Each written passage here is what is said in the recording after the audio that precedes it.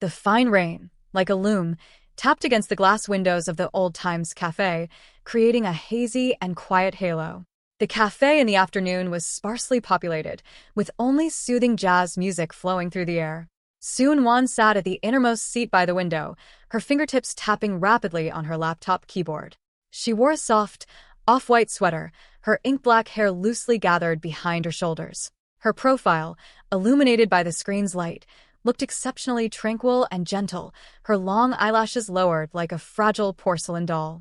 Only when she occasionally raised her eyes to look at the rain curtain outside would a flash of coldness and scrutiny, completely at odds with her appearance, sweep through her clear, almond-shaped eyes. She was calculating her assets. Every penny had to be turned into supplies that could save her life after the apocalypse arrived as soon as possible. Food, medicine, fuel. The memories of struggling to survive for 3 years in her past life were etched into her bones. In this life, she was determined to survive alone, staying far away from crowds and betrayal.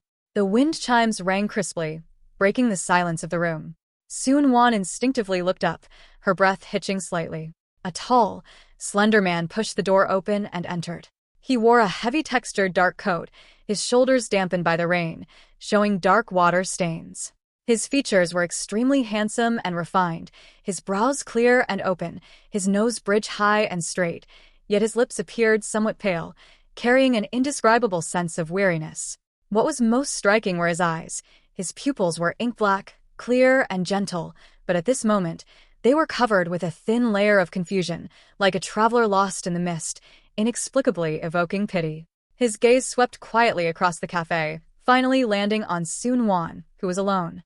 His footsteps paused almost imperceptibly, and then he walked towards her direction in a gentle and natural manner. Soon-Won's heart skipped a beat for no reason. This person is really good-looking.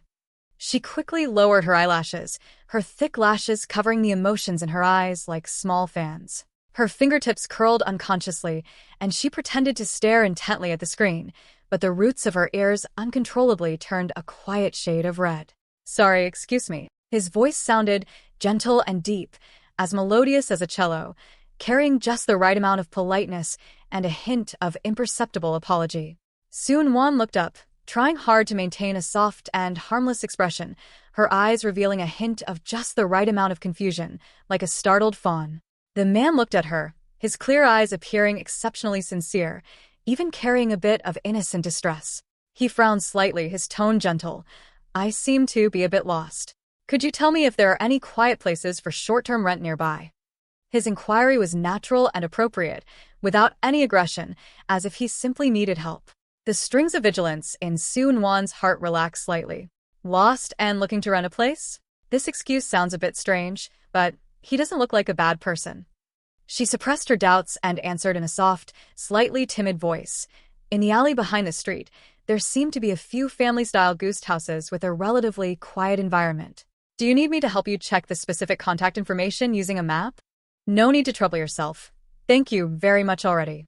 The man nodded slightly, the corners of his lips lifting into an extremely faint, refreshing smile that felt like a spring breeze. He did not linger, turning to walk to another window seat not far away to sit down, only ordering a glass of plain water.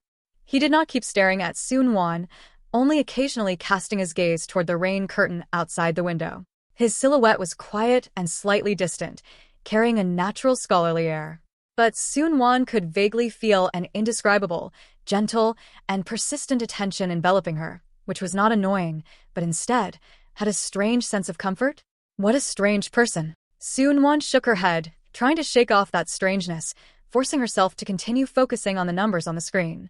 But the temperature of her fingertips refused to go down. The sound of rain was pitter-patter. Only the two of them were left in the cafe, quiet enough to hear each other's shallow breathing and the slight tapping of the keyboard. After a long time, Soon-Won finally finished handling the matters at hand and began to pack up her things to leave. When she stood up, the laptop's power cord accidentally caught on the backpack strap, and the coffee cup placed at the corner of the table swayed. Almost at the same moment, a shadow gently enveloped her. The man had silently come to her side at some point, his long, slender fingers steadily holding the swaying bone china cup, his movements light and precise. "Careful." His voice remained gentle, carrying a sense of reassurance. "The thank you." Soon-Won looked up, caught off guard as she collided with his clear, focused eyes that were so close. His gaze was very clean, carrying pure concern, but it caused Soon-won's heart to suddenly beat out of rhythm. Her cheeks uncontrollably burned up, and even her small earlobes were dyed a crimson color. It was just a small favor. He let go and thoughtfully stepped back half a step, leaving her with sufficient space, his demeanor gentlemanly and restrained. His gaze lingered on her crimson cheeks and earlobes for a very brief moment, a hint of unfathomable meaning flashing in the depths of his eyes. Soon-won dared not look any longer. After whispering a goodbye, she left the cafe almost as if fleeing, pushing the door open and stepping into the fine curtain of rain. Walking to the corner of the street, she stopped on a whim, looking back. Through the hazy curtain of rain, she saw that handsome and tall figure still standing quietly by the floor-to-ceiling window, his gaze piercing through the rain, quietly watching the direction she had left. His eyes were deep and focused, as if containing 1,000 words, or as if simply seeing her off, wanting to carve her figure into some vague memory. The rain threads wove into a gray background behind him, and he stood there like a still, story-filled oil painting, gentle yet carrying an inexplicable attraction. Soon-won's heart fluttered inexplicably, a strange feeling lingering, mixed with the remaining embarrassment and a hint of indescribable curiosity. Meanwhile, inside the cafe, Romji lowered his eyelids slightly, his fingertips unconsciously rubbing the place where he had just held the cup. Those broken, vague memory fragments about variables in his mind seemed to flicker weakly because of that girl's delicate and bright face, and those vigilant yet easily shy eyes, bringing a subtle sting and an indescribable sense of pull. "Found you?" he whispered to himself, his voice so light it was almost swallowed by the sound of the rain. The confusion in his eyes seemed to be diluted a little, replaced by a deep, determined tenderness. After leaving the coffee shop, Soon-won took a deep breath of the cool air, which carried a hint of drizzle and city dust, pushing the image of that refined man and his overly clear eyes to the back of her mind. Time was running out. She did not return to her temporary residence, but drove straight to a secluded warehouse on the outskirts of the city that she had rented in advance. This would be her secret transit point. In the following days, Soon-won was like a tireless ghost, shuttling between wholesale markets, large supermarkets, pharmacies, and hardware stores. Her purchasing was calm, to the point of being cold. Foundation for survival. Tons of staple foods, rice, flour, grains, mountains of canned goods, meat, fish, fruit, vegetables, bottled water, and basic seasonings were purchased in bulk. Defense for health, antibiotics, painkillers, cold medicine, bandages, gauze, iodine. She spread her purchases across different pharmacies, hoarding as much of these life-saving necessities as possible. Energy and weapons, solid alcohol, batteries, flashlights, multifunctional army knives, ropes, hardware tools. Every emergency item she could think of was included on the list. Usually overlooked items, she did not forget daily consumables like toilet paper, sanitary napkins, and toothpaste, knowing full well their value after the collapse of civilization. Fresh meat. A week before the apocalypse broke out, she targeted a large cold storage wholesale market. In the early hours of the morning, she used cash to rent a truck with a freezer compartment and, under the guise of emergency stocking for a large catering company, quickly purchased whole sides of pork, beef brisket, beef shank, whole sheep, processed chicken and duck, and a large amount of frozen seafood, shrimp, fish fillets, scallop meat. The entire process was lightning fast, avoiding any scrutiny. After driving the vehicle to a secluded spot, she used her supernatural ability to transfer all these frozen, rock-hard fresh foods into her static space in a very short time. The space's eternal preservation property meant the texture and nutrients of these meats would be perfectly locked in, making them one of her most important strategic supplies for the future. Every time the vehicle was filled, she would return to the warehouse, lock the door, and focus her mind. With a slight movement of her will, the boxes of supplies before her vanished instantly, sent into that gray, static space deep within her consciousness. The first few times, the intense dizziness and sense of mental depletion made her almost unable to stand. But by drinking the sweet spring water that bubbled up from a corner of that space every day, which could quickly relieve fatigue and restore energy, the process became increasingly smooth. Looking into the static space, with mountains of supplies on one side and fresh ingredients, including those precious meats and seafood, floating on the other, staying in their most vibrant state, an unprecedented sense of security enveloped her. This was no longer just stockpiling, it was building an eternal Noah's Ark that belonged solely to her. During this time, she ran into that man a few times. Once at the supermarket, he was pushing a shopping cart filled with bottled water, compressed biscuits, and simple tools, acting rational and restrained. Seeing the mountain of canned goods in Soon-won's cart, a flash of surprise crossed his eyes, which immediately turned into a gentle understanding. He nodded slightly to her without disturbing her. Another time, at an intersection near her warehouse, he was driving a black SUV, seemingly looking for a route. Seeing her car pass by, he turned his head, his gaze pausing for a moment on the rice bags visible in the back of her truck. His eyes were gentle, carrying a hint of inquiry, but no malice. Soon-won hurried away each time, alarm bells ringing in her heart. Is he paying attention to me? The feeling of being followed by an invisible gaze was not entirely unpleasant, or even had a hint of indescribable comfort, but she immediately suppressed this thought. The icy cold feeling of betrayal from her past life pierced to her marrow. She could trust no one. Days flew by in a blur of frantic stockpiling and wariness. Reports in the news about violent assaults and special influenza quietly increased, and the air was filled with the oppressive tension of an impending storm. Soon-won emptied the warehouse and gave up the short-term rental. All the supplies, enough to support one person in luxury for several years, had been safely transferred into her supernatural ability space. She needed to choose a final stronghold. She ultimately chose a hillside villa area far from the city center. It was sparsely populated, with an open view, making it easy to defend. She rented an old-fashioned villa with a perimeter wall and began the final reinforcement work. Just on the second day of her busy work, a familiar black SUV drove into the courtyard of the villa next door, which had been empty all along. Soon-won was nailing down reinforcement boards on the second floor when she heard the engine sound, subconsciously looking down through the gap in the curtains. The car door opened, and that refined and upright figure stepped out. It was him, the person she had been running into repeatedly lately. He was wearing a simple white shirt and trousers, his posture still upright, but there seemed to be a hint of imperceptible fatigue between his brows compared to when they last met. He directed the moving company staff to unload several boxes that looked very heavy, along with some simple furniture.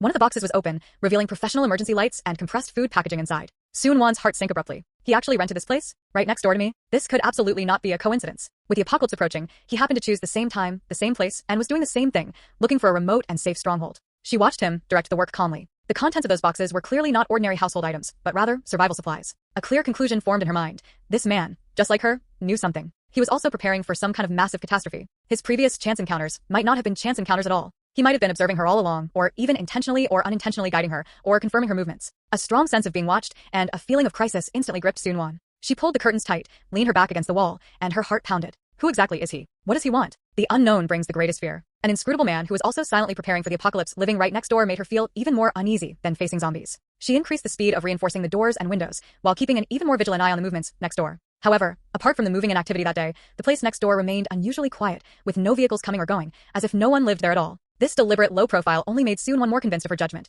The person living next door was definitely no ordinary person. The oppressive feeling of an impending storm grew heavier. On a moonless night, Soon-won completed her final preparations. She stood in front of the second-floor window, looking at the distant, twinkling lights of the city, her heart cold and calm. Then, the first shrill scream, sounding not human, came vaguely from a distant direction, followed by more chaotic sounds, car alarms, and some kind of blood-curdling, low roar. The sounds came from a great distance, yet they still made the blood in Soon-won's body almost freeze. She clenched her fists tightly, her nails digging into her palms. It had begun. Almost at the same time, a crisp sound of glass shattering, clatter, suddenly came from the unusually quiet villa next door, immediately followed by suppressed grunt, as if enduring immense pain. Soon-won's body stiffened abruptly, her heart almost jumping into her throat. It was him. He was indeed inside. And something had happened to him. Soon-won's body froze instantly. What happened to him? Is he injured? Or is he mutating? All sorts of tragic scenes from her past life flooded into her mind. The greatest danger often comes from the nearest unknown. A powerful, mysterious neighbor suddenly falling into an abnormal silence made her feel more uneasy than the zombies in the distance. She had to go and confirm the situation. Was it to eliminate a threat? Or what if he needed help? Reason was screaming at her to protect herself, but a higher survival instinct and a subconscious concern stemming from their brief encounter led her to make a decision. She took a deep breath, suppressing the trembling of her body. She took out a tactical knife from her space, gripping it backhanded behind her, while her other hand picked up a high-intensity flashlight. She didn't turn on the light.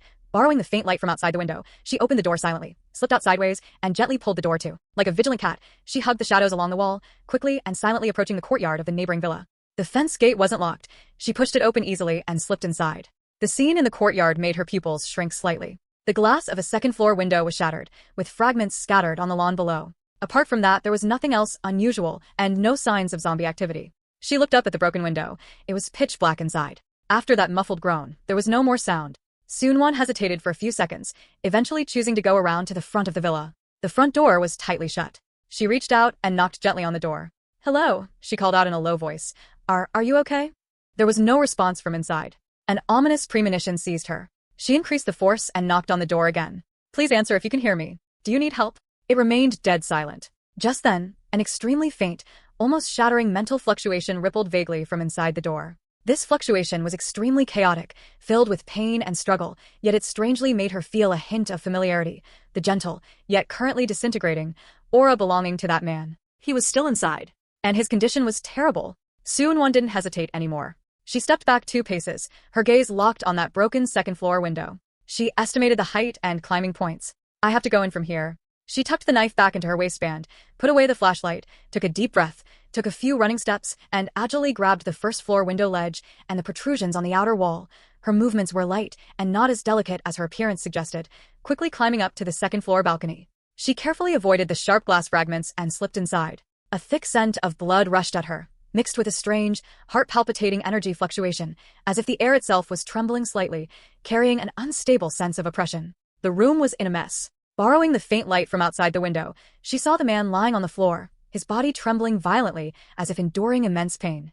His face was flushed, his forehead covered in scalding sweat, his breathing rapid and scorching, and there was even a trace of blood on his lips. He had bitten them while gritting his teeth in endurance. Those eyes, usually gentle and clear, were tightly shut, his brows knitted together firmly. His right hand was gripping a knife tightly, and on his left arm was a visible, still bleeding laceration, the skin around the wound showing an abnormal cyan-black color. And beside him, lying on the floor, were 2 zombies that had been completely dealt with. Their skulls had been neatly pierced. Soon-won understood instantly. He was injured. scratched, or bitten by a zombie. And he was resisting the virus, or rather being forced to undergo a sudden and extremely dangerous supernatural ability awakening. Looking at his current state, he was clearly at the most critical and dangerous moment. Suan-Wan's heart sank sharply. She knew what this meant. Almost without hesitation, she stepped forward quickly and crouched down. "Can you hear me?" she called out softly, while vigilantly watching his reaction in case he suddenly lost control. The man's body trembled violently, and he struggled to open his eyes aslit.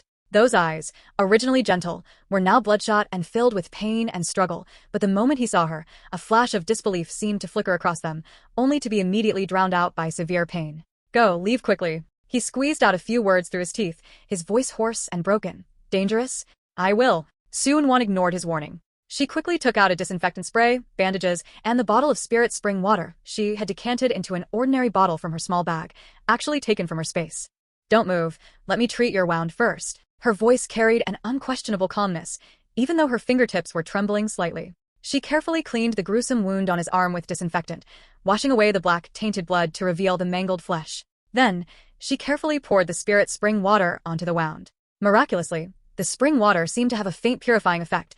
The abnormal cyan-black color around the wound faded slightly at a speed visible to the naked eye, and the bleeding slowed down. The man's tense body seemed to relax a little. Although the severe pain remained, some kind of erosive suffering seemed to have been checked. Then, she carefully bandaged the wound. After finishing all this, she finally breathed a sigh of relief, fine beads of sweat forming on her forehead. At this moment, the man's breathing seemed to have steadied a bit.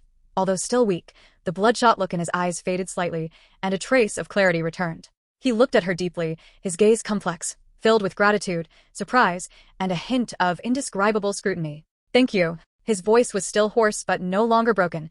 "You shouldn't have risked it. Just neighbors helping neighbors." Suan-Wan lowered her eyelashes, avoiding his overly focused gaze, her tone as flat as possible. "Besides, if your place turned into a zombie den, the next one to be unlucky would be me."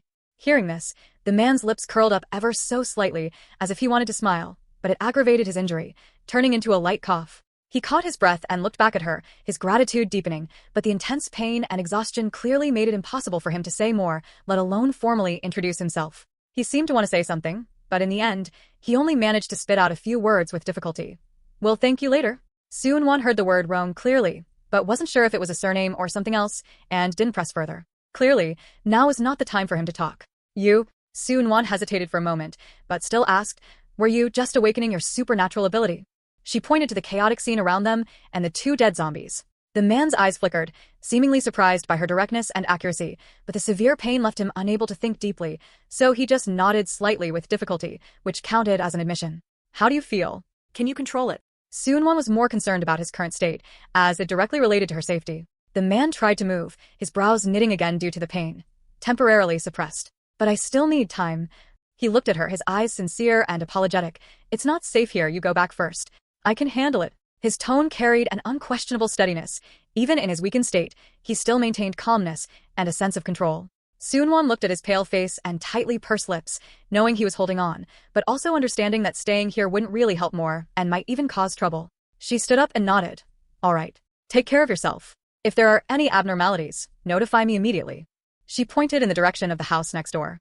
The man looked at her, his gaze deep, seemingly wanting to say something, but in the end, he only managed to spit out two words with difficulty. "Thank you."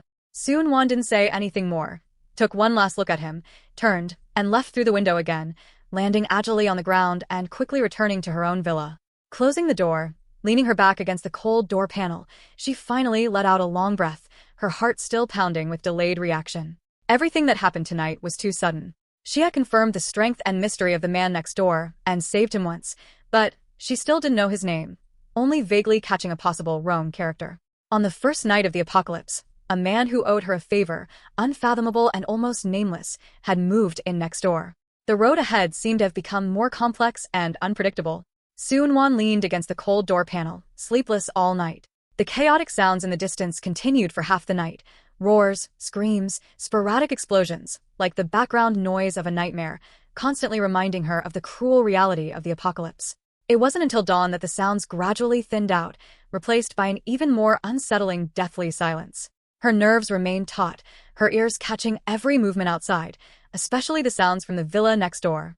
However, the house next door remained quiet all night. That quiet was not empty, it was like a suppressed, ready-to-erupt silence.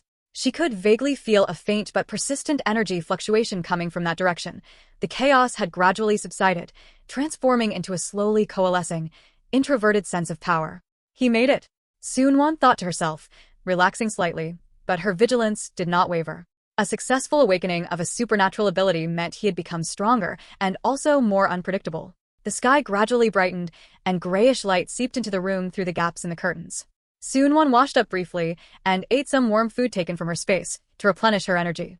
She checked the villa's fortifications, confirmed all doors and windows were locked again, then gripped her dagger, stood guard by the first-floor window with the best view, and carefully lifted a corner of the curtain to observe the situation outside. The street in the distance was deserted, terrifyingly quiet. Occasionally, the wind blew, sweeping up fallen leaves, adding to the desolation. In the direction of the city, a few wisps of black smoke rose, like ominous totems. Just then, knock, knock, knock. A clear and restrained knocking sound suddenly came from the front door. Soon-Won's body stiffened abruptly, and her heart instantly jumped to her throat. She immediately flashed to the side of the door, held her breath, and looked out through the peephole. Standing outside the door was none other than the man from next door. He had changed into clean, dark clothes, but his face still bore the pallor of blood loss, and fatigue lingered between his brows, though he was tidily groomed. The fragility and pain of last night seemed to have been forcibly suppressed, replaced by a settled, introverted composure. He stood tall, his gaze still gentle, yet it seemed deeper than yesterday, carrying an indescribable sense of power. He held no weapons in his hands, just standing there quietly, waiting. Soon-Won hesitated. Should she open the door? What was his current state? What was his awakened supernatural ability? Would it be dangerous? Countless thoughts flashed through her mind. But in the end, she took a deep breath and slowly opened the door, keeping her body behind it, maintaining a posture ready to close it for defense at any moment, her hand gripping the dagger hidden behind her back. Good morning. The man outside spoke first, his voice still a bit hoarse, but having regained his previous gentle composure, carrying sincere apology. Sorry to bother you so early. His gaze fell on her face, clear and focused, carrying undisguised gratitude. I have come to formally thank you. Last night. Thank you for your help. He nodded slightly, his demeanor humble and sincere. Soon-Won pursed her lips, not letting down her guard, and simply replied coolly, between neighbors, helping each other is only right. Are you all right now? She asked cautiously, her eyes quickly sweeping over his bandaged left arm. It is temporarily stabilized. He followed her gaze to look at his own arm, his tone peaceful, without concealment. Thanks to your potion, it helped me by critical time. He paused, his eyes becoming more solemn. I will remember this favor. Soon-Won's heart tightened, but she remained calm on the surface. It was just ordinary antiseptic. Perhaps your own resistance is strong. She skillfully changed the subject again, more concerned about another question. Did you successfully awaken a supernatural ability? She needed to assess his current danger level. The man did not seem surprised by her directness and nodded. Yes. A blessing in disguise. I awakened some self-preservation abilities. His answer was cautious, without specifying the type of supernatural ability, but his tone was frank, his gaze sincere, with no evasion, instead giving a sense of trustworthiness. He looked at her still vigilant expression, and the corners of his lips curved imperceptibly, seemingly understanding her concerns. He took half a step back, taking the initiative to distance himself slightly to show he was harmless. Let's get to know each other formally. He looked at her, his gaze gentle and earnest, his voice clear and steady. My name is Rongji. Rong, as in to contain, Ji as in to cease. He had finally spoken his name. Soon-Won silently repeated the name in her heart. Rongji. It certainly suited the gentle and composed impression he gave. Soon-Won. She replied simply, as a courtesy in return. She still had not completely let down her guard, but the atmosphere had eased slightly. Soon-Won. Rongji repeated her name, his tone peaceful, carrying a trace of imperceptible solemnity. I assume you know the situation outside now. The initial stages will be very chaotic and dangerous. He looked at her, his eyes carrying inquiry and a trace of imperceptible concern. Do you have any plans? Being here alone, is it safe? His question was direct, but also revealed concern. It was more like an opening line to probe and seek the possibility of cooperation. Soon-Won gripped the dagger behind her back, keeping her tone distant. My supplies here are quite sufficient, and I have fortified the defenses. It should be fine for now. Thank you for your concern. She politely declined his deeper probing and any potential offer of cooperation. Rongji was not surprised upon hearing this, nor did he insist, simply nodding slightly. That's good. If there is anything you need help with, you can come to me at any time. He pointed to the house next door. I will be staying here for the time being as well. Looking out for each other is safer than facing it alone. His proposal was reasonable, his attitude frank, without being overly enthusiastic and without any sense of coercion. After speaking, he thanked her solemnly once more. Thank you again for your help last night. I, Romji, will certainly not forget this favor. He paused and added, I won't bother you any further. Please take care. He nodded politely and turned to leave, his step steady, though upon close inspection, one could still see a trace of weakness from his injury. Watching his retreating figure, Soon-won's taut nerves finally relaxed a little. This man was even more composed and intelligent than she had imagined. He thanked her frankly, gave his name, expressed moderate concern and a willingness to cooperate, yet maintained an appropriate distance, without any intention of offending or prying into her secrets, and instead took the initiative to show weakness, admitting his injury was not yet healed, to lower her guard. Romji. Soon-won repeated the name in her heart once more. On the first morning of the apocalypse, she finally learned the name of the man next door. A man who appeared gentle as jade, but was actually unfathomable, and who owed her a favor. The days ahead seemed to have become more complicated because of his existence, and perhaps added a subtle, indescribable sense of security. She gently closed the door, shutting the world out once again. Her mood, however, was no longer as entirely cold as it had been last night. For the next 2 days, the world seemed to have been placed on mute, or perhaps dragged into a suffocating slumber filled with unknown dread. Power was completely cut off by the evening of the second day. The internet and cell signals had long since vanished without a trace. Only harsh static remained on the radio, occasionally catching fragments of intermittent, vague emergency broadcasts mentioning state of emergency, evacuation, and shelters, but they quickly faded back into silence. Soon-won stayed in the reinforced villa, relying on the inexhaustible supplies and spirit spring water in her space, living temporarily free of worries. However, she dared not relax in the slightest. Every day, she took shifts keeping watch at the second-floor window with the best field of view, using high-powered binoculars to observe the direction of the city below and the highway leading into the mountains. Thick smoke continued to rise from several parts of the city, like ugly scars. Occasional sporadic gunshots and explosions echoed from afar, proving that struggle and resistance still persisted there. The highway leading up the mountain was empty most of the time, terrifyingly silent. Romji's side was also unusually quiet. His villa seemed uninhabited, but Soon-won knew he was inside. She could faintly sense that restrained and stable wave of energy, like a dormant beast, slowly recovering and gathering strength. He did not attempt to disturb her again, and this practice of keeping his distance actually lowered Soon-won's wariness toward him by a tiny fraction. On the dusk of the third day, the sky was as gloomy as if night had fallen early. Soon-won was quietly eating self-heating rice by the last light of day when suddenly, a faint but continuous roar of an engine approached from afar, shattering the silence of the mountains. She immediately put down her food, grabbed her binoculars, rushed to the window, carefully concealed herself, and looked down. On the winding highway below, 2 modified off-road vehicles and a bus were making their way up the mountain with great difficulty. The vehicle bodies were covered in stains and dents from impacts. Most of the windows were shattered and crudely blocked with wooden boards or debris, and messy luggage was strapped to the roofs. Clearly, this was a convoy of survivors escaping from the city. Their appearance was like a stone thrown into stagnant water, instantly shattering the isolation Soon-won had been trying to maintain. The convoy was not traveling fast, seeming as though it could break down at any moment. Even more alarming, a few hundred meters behind them, dozens of staggering, twisted figures loomed. Zombies. Attracted by the engine noise, they were relentlessly giving chase. The convoy had clearly noticed the threat tailing them and tried to speed up, but one of the off-road vehicles seemed to have an issue and slowed down, on the verge of being overtaken by the horde. Just then, bright high beams suddenly lit up at the front of the convoy, attempting to distract the zombies. At the same time, several sharpened steel pipes and fire axes protruded from the windows of the bus and the other off-road vehicle as people began trying to fight off the approaching zombies. Chaotic shouts, roaring engines, and the growls of zombies faintly drifted up the mountain. Soon-won's heart leaped into her throat. She saw the lagging off-road vehicle's tire seem to run over something. It jolted violently, slowing down even further, and was instantly surrounded by 7 or 8 zombies. The people inside screamed in terror, stabbing wildly with their weapons. Just then, an unexpected change occurred. The movements of the several zombies surrounding the off-road vehicle suddenly became extremely sluggish, as if they had fallen into an invisible mire, their raised claws freezing in midair. Though it was only for a brief second or two, it was enough for the people in the car to seize the opportunity and violently pierce their skulls. It was Romji. Soon-won reacted instantly. This was his awakened supernatural ability. He had taken action. Although the distance was not close and the effect was brief, it was precise and effective. Taking advantage of this brief delay, the lagging off-road vehicle finally roared to life, broke free, and accelerated to catch up with the convoy ahead.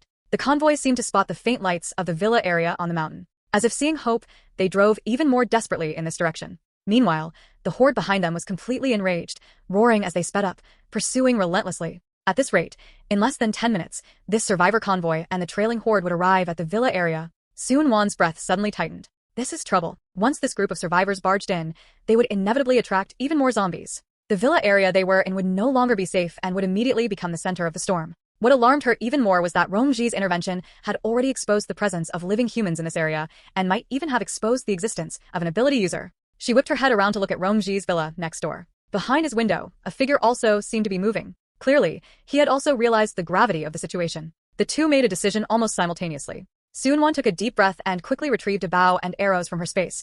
This was her go-to long-range weapon in the later stages of her previous life, quiet and reusable. She pushed open a crack in a second-floor window, drawing the bowstring halfway, her arrow pointing coldly down toward the highway. She wasn't trying to save them. She wanted to intercept. Under no circumstances could she allow the zombie horde to approach in large numbers. Almost at the exact same moment, a window on the second floor of the neighboring villa was also gently pushed open. Rongji's figure appeared at the window. His face was still somewhat pale, but his eyes were as sharp as a falcon's. He held a sleekly designed compound bow in his hand, an arrow already nocked. The two glanced at each other from across the distance. Without any verbal communication, they instantly understood each other's intentions. Cooperate and stop the enemy outside. In the next second, Rongji was the first to release his string. Whoosh. An arrow pierced through the air, precisely penetrating the eye socket of the leading zombie and pinning it to the ground. Seung-won released her arrow almost simultaneously. Whoosh. Another arrow flashed past, knocking over another zombie that was trying to lung at the convoy's bus. Both of their archery skills were extremely precise, and they were as calm as if they were conducting a silent hunt. Arrow after arrow shot out, precisely and efficiently thinning the numbers at the front of the horde, delaying their approach. The people in the convoy also seemed to notice the assistance coming from the mountain. Their survival instincts kicked in, and they accelerated even more desperately while using crude weapons to attack the approaching zombies. Finally, with the tacit long-range support of Seung-won and Rongji, the three vehicles of the convoy narrowly made it up the slope, drove into the clearing at the edge of the villa area, and quickly came to a halt. The people in the vehicles scrambled out in a panic, trying to find cover. Meanwhile, the trailing horde, numbering about 20-odd zombies, roared as they chased them to the outskirts of the villa area, on the verge of pouring in. Close the gate. Rongji's voice suddenly rang out, calm and carrying an unquestionable sense of authority, cutting through the brief chaos. At the entrance of the villa area was a simple wrought iron gate. Usually just decorative, it now served as the sole barrier. A few male survivors who had regained their wits immediately scrambled to push the heavy gate closed. Seung-won and Rongji did not stop their arrows, continuing to precisely shoot down the leading zombies to buy a few precious seconds to close the gate. Creak. The heavy iron gate was finally shut with their combined efforts and locked in place with an iron bar. Thud, thud, thud. The zombies shut outside frantically slammed against the iron gate, making a tooth-grating sound. The gate shook violently, but it held them back for now. The crisis was temporarily contained outside the gates of the villa area. Seung-won and Rongji stopped shooting almost simultaneously, retreating behind their windows to watch the situation below warily. In the clearing of the villa area, the badly shaken survivors slumped on the ground, gasping heavily. There were about 20-odd people of all ages and genders, every one of them terrified and dressed in rags. Right now, all of their gazes were turned towards Seung-won and Rongji's villas, filled with shock and suspicion. The precise and deadly long-range support just now had undoubtedly come from here. The original residents here possessed formidable strength and weapons. Seung-won's heart sank. The temporary crisis was resolved, but a much bigger trouble had only just begun. Outside the iron gate, the roaring and pounding of zombies continued incessantly, like unsettling background noise. In the open space within the villa area, over 20 traumatized survivors sat or stood, their faces etched with fear, exhaustion, and the dazed look of having survived a catastrophe. They were ragged, many nursing wounds, their eyes scanning the surroundings warily. Finally, their gazes unanimously converged on the two villas that had just fired the lethal arrows, the residences of Seung-won and Rongji. The air seemed to congeal, thick with silent tension and probing caution. Seung-won stood behind the shadow of the second-floor curtains, coldly looking down at the crowd below. The sensation of pulling the bowstring still lingered on her fingertips, her heart beat steadily in her chest. No pity, only cold assessment. Trouble. Huge trouble. These people had brought the zombies, consumed their arrows, and more importantly, they had witnessed the power of her and Rongji. If handled improperly, the consequences would be unimaginable. Almost at the same time, the window of the neighboring villa was also gently pushed open a crack. Rongji's figure was hidden in the shadows, but Seung-won could feel his gaze upon her, carrying the same gravity and inquiry. A brief exchange of glances silently conveyed the message. They had to step out. They had to take control of the situation. Seung-won took a deep breath, retracted her bow and arrows into her space, and backhanded a dagger into her sleeve. She needed to maintain deterrence, but couldn't overly provoke these frightened survivors. Rongji's actions were almost synchronized with hers. He pushed open his door, walked out, and stood under the porch of his villa. He had changed into a dark combat uniform, evidently also prepared in advance. His face was still somewhat pale, but his posture was upright. His eyes were calm and gentle, yet he possessed an understated, undeniable aura of authority. He held no weapon, but that very composure was like a sheathed sword. Seung-won hesitated for a moment, then pushed open her door and walked out, standing under her own porch. Separated by dozens of meters from Rongji, they formed a silent pincer formation. She was still wearing simple casual clothes, looking soft and harmless on the outside, but her eyes were cold, carrying a distance that warned strangers to keep away. Their appearance immediately attracted the gazes of all the survivors. A slight commotion broke out in the crowd, and whispering began. A middle-aged man who looked like the leader, nursing an injury, struggled to stand up. His face twisted into an expression of gratitude and awe as he bowed in their direction. Thank you both. If not for your intervention just now, we probably would have. Romji nodded slightly, his voice gentle but with a clear sense of boundaries. It was a small effort. The situation is still unsafe. You need to keep quiet and stay away from the gate. His gaze swept across the crowd, lingering briefly on those with severe injuries and those who were agitated. Are there any critically injured? Does anyone need emergency treatment? His tone was calm and professional, instantly soothing some of the panic and quietly seizing control of the situation. There are a few who were bitten or scratched.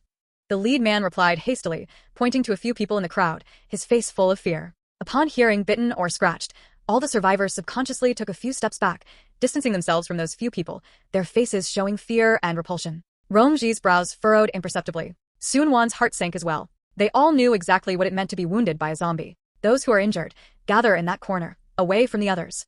Romji pointed to a ventilated and relatively isolated area at the edge of the open space, his tone brooks no argument. We need to observe. This was the most rational, but also the cruelest way to handle it. The survivors complied in silence. Despair and fear spread in the eyes of the injured. After the lead man finished settling the injured, he looked at Romji and Sunwon again, pleading, "You two, can we temporarily take shelter here? Outside is full of those monsters. We have nowhere else to go." The crowd behind him also cast imploring gazes. Romji did not answer immediately, but turned his gaze to Sunwon, carrying a sense of inquiry. It was a subtle gesture, indicating that he respected her opinion and was sharing the decision-making power with her. Sunwon received his gaze and sneered internally. You want to play the good guy and have me share the burden of the hard choice. But she knew now was not the time for infighting. She stepped forward, her voice cold and clear, breaking the silence. You can take shelter here, but there are conditions. Everyone's gaze instantly focused on her. First, absolute silence. No sounds that might attract zombies are allowed. Second, without permission, you are not allowed to approach our residences or attempt to enter any of the villas. Third, you must resolve your own supplies. We will not provide food or water. Fourth, once any signs of zombification are detected in anyone. She paused, her eyes sweeping over the injured, her tone icy. You must deal with it yourself immediately, or we will handle it. Her conditions were harsh and realistic, like a bucket of cold water poured over the survivors, dimming the hope that had just risen. But no one spoke out in opposition. They had already witnessed the cruel laws of the early apocalypse. Romji added at the right moment, his tone slightly softer but equally firm. We will be responsible for vigilance and perimeter security. But internal order and resource allocation must be organized and managed by yourselves. Remember, this is a temporary refuge. If you want to survive, ultimately, you must rely on yourselves. One playing the bad cop, one playing the good cop. The two tacitly laid out their bottom line and rules clearly on the table. The survivors looked at each other. Finally, the lead man nodded with difficulty. We understand. Thank you both. We will manage ourselves and will never cause you any trouble. The situation temporarily stabilized. The survivors began to organize themselves spontaneously, using the remaining vehicles to form a simple barrier, arranging shifts to guard the gate, taking care of the injured, despite their fear of them, and taking stock of their dwindling supplies. Romji turned and walked towards Sunwon, stopping a few meters away, maintaining a polite distance that would not cause her repulsion. The situation is more troublesome than expected, he said in a low voice, his gaze sweeping over the busy and terrified crowd in the distance. What do you think? Sunwon looked at him. A bunch of trouble. They consume resources, attract zombies, and might even collapse internally. The best way is to let them leave as soon as possible. Theoretically, you're right. Romji nodded slightly, indicating agreement. But if they leave now, it's a dead end. Besides, there's use in having more people such as vigilance, labor, and even acting as a buffer. His voice was calm, stating a cruel and realistic assessment. Sunwon was silent for a moment. She knew he was right. Complete expulsion was unrealistic and might even exacerbate the conflict. That leader, Mr. Chen, seems to have some organizational skills. He looks like he's worked in construction machinery. Romji's gaze turned to the middle-aged man who was directing the survivors to reinforce the temporary roadblock. Perhaps we can have limited cooperation, letting them be responsible for perimeter patrols and clearing, while we provide certain safety guidance and the final guarantee. He was referring to armed protection. You intend to give them weapons? Sunwon raised an eyebrow. No, tools. Like fire axes, crowbars. Romji answered cautiously, and explicitly tell them that the final rules here are set by us. Sunwon looked at Romji's calm profile. This man, beneath his gentle exterior, harbored a precise grasp of the situation and undeniable control. His proposal was the most pragmatic choice at the moment. Fine. She finally nodded, but there will be an observation period. If they have any suspicious movements, or if the injured people show signs of zombification. She didn't continue, but the chill in her eyes said everything. Of course. Romji looked at her, his eyes deep. When necessary, I will not hesitate. The two reached a preliminary consensus. A fragile, temporary alliance based on realistic interests was established between them, not for salvation but for better management and utilization. Just then, a terrified scream suddenly came from the entrance of the villa area. Ah! Qiangzi! Qiangzi, what's wrong with you? Don't scare me. Both their expressions changed simultaneously, and they quickly looked toward the gate. They saw that in the corner where the injured were gathered, a young man suddenly collapsed to the ground, his body twitching violently. His skin turned a bruised black at a speed visible to the naked eye, and a non-human gurgling sound came from his throat. Ah! Qiangzi! Qiangzi, what's wrong with you? Don't scare me. The terrified scream was like a sharp blade, instantly piercing the barely maintained peace within the villa area. Everyone's gaze suddenly focused on the corner, where the injured were gathered. The young man named Qiangzi was lying on the ground, his body convulsing and spasming violently. His skin turned a bruised black at a speed visible to the naked eye, and his veins bulged like a twisted spiderweb. His eyes were wide open, the whites rapidly covered by a muddy yellow, and his pupils shrank to the size of pinpricks. An inhuman, low, and craving hee-hee sound came from his throat, and saliva mixed with blood flowed uncontrollably from the corners of his mouth. Zombie transformation. It had begun, and it was incredibly fast. Qiangzi, a young woman cried out, wanting to rush over, but she was held back tightly by those around her. Don't go over. He's not Qiangzi anymore, someone screamed in terror. The crowd instantly erupted, panic spreading like a plague. The survivors screamed as they retreated in disarray, desperately trying to get away from that corner, crowding together with faces full of despair and fear. Quiet. Rongji's voice suddenly rang out. It wasn't loud, but it carried a cold, piercing power that instantly drowned out the chaotic din. Everyone back up. Keep your distance. His command was clear and decisive, carrying unquestionable authority. The panicked crowd instinctively obeyed, shrinking back even further, but the fearful gasps and suppressed sobs were still clearly audible. Rongji's gaze met Sun Wan's instantly. Both of their eyes were cold and sharp, without the slightest hesitation. They both knew that at this moment, any trace of soft-heartedness or hesitation could doom even more people. Control the people around him, everyone who has been in contact with him, quarantine them for observation. Rongji continued to order, his voice steady as he quickly took control of the situation to prevent secondary infections or stampedes caused by panic. Under the command of their leader, Old Chen, several survivor men who had come to their senses tremblingly used sticks and ropes to try to drag away the terrified people paralyzed on the ground near Qiangzi, isolating them further away. At this moment, Qiangzi, on the ground, convulsed even more violently. His limbs began to bend backward at bizarre angles as he seemed to struggle to crawl up. The hee-hee growls grew louder and louder, filled with a greedy desire for fresh life. The process of zombification was about to be completed. There's no time.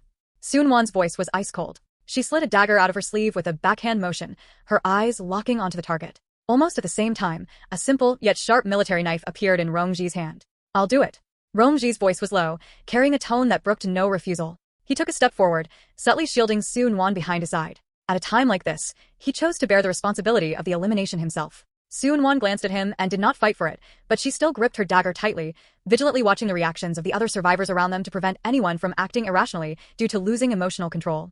Rongji's movements were as swift as a phantom, without a shred of hesitation. He strode over to the mutating body in a few steps, and at the exact moment it struggled and tried to raise its head to bite, the military knife in his hand stabbed down with precision and ruthlessness. Buffed. The sharp tip of the blade plunged precisely into the eye socket, reaching straight to the brain. The violent convulsions stopped abruptly. The spine-chilling hee-hee sound also vanished completely. The blackish-blue body slumped down, entirely motionless. The entire process was clean and neat, without a single wasted movement, so calm that it made one's heart skip a beat. A heavy stench of blood and the breath of death spread through the air. Silence. A deathly silence enveloped the entire open space. All the survivors stared dumbfoundedly at the scene, watching the man who had been as gentle as jade just a second ago and his former companion in such a cold and precise manner. The massive shock and fear made them as quiet as cicadas in winter. The crying young woman also seemed to have her throat seized. She collapsed to the ground, weeping silently. Rongji slowly pulled out the military knife and expressionlessly wiped the blood off on the nearby grass. He raised his head, his gaze sweeping over the terrified crowd,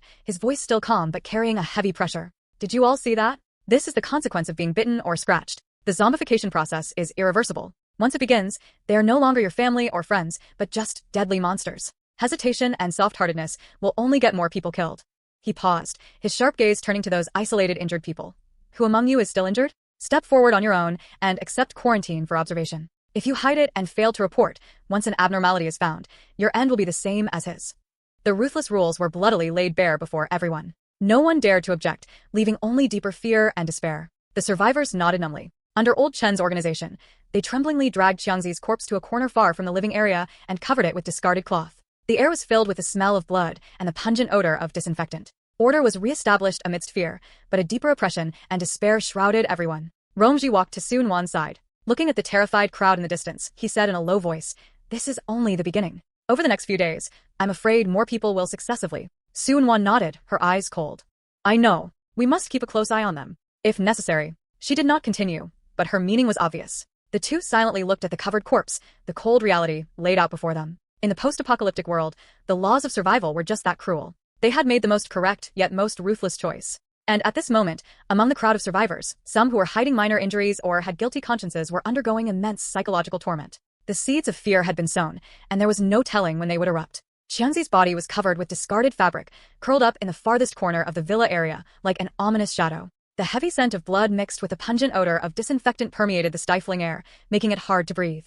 Outside the iron gate, the tireless roaring and crashing of zombies acted as constant background noise, a perpetual reminder of the horrors of the outside world. Inside, the survivors huddled in the temporarily designated area, terrified and whispering, their gazes occasionally darting toward the covered corner before quickly looking away, filled with fear and despair. Romji and Soon-won returned to the porches of their respective villas, standing like two silent guardians, or perhaps two distinct safety boundaries. Their presence temporarily suppressed a total outbreak of panic, but it also brought a different kind of invisible pressure. Romji's complexion remained somewhat pale, but he stood tall, his calm eyes scanning the crowd and noting every subtle movement. The cold and decisive methods he had used just moments ago were enough to ensure no one dared to act rashly. Soon-won stood quietly at her doorway, her gaze cool and seemingly casual, yet she was actually vigilantly observing everyone's reactions, especially those of the isolated wounded, and a few individuals whose eyes flickered, suggesting they were hiding something. Her fingertips unconsciously traced the cold hilt of the dagger inside her sleeve. The temporary order was built upon cold fear. Old Chen, the middle-aged man leading them, suppressed his fear and began organizing those still able to move to reinforce the temporary barricades and take stock of their dwindling supplies. A few bottles of water and some crushed crackers were all they had managed to carry when they escaped. The scarcity of resources was like another boulder pressing down on everyone's hearts. "Water, there's no more water. The food is almost gone, too." Suppressed sobbing and desperate whispers began to rise. Soon-won pursed her lips tightly. She knew what these people would soon face, but she would never easily expose her space. The principle that possessing a treasure is a crime is especially cruel in the apocalypse. Romji clearly realized this problem as well. He frowned slightly, his gaze meeting Soon-won's briefly, and both saw the gravity in each other's eyes. But neither of them spoke. It was not the time yet. Suddenly, a slight commotion came from the isolation zone. An injured person being isolated suddenly clutched his head and groaned, his body trembling slightly. "What's wrong? What's wrong with him?" The person next to him recoiled like a frightened rabbit, shouting in terror. Everyone's gaze instantly focused on them, and the atmosphere suddenly became tense. Soon-won's fingertips tensed instantly, and Romji also stepped forward, his eyes sharp as an eagle's. Old Chen bit the bullet and went over to check, asking nervously, "Uncle Lee? How are you feeling?" The man called Uncle Lee raised his head, his face pale and drenched in cold sweat, his eyes somewhat unfocused as he muttered, My head hurts so much, like it's about to explode." Looking closely, although Uncle Lee was in pain, his skin color was normal. He was not convulsing, nor did he show any signs of turning blue-black. It's a supernatural ability awakening," someone in the crowd suddenly exclaimed excitedly. "I heard it on the radio. You get a fever and a headache when you awaken." This sentence was like a stone thrown into stagnant water, instantly creating ripples. Awakening? Gaining power? The survivors' expressions changed instantly, shifting from pure fear to a mix of fear and a faint, unbelievable glimmer of hope. Romji frowned slightly, stepped forward a few paces, and carefully examined Uncle Lee's condition. Soon-won also focused her senses on the energy fluctuations over there, chaotic and painful, but there was indeed a faint, struggling new power, completely different from the cold, dead silence of zombification. "Move him to a ventilated area, give him some water, and keep observing him," Romji commanded in a low, authoritative voice. "Watch his wounds. If they turn blue-black, report it immediately." His order clearly distinguished awakening from turning, temporarily stabilizing the situation. People scrambled to comply, their eyes filled with complex emotions as they looked at Uncle Lee. Soon-won breathed a sigh of relief, but her vigilance did not diminish. She knew that if this hope were dashed, the backlash would be even more terrifying. Just then, the door of the neighboring villa opened a crack. A little girl timidly poked her head out, holding half a bottle of mineral water, and whispered to the survivor closest to her, "Uncle, here is some water. I only have this much." At that moment, the air seemed to freeze. A glimmer of kindness in an extreme environment was like a ray of light, briefly illuminating the gloom of despair. The survivor was stunned for a moment, trembling as he took the water bottle, opening his mouth but unable to say anything. Rongji's gaze softened for an instant, but he quickly returned to his calm demeanor. He looked toward Sun Wan and happened to meet her gaze. The two exchanged a look, an invisible understanding reached in silence. Maintain order, be alert to risks, observe within limits. The road ahead was full of thorns, with dangers lurking in the darkness. But at this moment, this faint glimmer of kindness and the uncertain hope barely held together the crumbling morale of the people. And both Sun Wan and Rongji knew they had to find a way to survive within this fragile balance. Uncle Lee had been placed in a relatively ventilated corner, where several people had managed to build a makeshift sunshade around him using salvaged wooden boards and tattered cloth. He was still groaning in pain, his forehead burning hot, his consciousness blurred, but the fatal blue-black color had indeed not appeared at the wound site. This faint hope was like a candle in the wind, flickering unsteadily, yet it temporarily illuminated the despair in the eyes of the survivors. They took turns wiping his forehead with damp cloths, carefully feeding him the half bottle of water that the little girl had contributed, which now seemed incredibly precious. The air was filled with a complex mix of emotions: anticipation for unknown power, fear of the recurrence of zombification, and an increasingly heavy anxiety over resources. The water was completely gone. The last few biscuit crumbs had also been eaten. Hunger and thirst began to torment everyone, especially those who were injured and weak. Panic fermented in silence. Old Chen licked his chapped lips, his gaze struggling as he looked toward Rongji and Sun Wan, who were standing under the porch, his face filled with pleading. "You too, look at this, the water and food." Rongji's gaze swept over the people who were looking at him with eager eyes, his expression calm, and he did not answer immediately. He looked at Sun Wan, with an inquiring air. Sun Wan's heart tightened slightly. She knew this moment would come sooner or later. She remained expressionless, her voice cold and clear. "Our supplies are not abundant either. We can only maintain our own basic needs."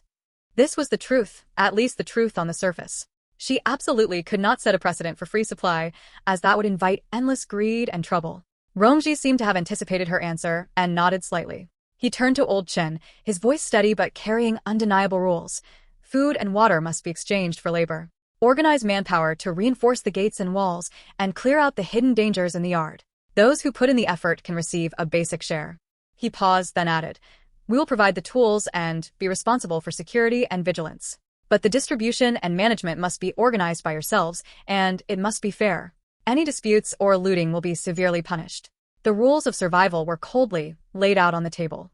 There were no free lunches. To survive, one had to put in labor and abide by the order. The survivors looked at each other and finally nodded numbly. Under the threat of death, this was the only choice.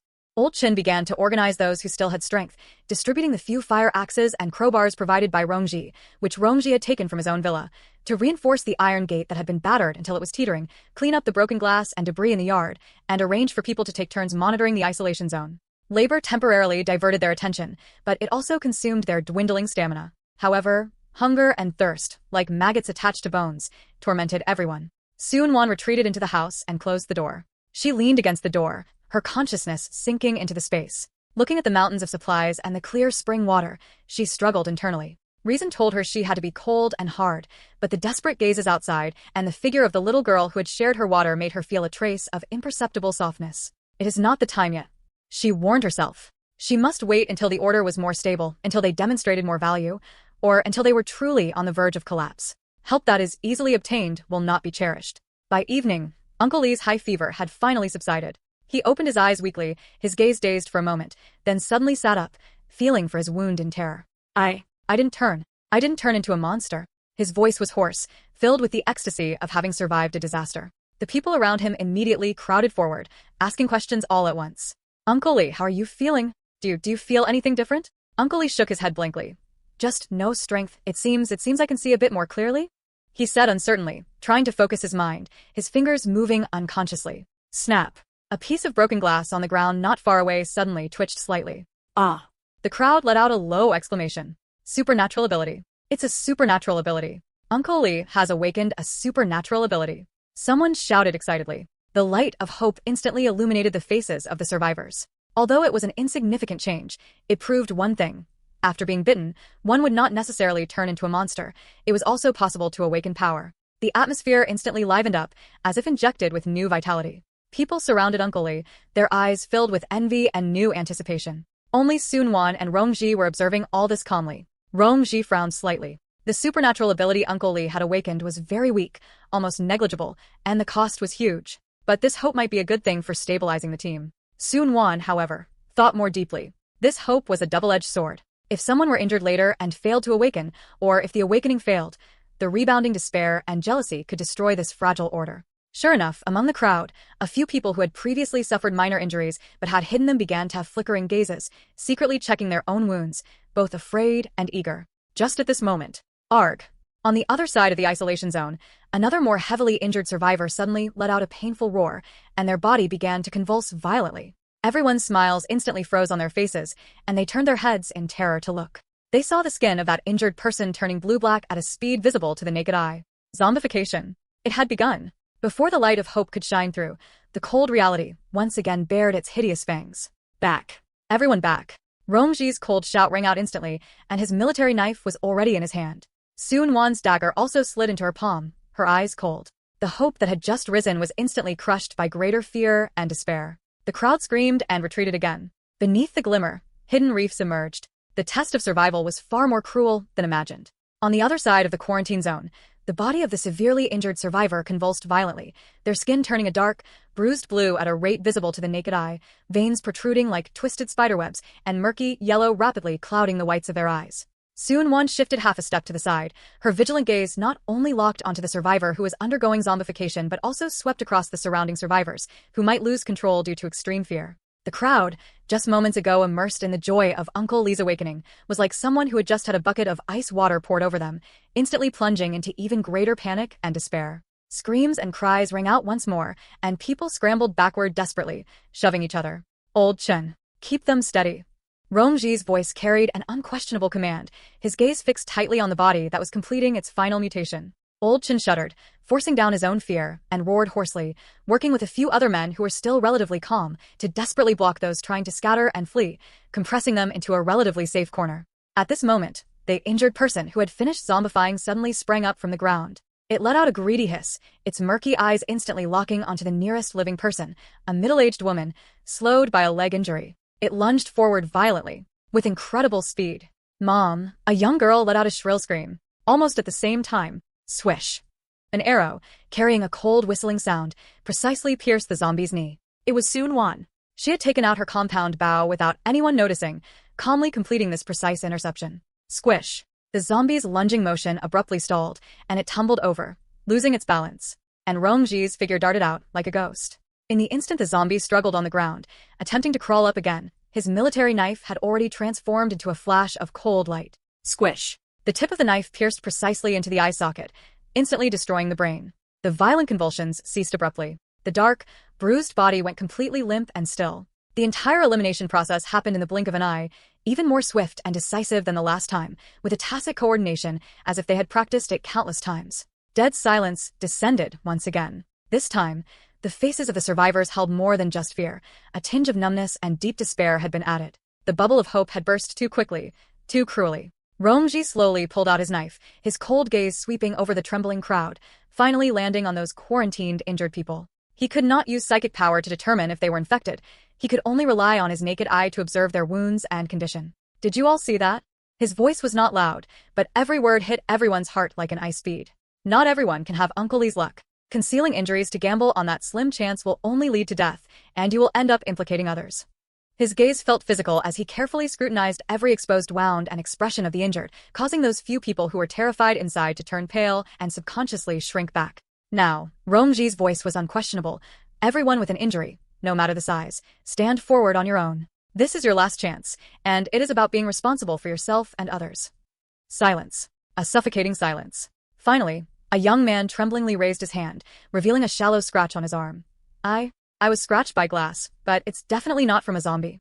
He explained incoherently. Immediately after, two more people stood out, their faces pale, revealing their own hidden abrasions and scratches. Under immense psychological pressure and the visible threat, some of those who had been concealing their injuries were exposed. Fear overwhelmed all wishful thinking. Rong-ji gestured to Old Chen. Old Chen immediately led people to quarantine these three in a farther area, keeping them under strict guard. Order was once again forcibly stabilized in the face of absolute force and cold reality. but the atmosphere had dropped to freezing point. Hunger, thirst, fatigue, combined with the continuous deaths and despair, had almost crushed everyone. Night slowly descended. The villa area was dead silent, with only heavy breathing and the tireless roars of zombies in the distance. Rongji closed his eyes and focused for a moment, concentrating his mental perception and extending it to its limit outside the wall, a range of about 10 meters. He could not distinguish between living people and zombies, but he could clearly feel that multiple moving targets were gathering and wandering in the area outside the wall. Combined with the roars in the distance, he judged that the threat was approaching. A moment later, he opened his eyes and looked at Sun Wan. The things outside are gathering in greater numbers, attracted by the activity here and the scent of living people. He whispered, his tone heavy. The internal sentiment is also on the verge of collapse. The resource issue must be solved immediately. His perception could only tell him that something was moving and gathering. It could not tell him exactly what it was. He pondered for a moment and made a decision. I'm going out. My perception can detect moving targets at close range in advance, avoid sudden dangers, and try to find the nearest possible supply point. You stay and guard. His supernatural ability was suitable for short-range reconnaissance and early warning, while her ability was better suited for logistics and emergency response. This was the most reasonable division of labor based on their respective characteristics. Sun Wan nodded, not objecting. She handed him a small night vision device. Be careful. If necessary, make some noise to lure them away. Rongji took it and looked at her deeply. Guard this place. If there is any unusual activity, prioritize your own safety. Having said that, his figure merged like a shadow into the night, silently vaulting over the wall and disappearing into the darkness. Sun Wan closed the door and leaned her back against the door panel. The night was deep, and danger lurked everywhere. Rongji went out to take risks, relying on his limited perception to search for a glimmer of hope. And she needed to hold the camp alone, using her own wisdom and abilities to deal with potential internal conflicts and the ever-increasing external threats whose specific details she could not know in advance. All the heavy burdens were now pressed onto her shoulders alone. She knew that the real test had only just begun. Rongji's figure was like a shadow merging into the night, disappearing silently beyond the wall. A heavy silence descended instantly, as if even the distant roars of zombies had been cut off into another world. Sun Wan leaned her back against the cold door panel, slowly exhaling a breath of stale air.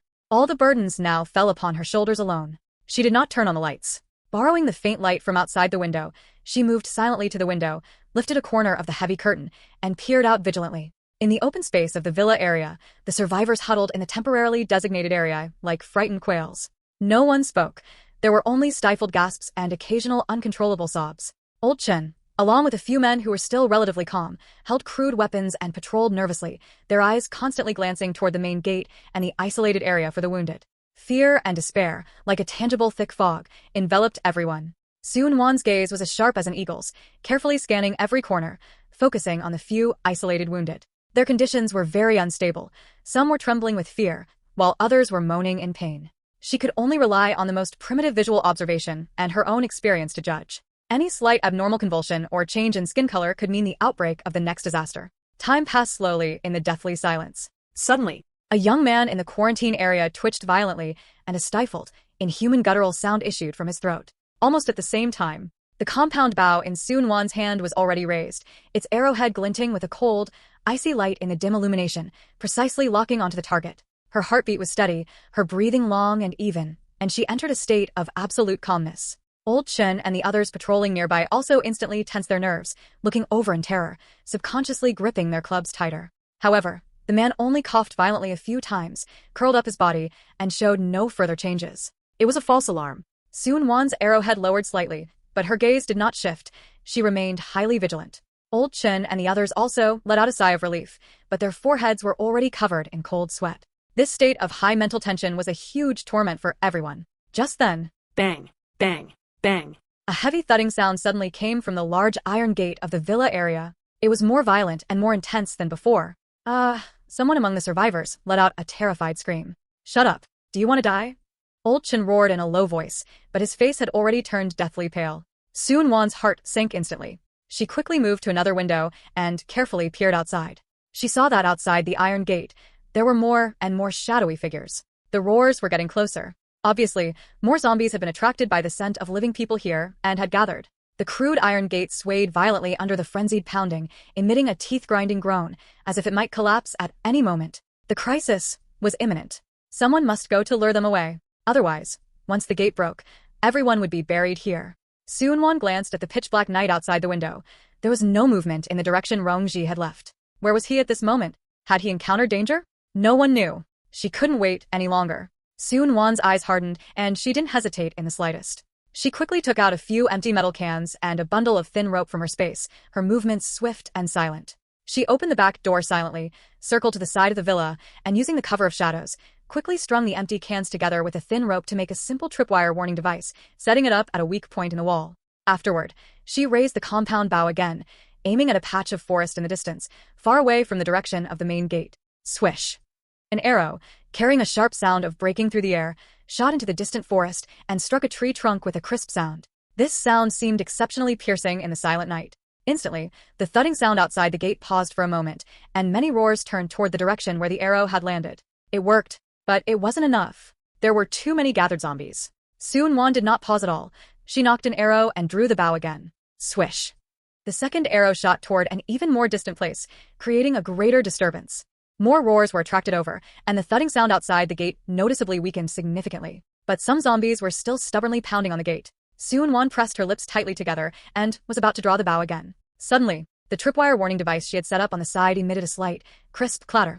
Someone had triggered the perimeter line. The hairs on Seung-won's body stood on end instantly. She spun around violently, and the compound bow instantly pointed toward the dark corner, where the sound had originated. "Who is it?" she coldly commanded in a low voice, the arrowhead steady as a rock in the faint light. In the darkness, a figure raised their hands tremblingly, their voice filled with a crying tone and fear.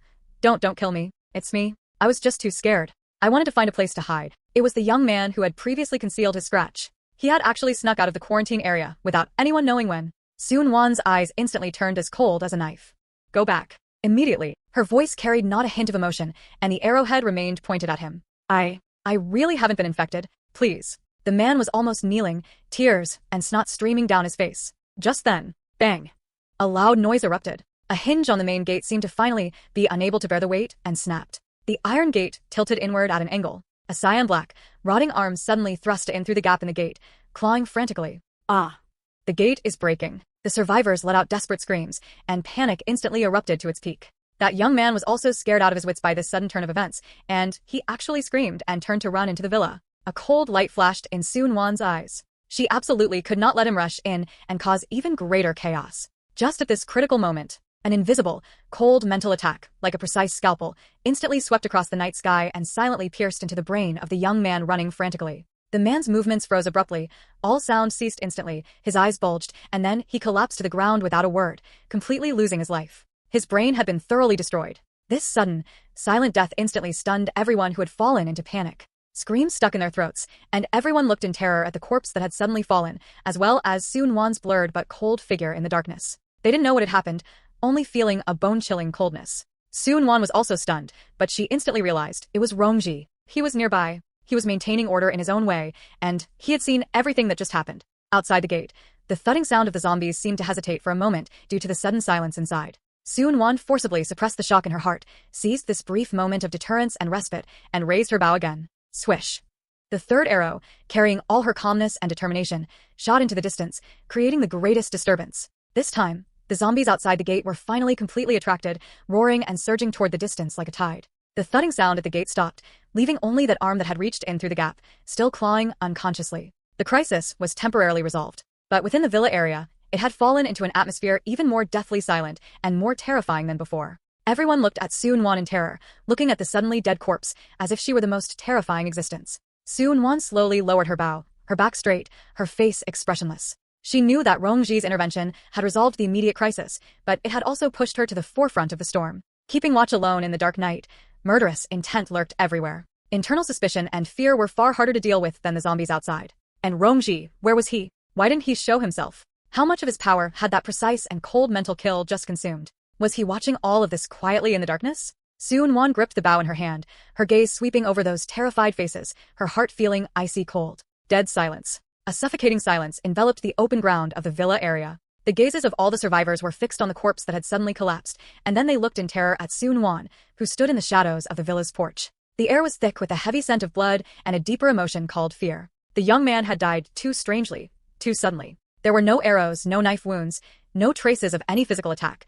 He had just fallen straight down, his life force dissipating in an instant. Within the limited understanding of these people, this was completely incomprehensible. They could not see the invisible mental attack and could only project this unknown fear onto Soon-won, the only person on the scene holding a weapon, wearing a cold expression, and having just tried to stop the man. Did she do it? What method did she use? Who exactly was she? The seeds of suspicion and fear quickly took root and sprouted in everyone's hearts, growing wildly. Mr. Chen and the other men responsible for patrolling also subconsciously took half a step back, the clubs in their hands trembling slightly, their eyes filled with guard and unbelievable terror as they looked at Soon-won. Soon-won clearly felt the change in these gazes. She stood with her back straight and expressionlessly put away her compound bow, as if she did not see those hostile and fearful gazes. She knew that any explanation at this moment would be pale and powerless, and might even make things worse. Just then, the door of the villa was gently pushed open. The figure of Rong-ji slowly walked out.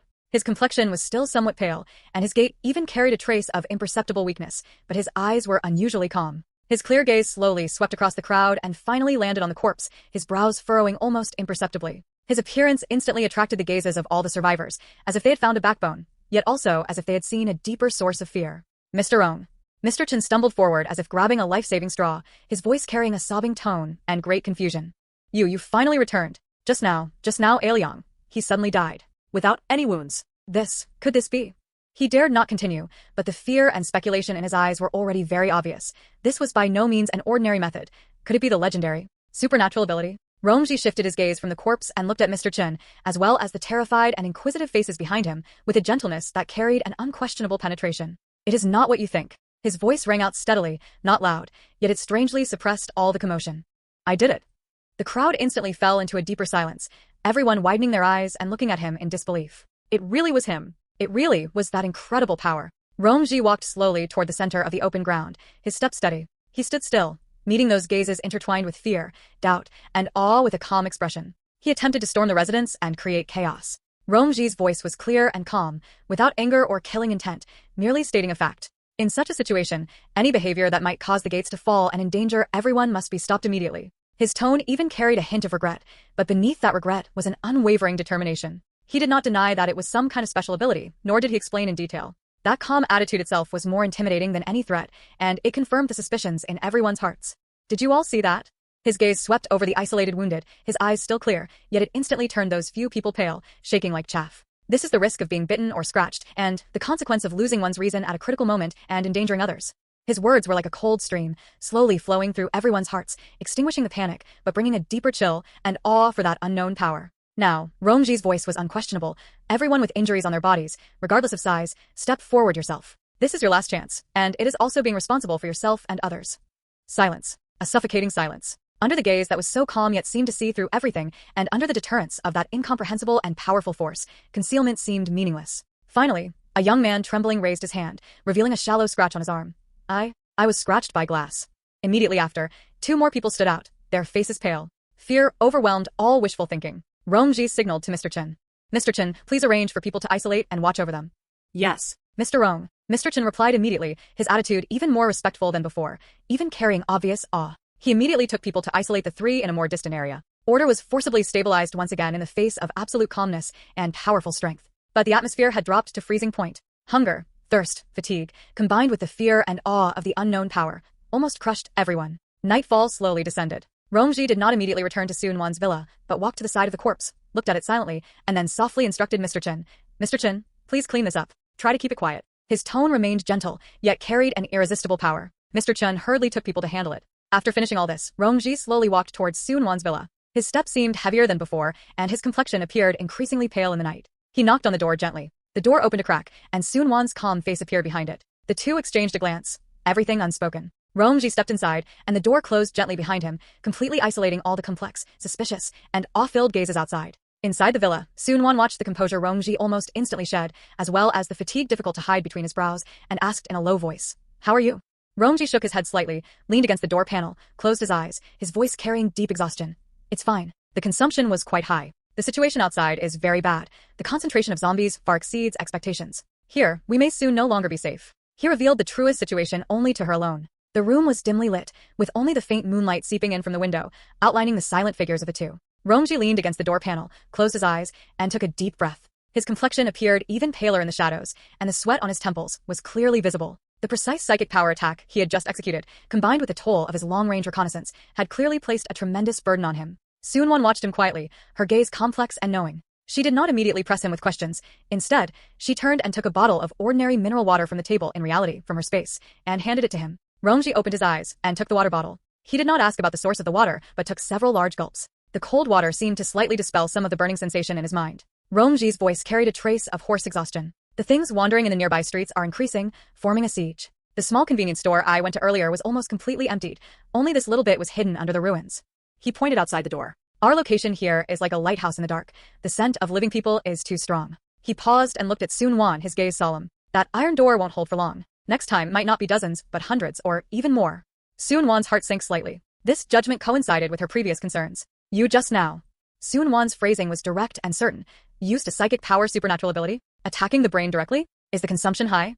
In her past life, she had not only heard of such things but had even come into close contact with or witnessed the methods of those with psychic power. The characteristics of being invisible and intangible, yet capable of instantly destroying consciousness and killing enemies without a trace were not unfamiliar to her. Rongji suddenly looked up at her. She not only knew about abilities but also accurately named psychic power and attacking the brain. He stared at her intently, as if trying to discern something from her calm face. You know. His voice was low and filled with inquiry. I know a little. Sun Wan did not avoid his gaze, her tone calm. She understood that she had revealed some information, but at this moment, being honest about part of the facts might better establish a dangerous trust. In the apocalypse, there will always be some forces that transcend reason. Psychic power is a rare and powerful one among them. She did not reveal the secret of her rebirth, but acknowledged her understanding of supernatural abilities. Rongji remained silent for a few seconds, the sharpness in his eyes slightly receding, though the inquisitive look remained. He nodded slowly. Yes, a necessary measure. Panic is more terrifying than zombies. He did not deny it. Sun Wan's knowledge meant he no longer needed to struggle to hide the essence of his ability, but it also made him even more curious about her background and secrets. The consumption is indeed very high. I understand. Sun Wan's tone was calm. She knew well the power and drawbacks of psychic power. You stepping forward to admit it is the best way to handle it. Focusing the source of fear on the strongest leader was sometimes more conducive to maintaining order than letting suspicion spread among the weak, even if this order was fragile and cold. The problem of food and water has not been solved. Rongji put down the water bottle, his voice low, pulling the topic back to the more pressing reality. That little bit won't last past tomorrow. The hearts of the people will soon collapse again. The two fell into a brief silence. They both knew clearly that supplies were the biggest weakness, and the fuse for internal collapse. Your ability. Rongji raised his eyes, looking at Sun Wan with a profound gaze. This time, his inquiry was more direct and carried a hint of expectation based on her astonishing realization just now. Can it solve the current predicament? He had witnessed the magic of her special effect water and now felt even more that she was unfathomable. Sun Wan met his gaze without avoiding it, but her eyes were full of vigilance and calmness. Even if I could, I cannot take it out now. It would be a drop in the bucket, and it would only attract greater greed and disaster. Unless what? Unless we can find a way to make it look reasonable and firmly control the distribution rights. Sun Wan's voice was cold and realistic. Otherwise, giving hope only to have it extinguished later would be more terrifying than despair itself.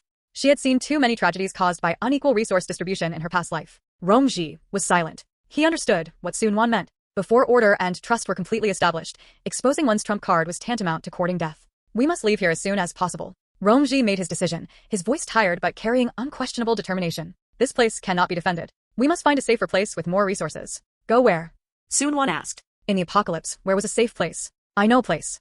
Rongji's gaze turned to the pitch-black night sky outside. There is an abandoned air raid shelter on the outskirts of the city. It was an early civil air defense project that was later bought and partially renovated by a private boss who wanted to turn it into an underground storage and refuge, but the project was later abandoned. Very few people know about it. The structure is sturdy, the entrance is hidden, and perhaps there might be some leftover supplies. This was the choice he had made after careful consideration. Sun Wan's heart stirred. An air raid shelter? If it was truly as he said, it was indeed an ideal temporary stronghold. What about them? Sun Wan pointed outside the door. Will those people follow you?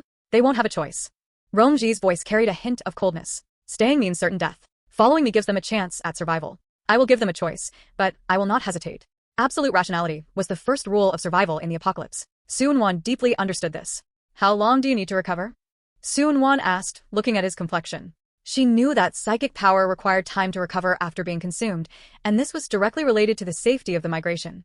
I should be able to recover some by daybreak. Rongji closed his eyes. We must act immediately after daybreak. The longer we drag it out, the more dangerous it becomes.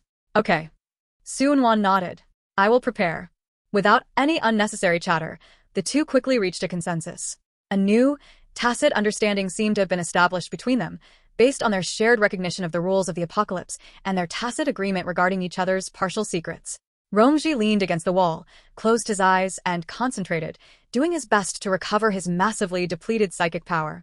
Sun Wan began to silently take stock of the supplies in her space, thinking about which ones could be discovered and brought out in a reasonable way along the way to solve the urgent needs without overly exposing herself. She knew better than anyone that possessing a treasure is a crime. Outside the villa, the survivors shared the meager food and water, temporarily suppressing their physical hunger, but the fear and suspicion in their hearts did not disappear. They sat together in a circle, their eyes glancing from time to time at the closed villa door, guessing what was happening inside, filled with confusion and fear about the future. They did not understand what psychic power was. They only knew that the leader possessed terrifying means to kill people instantly. Old Chen tried hard to maintain order, arranging for people to keep watch, but he himself was restless.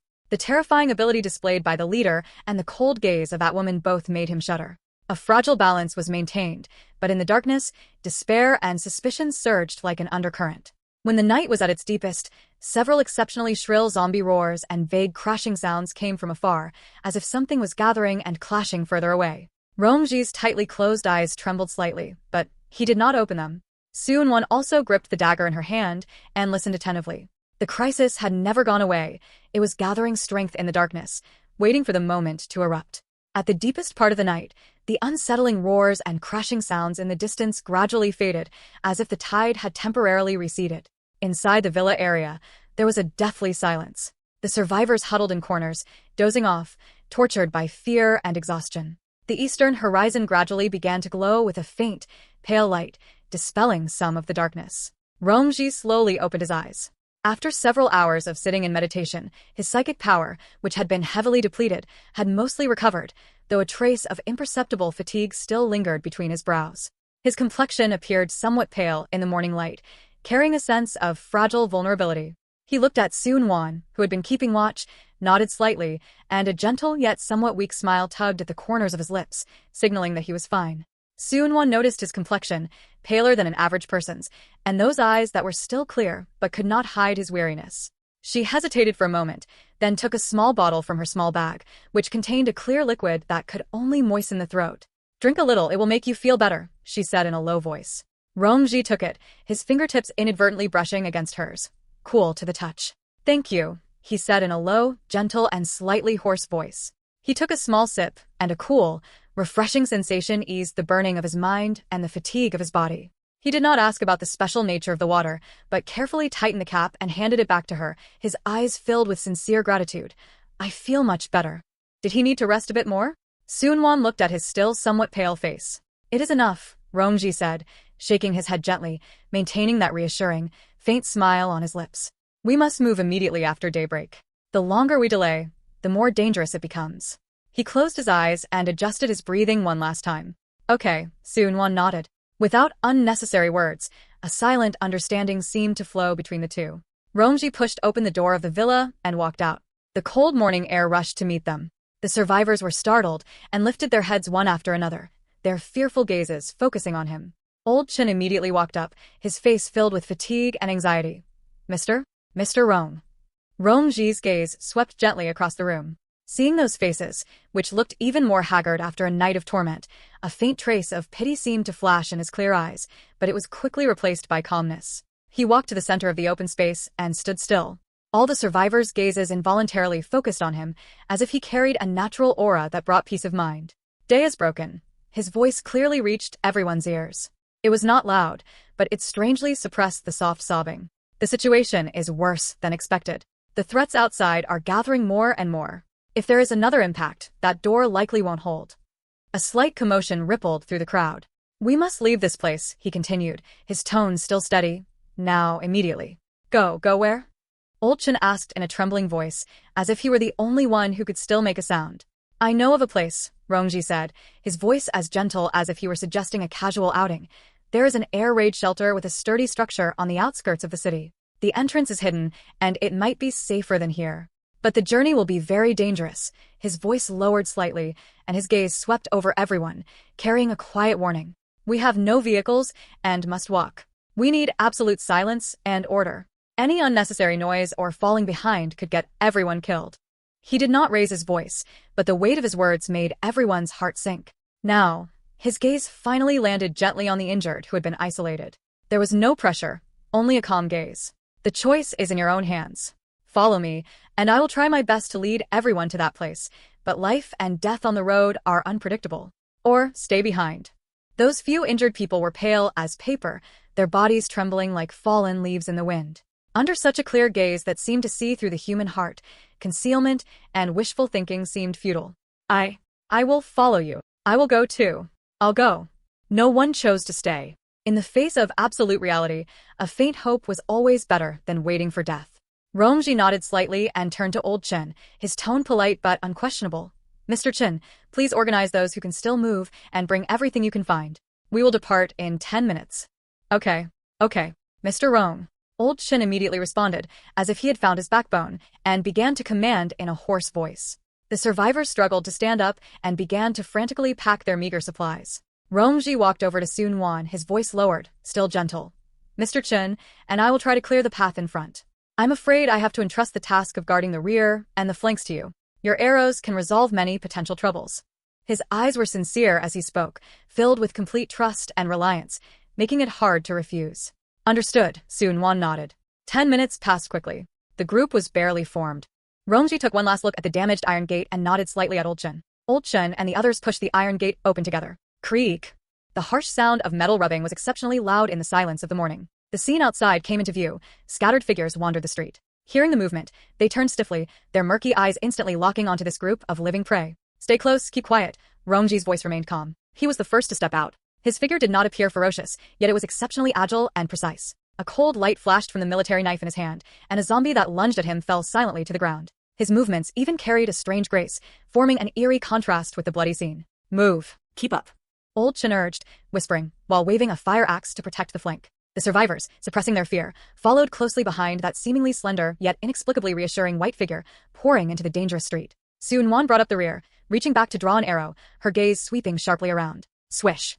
An arrow pierced through the air, pinning a zombie that had lunged from a side alley to the ground. The migration unfolded amidst silence and sporadic bursts of bloodshed. Rongji remained at the very front. His pace was steady, and his back appeared somewhat lonely and stark in the dim light, yet it strangely propped up the crumbling confidence of everyone. Occasionally, when a zombie approached, he could always resolve the trouble with the smallest range of motion and the highest efficiency, minimizing noise and pauses for the group. Beneath his gentle as jade exterior lay a tempered, steely will and survival skills as precise as a scalpel. This fragile group, under his leadership and Sun Wan's protection, took the first step on the road to survival, heading toward the unknown air raid shelter. The faint glimmer of dawn barely pierced through the dead silence over the city. Shattered glass, abandoned vehicles, and dried bloodstains outlined a landscape of apocalyptic ruins in the hazy light. The air was thick with dust, decay, and a faint, lingering scent of blood, making it suffocating. Rongji walked at the very front of the group. His plain-colored clothing was strikingly visible amidst the ruins, yet unexpectedly, it did not seem out of place.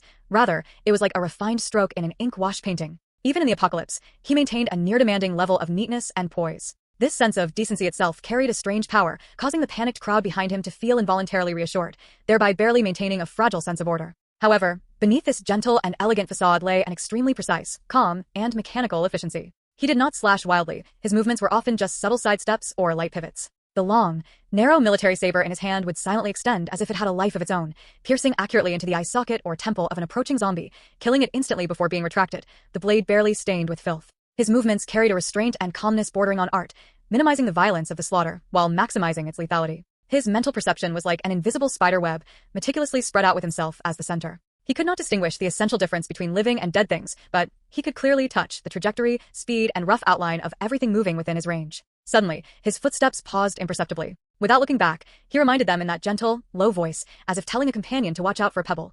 Object approaching at the alley entrance to the right front. Everyone pay attention. His voice was not loud, but it clearly reached the ears of those in the lead. The tone held no panic, no warning, only a calm statement, which made people feel even more tense and immediately alert. No sooner had he finished speaking than several zombies roared and stumbled out from the alley. A suppressed commotion and low exclamations immediately erupted at the edge of the group. Stay calm. Rongji's voice remained steady, even carrying a hint of reassurance, but the blade light in his hand moved faster, accurately engaging the first two that lunged forward, effectively curbing the frontal impact. Old Chen growled as he led men to hold the flank. Sun Wan's arrows also whistled through the air from behind, precisely eliminating the other threats. The chaos was suppressed within seconds. Stay quiet, just follow closely, Rongji said, his tone still gentle yet possessing an unquestionable force, like an invisible thread guiding the panicked crowd. He did not reprimand them, nor did he encourage them. He simply stated the most basic requirement, yet it strangely made people feel at ease. The group continued to move forward amidst the silence and sporadic outbreaks of bloodshed. But as time passed, their speed became slower and slower.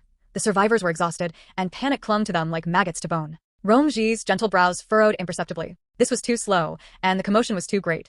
Deep within his clear eyes, an extremely calm rationality was rapidly calculating the risks. If this continued, being surrounded by a large-scale horde of zombies would be a high-probability event. He suddenly stopped and raised his hand. The group stopped in a panic, and people looked around in terror. Rongji's gaze swept over a shop with a broken display window by the street, and he decided with a calm tone, as if he were merely suggesting a routine rest. Go in and rest for 10 minutes. Mr. Chen, please make the arrangements. Mr. Ohm? It's not safe here. Old Chen panted as he stepped forward, puzzled. It is fine. Rongji gently interrupted him, with no intention of explaining, simply stating the conclusion. The speed is too slow, and the target is too conspicuous. We need to take temporary shelter and reduce the commotion. Behind the simple order to rest lay a prediction and lay out for subsequent risks. After speaking, he was the first to gracefully lean over and enter the shop through the broken display window. The survivors hurriedly followed and poured in, crowding into the darkness and gasping for breath, like birds startled by the mere twang of a bowstring. Rongji did not rest. He stood in the shadows at the entrance of the shop, quietly observing the street through a gap. His side profile appeared somewhat pale in the glimmer of light, his long eyelashes slightly lowered, masking all the cold calculations and sharpness in his eyes, occasionally revealing a fragility brought on by energy consumption. Sun Wan stood silently at another window by his side. Their stamina won't last until the air raid shelter, he said softly to Sun Wan, his voice devoid of any emotional fluctuation, carrying only a calm assessment. If we encounter a large-scale horde, we will be trapped to death. He unreservedly pointed out the cruelest possibility. Sun Wan nodded silently. We must make changes, he continued, his gaze sweeping over the shivering, nearly broken survivors in the shop. His eyes remained clear and gentle, yet devoid of any emotional fluctuation, as if he were examining a set of objective data waiting to be processed. Either streamline the group or find transportation. His words were cold as a blade, pointing directly at the cruelest law of survival in the apocalypse, yet his tone remained steady. Just then, the edge of Rongji's mental perception was gently touched. Multiple targets were rapidly moving and approaching from the side and rear. Their speed far exceeded that of zombies. Almost simultaneously, Sun Wan also heard the faint roar of an engine. Something is approaching, Rongji immediately informed her in a low voice. His tone remained steady and gentle, but his body had instantly entered a state of ultimate, quiet vigilance, like a bow drawn and ready to fire. It's moving very fast, not a horde. He made a precise judgment based on his perception. Sun Wan's arrow instantly knocked onto the bowstring. Everyone heard the rapidly approaching, undisguised engine sound. Hope, fear, and vigilance instantly intertwined on the survivors' faces. Rongji shifted his body slightly, with an extremely natural movement, as if he were just adjusting his viewing angle, shielding Sun Wan more completely behind his own frame. This was a subtle, yet instinctive protective posture. He gripped his military saber with a backhand grip, the tip perfectly hidden within his sleeve. His posture remained as straight as bamboo, and his gentle temperament had not changed, but the whole person was like a famous sword returned to its scabbard. Though not yet unsheathed, it already harbored a hidden, chilling edge. Were the unknown newcomers a lifeline in a desperate situation, or a greater crisis? Rongji's gentle brows and eyes were calm, and no one could glimpse the cold sharpness of the countless contingency plans he had already calculated in his heart, nor the deeply hidden obsession born from guarding those he cared about. The roar of engines approached from afar, tearing through the silence of the early morning and instantly tightening everyone's nerves. Inside the shop, the survivors huddled in the darkness, their faces a complex mix of ecstatic joy born from desperation, deep fear of the unknown, and instinctive vigilance forged by the apocalypse. No one dared to make a sound. They even subconsciously held their breath, their gazes fixed collectively on the two figures at the entrance, Rongji and Sun Wan. Rongji stood tall in the shadows by the door, his expression as calm as water. The military knife he held backhanded was perfectly concealed within his sleeve, while his other hand was slightly raised in a gesture for absolute silence. His eyes remained clear and gentle, but deep within lay a cold, calculating scrutiny, like a precision instrument running at high speed, assessing every possible risk and reward. Sun Wan, meanwhile, crouched by the window on the other side, her compound bow fully drawn. The arrowhead glinted coldly in the dim light, and her gaze, sharp as an eagle's, was locked firmly onto the direction from which the sound came. Her composure complemented Rongji's calmness, forming an invisible line of defense. The engine noise grew closer, accompanied by the harsh sound of tires crushing gravel. It sounded like more than one vehicle. Soon, two modified off-road vehicles violently rammed through the abandoned cars at the street corner and burst into view. Their bodies were covered in grime and dark scratches, the windows welded with crude iron bars, and the hoods even bore suspicious, dark brown stains. With a sudden screech of brakes, they skidded to a halt in the middle of the street, effectively blocking the path forward for Rongji and his group. The car doors flew open. 7 or 8 figures jumped out. They were all lean and tough, with cold, hardened expressions, wearing a mix of military and civilian gear. A strong scent of blood and gunpowder clung to them. Their weapons were varied, yet all were well-maintained and gleaming, exuding a professional aura of lethality. Their eyes were as sharp as hawks, swiftly scanning the scattered zombies on the street and the shop where Rongji and the others were hiding. There was no panic in their eyes, only a habitual indifference and appraisal. The leader was a man with a hideous scar on his face, possessing knotted muscles and a fierce gaze. He spat on the ground and spoke in a rough, gravelly voice like sandpaper rubbing together. Damn it, I thought it was something big, but it's just these little shrimps. Beside him, the skinny tall man, whose eyes appeared even more shrewd, carefully examined the shop's broken display window and the surrounding environment. He whispered, Brother Dao, looking at the traces, there are quite a few people inside. The man called Brother Dao grinned, revealing yellow teeth, his expression filled with undisguised predation. Doesn't matter how many, fat sheep or thin sheep, they're all sheep. Hey, you inside. Get out here. Hand over all the food, water, and the women. If we're in a good mood, maybe we'll let you live like dogs. Inside the shop, the survivors' faces instantly turned pale, and they trembled. Old Chen and the other men gripped their crude weapons tightly, their palms slick with sweat, as they looked at Rongji with rapid, shallow breaths. Rongji's expression remained unchanged. He turned his head slightly and gave Sun-Wan an extremely subtle look, a look devoid of command, conveying only complete trust and a tacit inquiry. Sun-Wan nodded almost imperceptibly. She slightly adjusted the angle of her arrow tip, not aiming at the clamoring the scarred man, but silently locking onto the seemingly most shrewd the skinny tall man. Her intuition told her that he was the greater threat. Having received the response, Rongji finally stepped out from the shadows slowly. His appearance clearly stunned the group outside for a moment. He was slender, neatly dressed, and handsome, though his complexion was somewhat pale, making him seem completely out of place in this bloody, filthy environment. The scarred man looked him up and down, first with surprise, then with undisguised contempt and mockery. Huh? Where'd this pretty boy come from? An actor? You're the leader? Rongji did not get angry. In fact, a faint, polite curve touched his lips. His voice was gentle and low, clearly reaching the ears of the others. Gentlemen, you are passing through here. May I ask what business you have? His phrasing was elegant and his attitude calm, which actually made the group of thugs, accustomed to roaring and threats, feel somewhat uncomfortable. The scarred man was stunned for a moment, then flew into a rage. Stop talking all fancy to me, damn it. Can't you speak human language? Hand over the supplies and the women. Otherwise, we'll feed you all to the zombies. Rongji's gaze calmly swept over the number of opponents, their equipment, the condition of their vehicles, and their standing positions. His brain was calculating at high speed. 8 opponents, well-equipped, experienced. The odds of winning a direct confrontation were extremely low, and it would expose Sun-Wan's long-range advantage. The vehicles were key. As for supplies, we really have very little left, Rongji said slowly, his tone remaining steady, showing no fear. It's all here. If you gentlemen need it, feel free to take it. He pointed to the pitiful bundles belonging to the survivors behind him. Pa. This isn't even enough to fill the gaps in our teeth.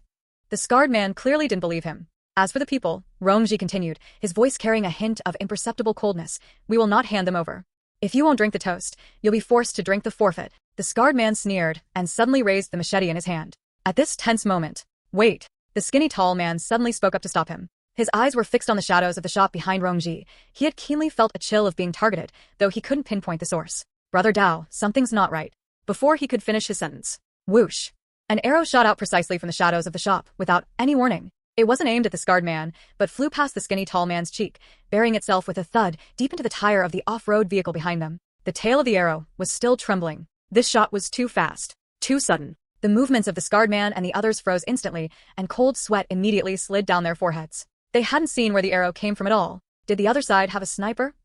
And they had held back? Otherwise, that arrow could have easily taken the life of the skinny one. Rongji remained standing in place, his expression unchanged, as if everything were under control. He even gently adjusted his cuffs, his tone still gentle but carrying an invisible pressure. My companion does not like being pointed at with weapons. I think we can try talking in a different way.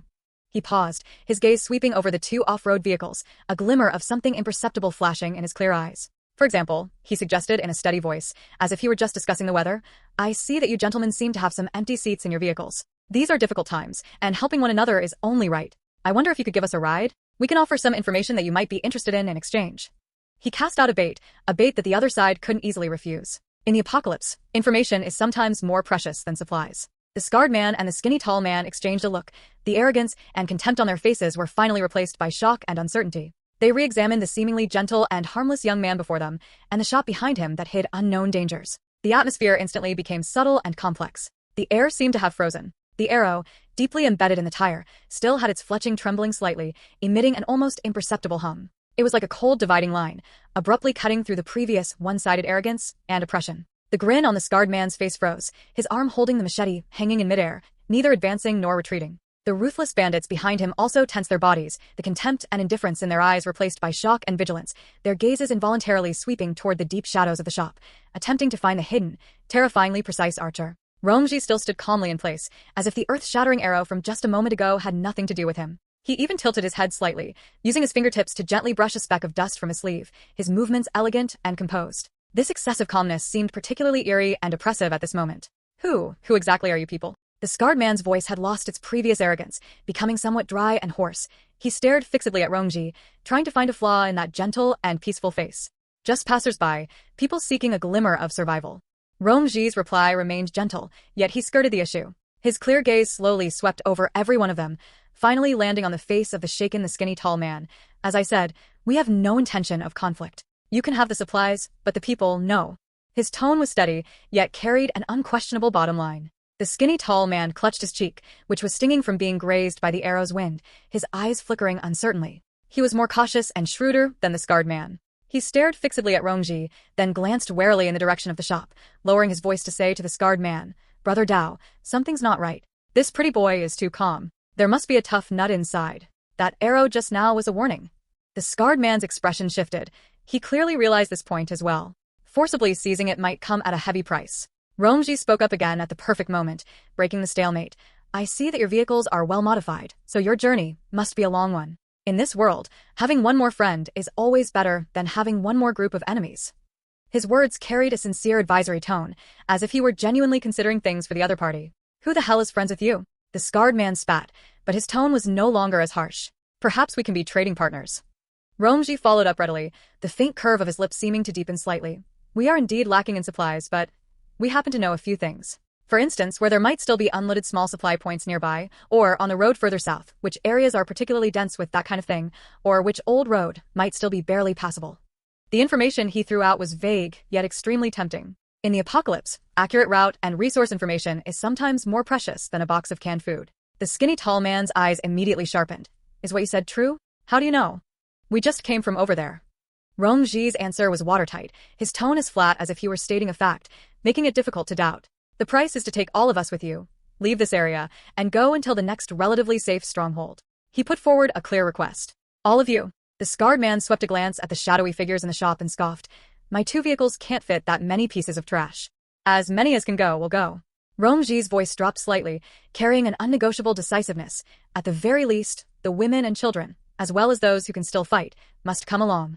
The skinny tall man and the scarred man quickly exchanged a glance. "Let's hear the information first." The skinny tall man probed. "How do we know you're not lying to us?" Rongji smiled slightly, a smile that was gentle and harmless, yet left people unable to gauge his true depth.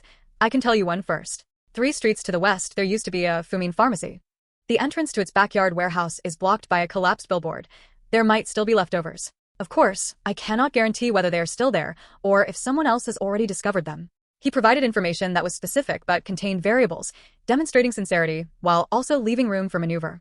The skinny tall man stared fixedly at Rongji's eyes, seemingly wanting to judge the truth or falsehood. Rongji looked back calmly, his gaze clear and sincere, showing not the slightest trace of lying. "Damn it." The scarred man cursed under his breath, clearly somewhat wavering. A pharmacy warehouse, even if there were only a few leftovers, was worth a try. "How about it?" Rongji urged gently, as if he were merely conducting a normal business negotiation. "You won't lose out on this deal. You get information, reduce potential conflict, and perhaps gain a few more people who can help on the road." He cleverly repositioned his side from being a burden to being a potential asset. Inside the shop, the survivors held their breath, their hearts almost leaping into their throats. Their fate hung on this sudden negotiation. Sun Wan was in the shadows, the bowstring still taut, the arrowhead silently moving from the skinny tall man to the vicinity of the scarred man's throat. She was fully focused, ensuring that if the negotiations broke down, she could suppress the greatest threat at the first opportunity. A brief, suffocating silence. In the end, the skinny tall man took a deep breath and gave an almost imperceptible nod to the scarred man. The scarred man waved his hand irritably, which counted as tacit consent. He glared viciously at Rongji. "Fine. I'll trust you once. But if I catch you pulling any tricks..." He shook the machete in his hand, full of menace. "Of course." Rongji nodded slightly, his tone still peaceful, as if he hadn't heard the other party's threat. "Then, please wait a moment while we pack up simply." He turned around calmly and walked toward the shop, exposing his back completely defenseless to that group of ruthless bandits. This was an extremely bold and confident posture, as if he were certain that the other party dared not, and could not, launch an attack at this moment. The moment his figure merged into the shadows, the gentle expression on his face slowly faded, and a trace of icy sharpness and calculation flashed deep in his eyes. The negotiation was a success, but the real test had only just begun. Rongji's figure disappeared into the shadows of the shop, cutting off the complicated gazes of the group of brutal bandits. Inside the shop, the oppressive silence was instantly broken, and the survivors' gazes, filled with terror, bewilderment, and a glimmer of hope for having survived, focused unanimously on him. "Mr. Rong." Mr. Chen's voice trembled as he was the first to approach, his face covered in sweat and anxiety. Did they really agree? "Yes." Romji nodded slightly, his expression calm and ripple-free, as if he had just completed an ordinary transaction. Hurry, pack only the essentials. We leave in 10 minutes. His voice was gentle yet unquestionable, instantly dispelling the hesitation in everyone's hearts and injecting a strange sense of calm brought by the clear instructions. But they... A middle-aged woman hugged her child tightly, her voice laced with tears. Those people look so terrifying. Staying here is even more terrifying. Romji's gaze swept over her gently, his eyes clear. There was no comfort, only a calm statement. Following them is at least temporarily safe, and there is a possibility of reaching the air raid shelter. This is the choice with the highest probability of survival right now. He once again made a judgment with cold rationality, without any emotional incitement, yet it was strangely convincing. He did not waste time offering comfort, but turned to Mr. Chin, arranging things with a steady pace. Mr. Chin, please organize everyone. Prioritize taking food, water, and medicine. Arrange for the elderly and children who have difficulty moving to get into the vehicles. Those who can still walk, follow alongside the vehicles. Keep quiet and do not attract unnecessary attention. Okay. Mr. Rong. Mr. Chin, as if having found his backbone, immediately began to direct with a hoarse voice. The survivors scrambled into action, suppressing their fear, and packed whatever meager supplies they could. The atmosphere was tense yet orderly. Rongji's calmness was like a block of solid ice, holding back the panic that was about to collapse. Soon one quietly retreated from the window to Rongji's side, her bowstring still half drawn, her gaze vigilantly scanning both inside and outside. Are they trustworthy? Her voice was extremely low. Not entirely. Rongji's answer was equally low. His gaze swept over the group of impatient brutal bandits outside the window, the depths of his eyes filled with a cold assessment. But we are using each other, each getting what we need. For now, our goals are aligned. He saw it clearly and did not hold naive fantasies. This was simply the optimal solution based on mutual interest. He paused, looked at Sun Wan, and lowered his voice further, carrying a hint of imperceptible instruction. On the road, keep an eye on the skinny tall man and the scarred man, stay within my line of sight. Sun Wan nodded silently and tightened her grip on the bow in her hand.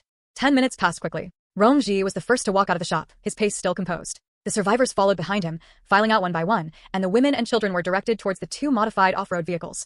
The people on the scarred man's side watched coldly, their eyes filled with scrutiny and impatience, but they did not stop them. Dragging their feet, the scarred man cursed and kicked a tire.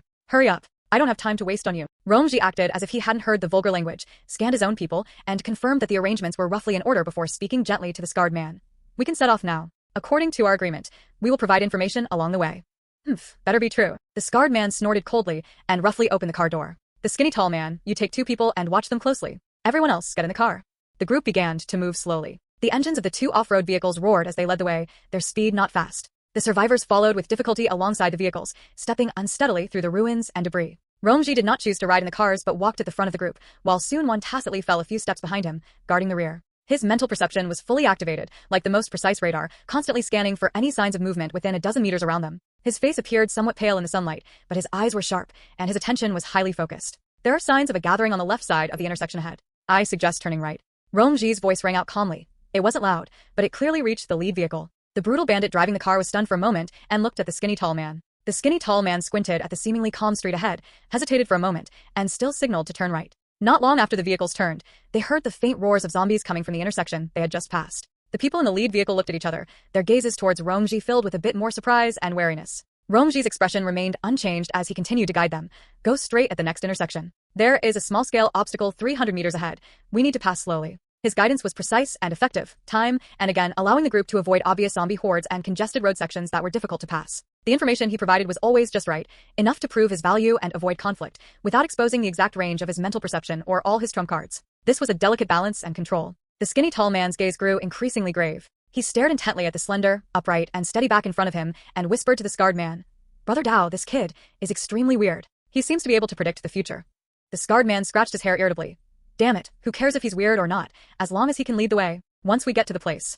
He didn't finish his sentence, but the ferocity in his eyes said it all. Sun Wan remained vigilant throughout. Her gaze not only kept watch for any zombies that might appear in the surroundings but also focused heavily on every move of the brutal bandits in the vehicles, especially the skinny tall man and the scarred man. The group moved forward in a strange and fragile balance. The brutal bandits received the much-needed guidance, and the survivors received temporary shelter and mobility. But suspicion and potential murderous intent surged like an undercurrent between the two sides. Rongji walked at the very front, his back appearing somewhat solitary and steep amidst the ruins. He bore the greatest pressure. He had to continuously consume psychic power to sense danger and lead the way, constantly assess and balance his relationship with the brutal bandits, and ensure his own team could keep up as much as possible. His complexion became increasingly pale, and fine beads of sweat seeped from his temples, but his pace remained completely steady, and his expression was still calm. Just at this moment, the edge of Rongji's mental perception jumped violently. Stop. He raised his hand abruptly, his voice still calm, but carrying a hint of unquestionable urgency. Almost simultaneously, from the other side of the intersection ahead, came a chaotic sound of crashing and even denser, hair-raising roars. A larger horde of zombies was pouring out from the side street,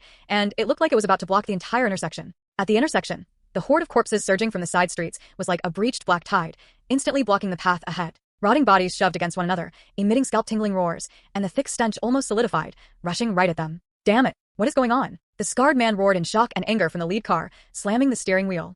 Didn't you say you could avoid them? His bloodshot eyes glared fixedly at Rongji outside the car, suspicion and killing intent rising instantly. The skinny tall man's expression was also extremely ugly. He gripped his weapon tightly, his gaze sweeping over Rongji like a sharp knife. Did you do this on purpose? The survivors erupted into desperate screams and cries. The group instantly fell into massive chaos. Some people subconsciously tried to run back, only to knock over the people behind them. Shut up. Stand guard where you are. Rongji's cold shout rang out suddenly. His voice was not loud, but it pierced the chaotic, heated atmosphere like a stream of ice, carrying an unquestionable penetrative power. On his pale face, there was no panic from being accused, only an extremely suppressed calmness. I didn't lead them here. He spoke at a rapid pace, his voice calm to the point of cruelty. They were attracted by movement further away, and just happened to converge here. Infighting now will only lead to our collective death. His explanation was concise and direct, without a shred of unnecessary emotion, stating only the most probable facts and the worst consequences. His gaze scanned the surging corpse horde and the surrounding environment sharply, his brain calculating at high speed. Turn around. Charge through that narrow alley on the left. The scarred man roared his command to the driver, attempting to force a breakout. No. Rongji immediately vetoed, his tone firm. That alley is too narrow, and the end is blocked. Charging in there is a dead end. His mental perception had already scouted the surrounding terrain. Then what do we do? Wait to die. The scarred man was on the verge of drawing his gun. Rear right. That department store. Charge in there. Rongji didn't hesitate in the slightest, quickly making the judgment with the highest probability of survival, pointing to a large building facing the street. Defending from within a building is better than being surrounded on an open street. You mother. The scarred man started to curse again. Or break out on your own right now. Rongji interrupted him abruptly. For the first time, a sharp edge erupted from his clear eyes. It was a decisiveness that brooked no question. He had no time to persuade. He could only force the other party to choose. Under the pressure of life and death, Rongji's gentle facade was completely torn away, revealing the cold, hard core within. The skinny tall man stared fixedly at Rongji for a second, then slapped the driver hard. Listen to him. Rear right. The store. Go. The lead car fishtailed violently and charged toward the department store. The second car followed closely behind. Keep up. Keep up. Old Chen roared at the top of his lungs, shoving the terrified survivors as they moved toward the department store. But the speed of the corpse horde was even faster. Zombies on both sides had already pounced. Ah. A woman lagging at the back with limited mobility was instantly pounced upon by several zombies, her shrill scream cut short. No one could save her, and no one even dared to look back. The cruel laws of survival in the apocalypse were displayed vividly at this moment. Help! Pull me up! A middle-aged man stumbled and fell, desperately reaching out a hand to the people beside him. The people beside him only glanced at him in terror, then shoved forward even faster. Fear had overwhelmed sympathy. Rongji saw all of this, his eyes without the slightest ripple. He didn't even attempt to save them, instead swinging his blade faster to clear the sporadic zombies blocking the path, carving out a route for the group to the store. His decisions were always based on the overall probability of survival. Sacrifice was unavoidable. Sun Wan's arrows were fired in rapid succession, precisely knocking down zombies pouncing on the main group from the side, but she, too, could not attend to every person who fell behind. Her expression was cold, her gaze focused, as she carried out the most efficient cover mission. The bandits' vehicles crashed in violently. The people inside jumped out, relying on the vehicles and shelves to begin firing crazily at the pouncing zombies, temporarily clearing a safe zone. Quick! Get in!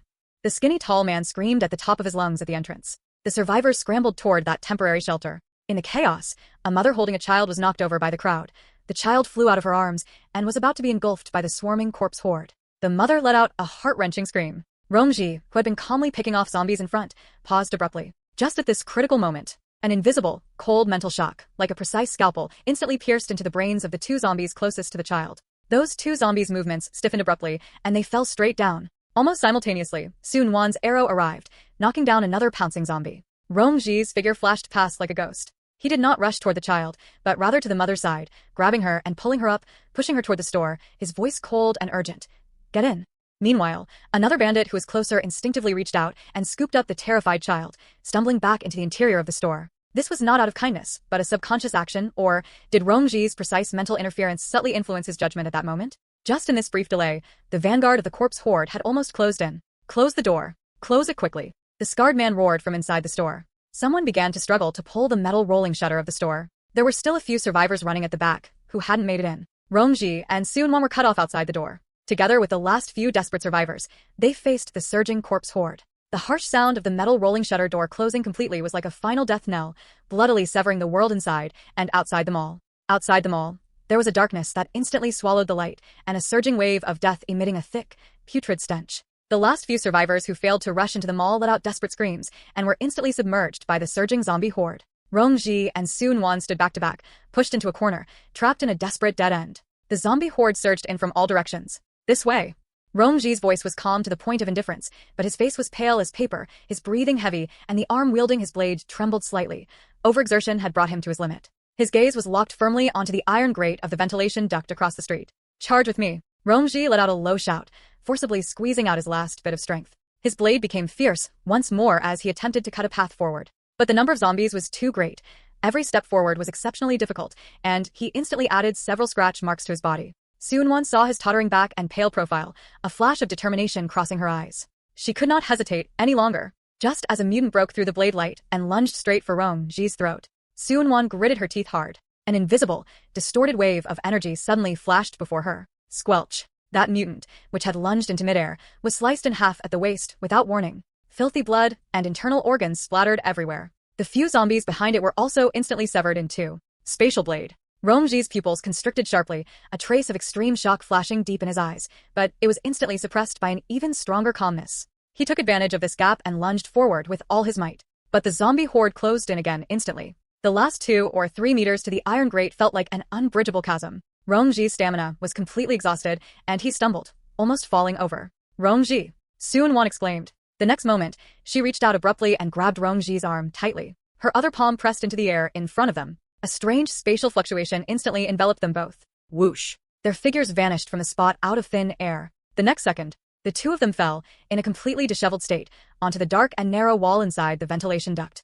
The moment they fell, Rongji, due to exhaustion and his injuries, pressed almost his entire body onto Sunwon. His jaw accidentally brushed against her smooth forehead, and his warm breath brushed across her hair. To support them both, Sunwon subconsciously wrapped her arms around his waist and back, and through a layer of clothing, she could clearly feel the taut muscle lines beneath his lean waist and the warm, sticky wetness seeping from the wound on his shoulder. In the cramped darkness, their breathing was audible, and their body temperatures warmed each other. The sensation of their bodies pressed closely together, the heightened senses in the dark, and the frantic heartbeats of surviving a catastrophe instantly tinted the air with an indescribable layer of ambiguity and awkwardness. Sunwon stiffened, her cheeks heating up uncontrollably. Almost flustered, with a hint of imperceptible panic, she gently pushed Rongji away. Rongji also reacted instantly, suppressing the pain in his shoulder, and quickly used his elbows to prop up his body, moving off her and leaning against the nearby pipe wall to put some distance between them. In the darkness, his breathing was slightly ragged, unsure if it was because of the pain or that accidental intimate contact just now. Sorry, he said in a low voice, his tone carrying a hint of imperceptible hoarseness. It's fine. Sunwon's voice was softer than usual. She quickly sat up and subconsciously straightened her already neat clothes, trying to hide that momentary panic. A brief, heart-pounding silence descended, with only the frantic roars and scratching sounds of the zombie horde outside the duct as background noise. To break this awkward silence, and truly out of concern, Sunwon took a deep breath, suppressing the heat on her face, and her voice returned to its usual calmness, though it carried a hint of imperceptible concern. Your wound. It needs to be treated. She did not hesitate any longer, directly taking a small bottle of spirit spring water, clean gauze, and fresh water from her space. The faint spatial fluctuation was imperceptible in the darkness. She cautiously moved closer, using the faint light filtering through the gaps in the duct to examine the wound on his shoulder. Seeing the ghastly scratch marks and the dark red blood seeping out, her brows furrowed. It might hurt a little, she said softly, carefully cleaning the wound with fresh water, her movements gentle and focused. When the cold spirit spring water touched the wound, Rongji's body tensed almost imperceptibly, but he did not make a sound. He could clearly feel the strange energy contained in the water rapidly alleviating the pain, but he remained silent, not asking any questions. Sunwon carefully bandaged him with gauze, her fingertips occasionally and unavoidably brushing against the skin of his shoulder and neck. Both of them tacitly maintained silence, and the air was filled with the crisp scent of the spirit spring water, the smell of blood, and a lingering, faint tension. After finishing the bandaging, Sunwon took out another small bottle of spirit spring water and handed it to him. Drink some, you'll feel better. Her tone was natural, as if this were just ordinary water. Rongji looked at her deeply.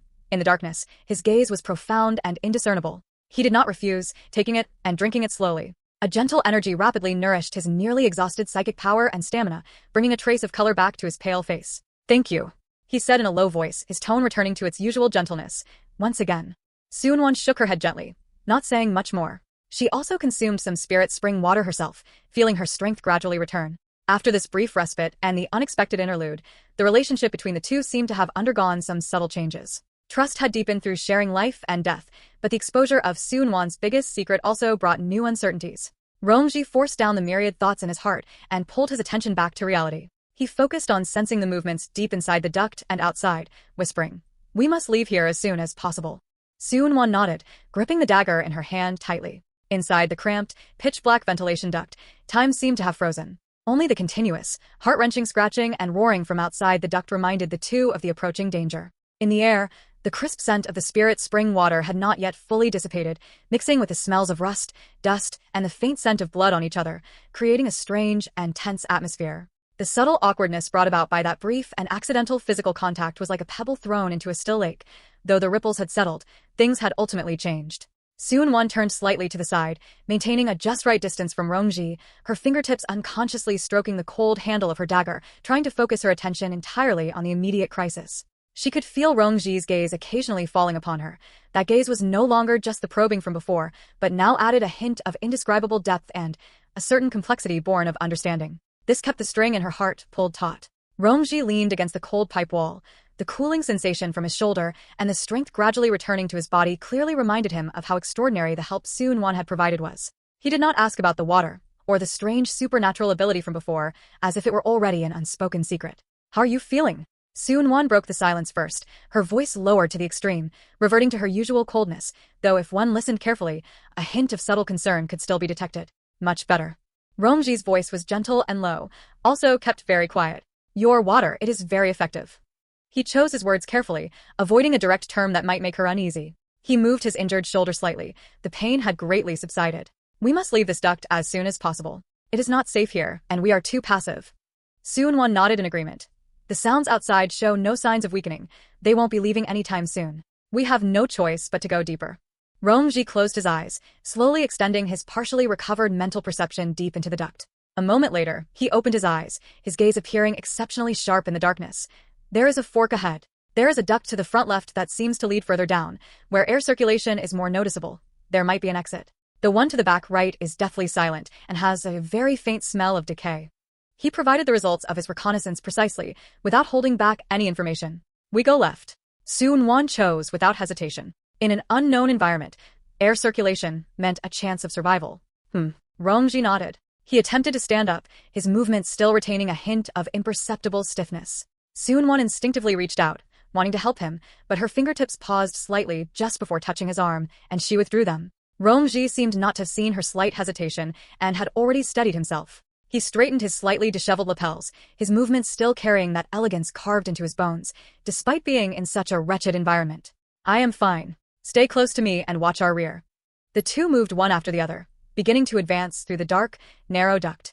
The inner walls of the duct were rough and cold, covered in rust and dust. Rongji remained in front, using his partially recovered psychic power to perceive every movement ahead, occasionally whispering reminders. "There is an obstacle ahead. Slow down. Turn right." Soon-won followed closely behind, fully focused on guarding the rear and flanks. In this absolute darkness and silence, the sounds of their breathing and the friction of their clothing were magnified infinitely, and a strange, life-and-death sense of reliance quietly sprouted in the silence. They did not know how much time had passed when the fork in the road that Rongji had mentioned finally appeared ahead. "This is it." Rongji stopped and perceived carefully for a moment. The one on the left goes down, and the airflow is obvious. The right side, the smell is not good. The choice seemed very clear. However, just as they were preparing to turn into the left duct, click! An extremely faint sound of metal scraping, which was definitely not caused by the natural state of the duct, came from the depths of the deathly silent duct on the right. The sound was extremely weak, but under their highly concentrated hearing, it was clearly audible. Rongji and Soon-won froze instantly. With great tacit understanding, they both held their breath simultaneously, their bodies tense, entering a state of absolute vigilance. Rongji's psychic power was highly concentrated, attempting to lock onto the source of the sound, but something in that duct seemed to interfere with his perception, leaving only a blur of deathly silence. Soon-won's hand had already gripped her dagger, her eyes sharp as a hawk's, staring fixedly into the dark depths of the right duct. The sound did not ring out again. Was it an illusion? Or was there something in that duct that had been startled by their arrival? Was it a survivor? Or another kind of unknown danger? Rongji and Soonwon's bodies stiffened simultaneously, like frozen statues, and they subconsciously held their breath. In the darkness, only the thunderous sound of each other's heartbeats roared in their ears. Rongji's psychic power condensed with unprecedented intensity, probing fiercely into the depths of the dead silent pipe on the right. However, those depths seemed shrouded in a strange mental barrier or interference.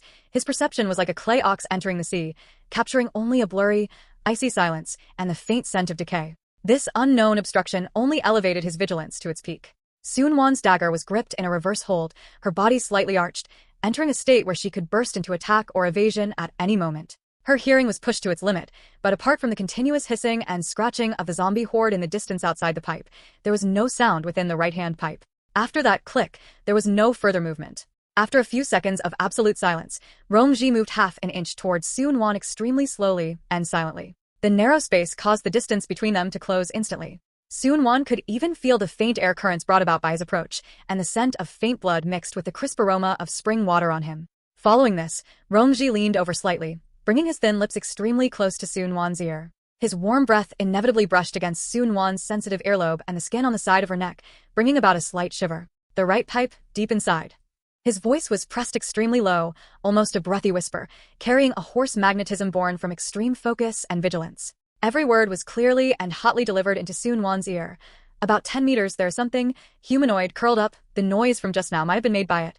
He was concise, using the most precise language to convey the most critical information. The warm breath and deep whispers in the absolute darkness and silence brought about an indescribable sense of intimacy and tension. Soonwon's body stiffened slightly, and she subconsciously held her breath, not because of fear, but because of the overly close distance and the deep vibrations by her ear. She could clearly feel the gravity and uncertainty in his words. She nodded extremely lightly to indicate she understood, the movement so subtle it was almost imperceptible, her hair accidentally brushing against his jaw. Having received a response, Rongji did not retreat immediately, but continued to maintain this extremely close distance, his breath still brushing against her ear. Perception is being interfered with, the situation is unclear, there is a faint scent of decay. He continued to report in a whisper, his voice filled with calm assessment and vigilance. Unable to determine if it is a survivor or a trap. His judgment was rational and cold, laying out all possibilities. Soonwon pressed her lips tight. In the darkness, she similarly lowered her voice, her breath nearly spraying onto the side of his neck. What do you mean?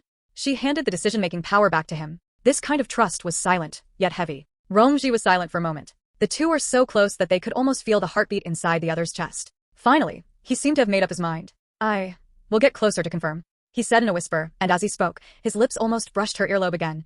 You provide cover. This was an extremely risky decision, but it was also the only way to obtain key information. Soonwon did not hesitate at all, nodding again extremely lightly, gripping the dagger in her hand even tighter, and adjusting her body to the best angle to ensure she could deal with any attack that might burst from the right pipe at any moment. Rongji moved slowly, inch by inch, toward the entrance of the right-hand pipe, his movements as light and slow as a feline. Soonwon stood guard with full concentration, all her senses pushed to the limit, as if she could see through the darkness and feel every subtle muscle tension and movement of Rongji. Time once again became incomparably slow and agonizing. Rongji slowly moved to the edge of the entrance of the right-hand pipe, held his breath, and poked his head out just a little bit extremely slowly, attempting to observe the depths of the pipe with the naked eye. Inside the pipe, it was pitch black, and one could not see their own fingers. However, the moment his vision adapted to the darkness, he saw it. About 10 meters deep into the pipe, there seemed to be a blurry, humanoid silhouette curled up, motionless. Almost at the same moment, that silhouette seemed to move extremely slightly, accompanied by another extremely faint sound, as if metal were rubbing against metal, a click-clack. Rongji's pupils constricted suddenly. It was not an illusion, and what made his heart shudder even more was, he sensed it. Although it was extremely faint, almost covered by that strange interference, it was indeed a trace of a living person's aura, extremely weak, like a candle flickering in the wind. It was a person, a survivor, trapped in this dead silent pipe. But what was that strange interference? Where did that scent of decay come from? Why was he motionless, only making such a weak sound? Huge questions and potential risks surged into Rongji's mind instantly. Save or not save? Cold, rational calculations roared in his mind. However, just at the moment Rongji was about to make a decision, that curled-up silhouette seemed to use up its last bit of strength, extremely slowly raising a hand, in which it seemed to be holding some small, reflective metal object, shaking it weakly. Was that a simple little bell, made from something like a soda can tab? That click. Was it made by that? Was he trying to call for help? Using the only, weakest sound he could make? Rongji's movement stalled. He stared fixedly at that slightly trembling hand holding the simple bell, and the will to survive, faint to the extreme, radiating from that blurry silhouette. Cold, rational calculation, and that weak but persistent fire of life collided violently in his heart. He slowly, extremely carefully, pulled his head back. He moved back to Sun Wan's side silently and quickly again. He approached her again, his warm breath brushing against her ear once more, his voice deep and urgent, carrying a trace of unprecedented, complex emotion. It is a survivor, still alive but very weak. He is calling for help. He concisely stated the most critical information, temporarily suppressing the cold weighing of pros and cons and his inner struggle, leaving it for Sun Wan to understand and for them to make a joint decision. This brief message was like a boulder thrown into the lake of Sun Wan's heart. The heavy choice of whether to save or not pressed down on her instantly. The risks were extremely high, the potential gains unpredictable, and giving up seemed like the most rational choice. But that faint, stubborn click sound was like a thin thread, gently tugging at a corner of her heart that she was unwilling to let become completely cold and hard. Sun Wan did not answer immediately. Instead, she subconsciously held her breath, listening more intently to the movement in the pipe to her right. After a moment, she tilted her head slightly and responded in an equally soft whisper, her voice carrying her characteristic calmness, yet not without a hint of fluctuation. The situation is unclear, and the interference is strong. How much certainty do you think there is? She did not directly oppose it, but instead threw the question back to him, carrying a sense of inquiry and mutual deliberation. Romji seemed to breathe a slight sigh of relief because she did not immediately negate the idea, but his tone remained grave. Life signs are very weak, like a candle in the wind. The interference source, it doesn't feel like it's emitted by a living thing, but the smell of decay around here is very strong. The risk is great, he admitted candidly, but that cry for help is very persistent. The last sentence faintly revealed a trace of extreme, suppressed compassion that he was trying his best to keep down with his rationality. Let's go take a look. After a moment of silence, Sun Wan made her decision, her voice low but clear. But safety first. If there's any change, we retreat immediately, okay? Her instruction carried a clear bottom line, yet also revealed a hint of imperceptible concern, acting as a reminder for both of them. Okay. Romji agreed quickly, his voice gaining a hint of steadiness. I will carefully approach to confirm. You help me watch the rear and the surroundings, especially the source of that interference. He entrusted the safety of his back and flanks entirely to her. Rest assured. Sun Wan responded briefly, gripping the dagger in her hand more firmly, her eyes like torches, quickly scanning the path they had come from and the pipe walls on both sides. A silent trust and tacit understanding flowed between the two. The plan was finalized in a brief and rapid exchange. Romji took a deep breath, no longer hesitating, and began to advance extremely cautiously toward the depths of the right-hand pipe. His movements were as light as a cat in the dark night, his psychic power highly concentrated, attempting to penetrate that layer of eerie interference. Sun Wan followed closely behind, maintaining a distance, fully focused. She was not only vigilant about the movement in front of Romji, but also placed most of her attention on the rear and the direction where the interference source might exist, like the most alert guard, eliminating any worries for him. The pipe extended inward, and the smell of decay and dust seemed to grow thicker. That sense of mental interference also became increasingly obvious. A short distance of 10 meters now felt incomparably long. Finally, Romji stopped. He could already clearly see the figure curled up in the corner of the pipe. It was a young man, dressed in rags, covered in filth, with a weak aura.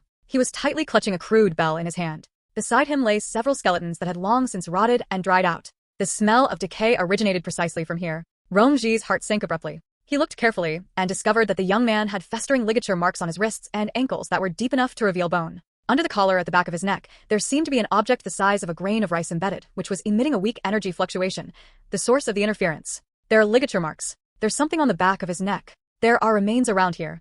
Romji tried his best to remain calm, not even turning his head, and used a hurried whisper to convey the key information to Sun Wan, his voice carrying obvious shock and deeper vigilance.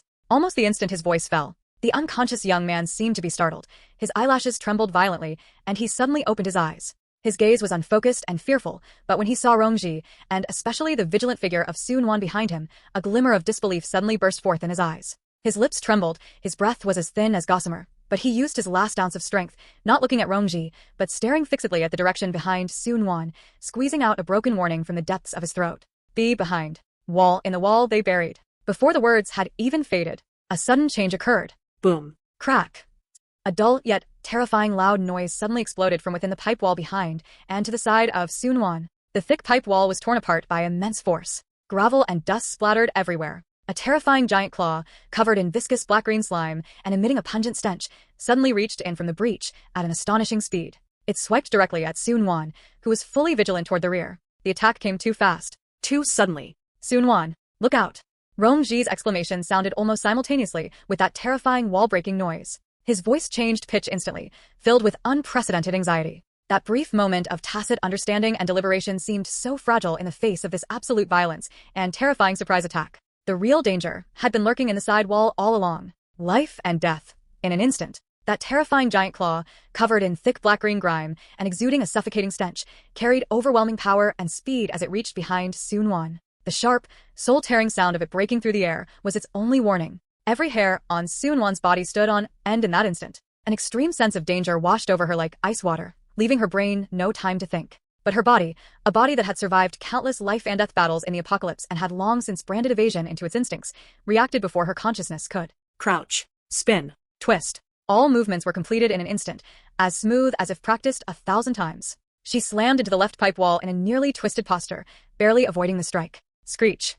The terrifying sharp claws grazed her hair and shoulder. The bloody wind it brought was as sharp as a knife, instantly tearing a long gash in her clothes and leaving a shallow bloodstain on her fair skin. Bang. Sun-Wan's back slammed hard against a cold pipe wall, making her internal organs feel as if they had shifted. She let out a muffled groan, and a taste of blood surged into her throat. But she had no time to worry about the pain. The moment she hit the wall, she used the momentum to bounce back. The dagger in her hand turned into a cold flash of light, not to block, but to attack instead of defend, stabbing precisely at the wrist joint of the giant claw. All this happened in the blink of an eye. From the claw breaking through the wall to Sun-Wan dodging and counterattacking, the whole process took less than 3 seconds. Only then did the dust from the breach disperse, revealing a jagged opening large enough for an adult to crawl through. The interior was pitch black, exuding an even stronger scent of decay and some indescribable, cold, and sticky aura. Roar.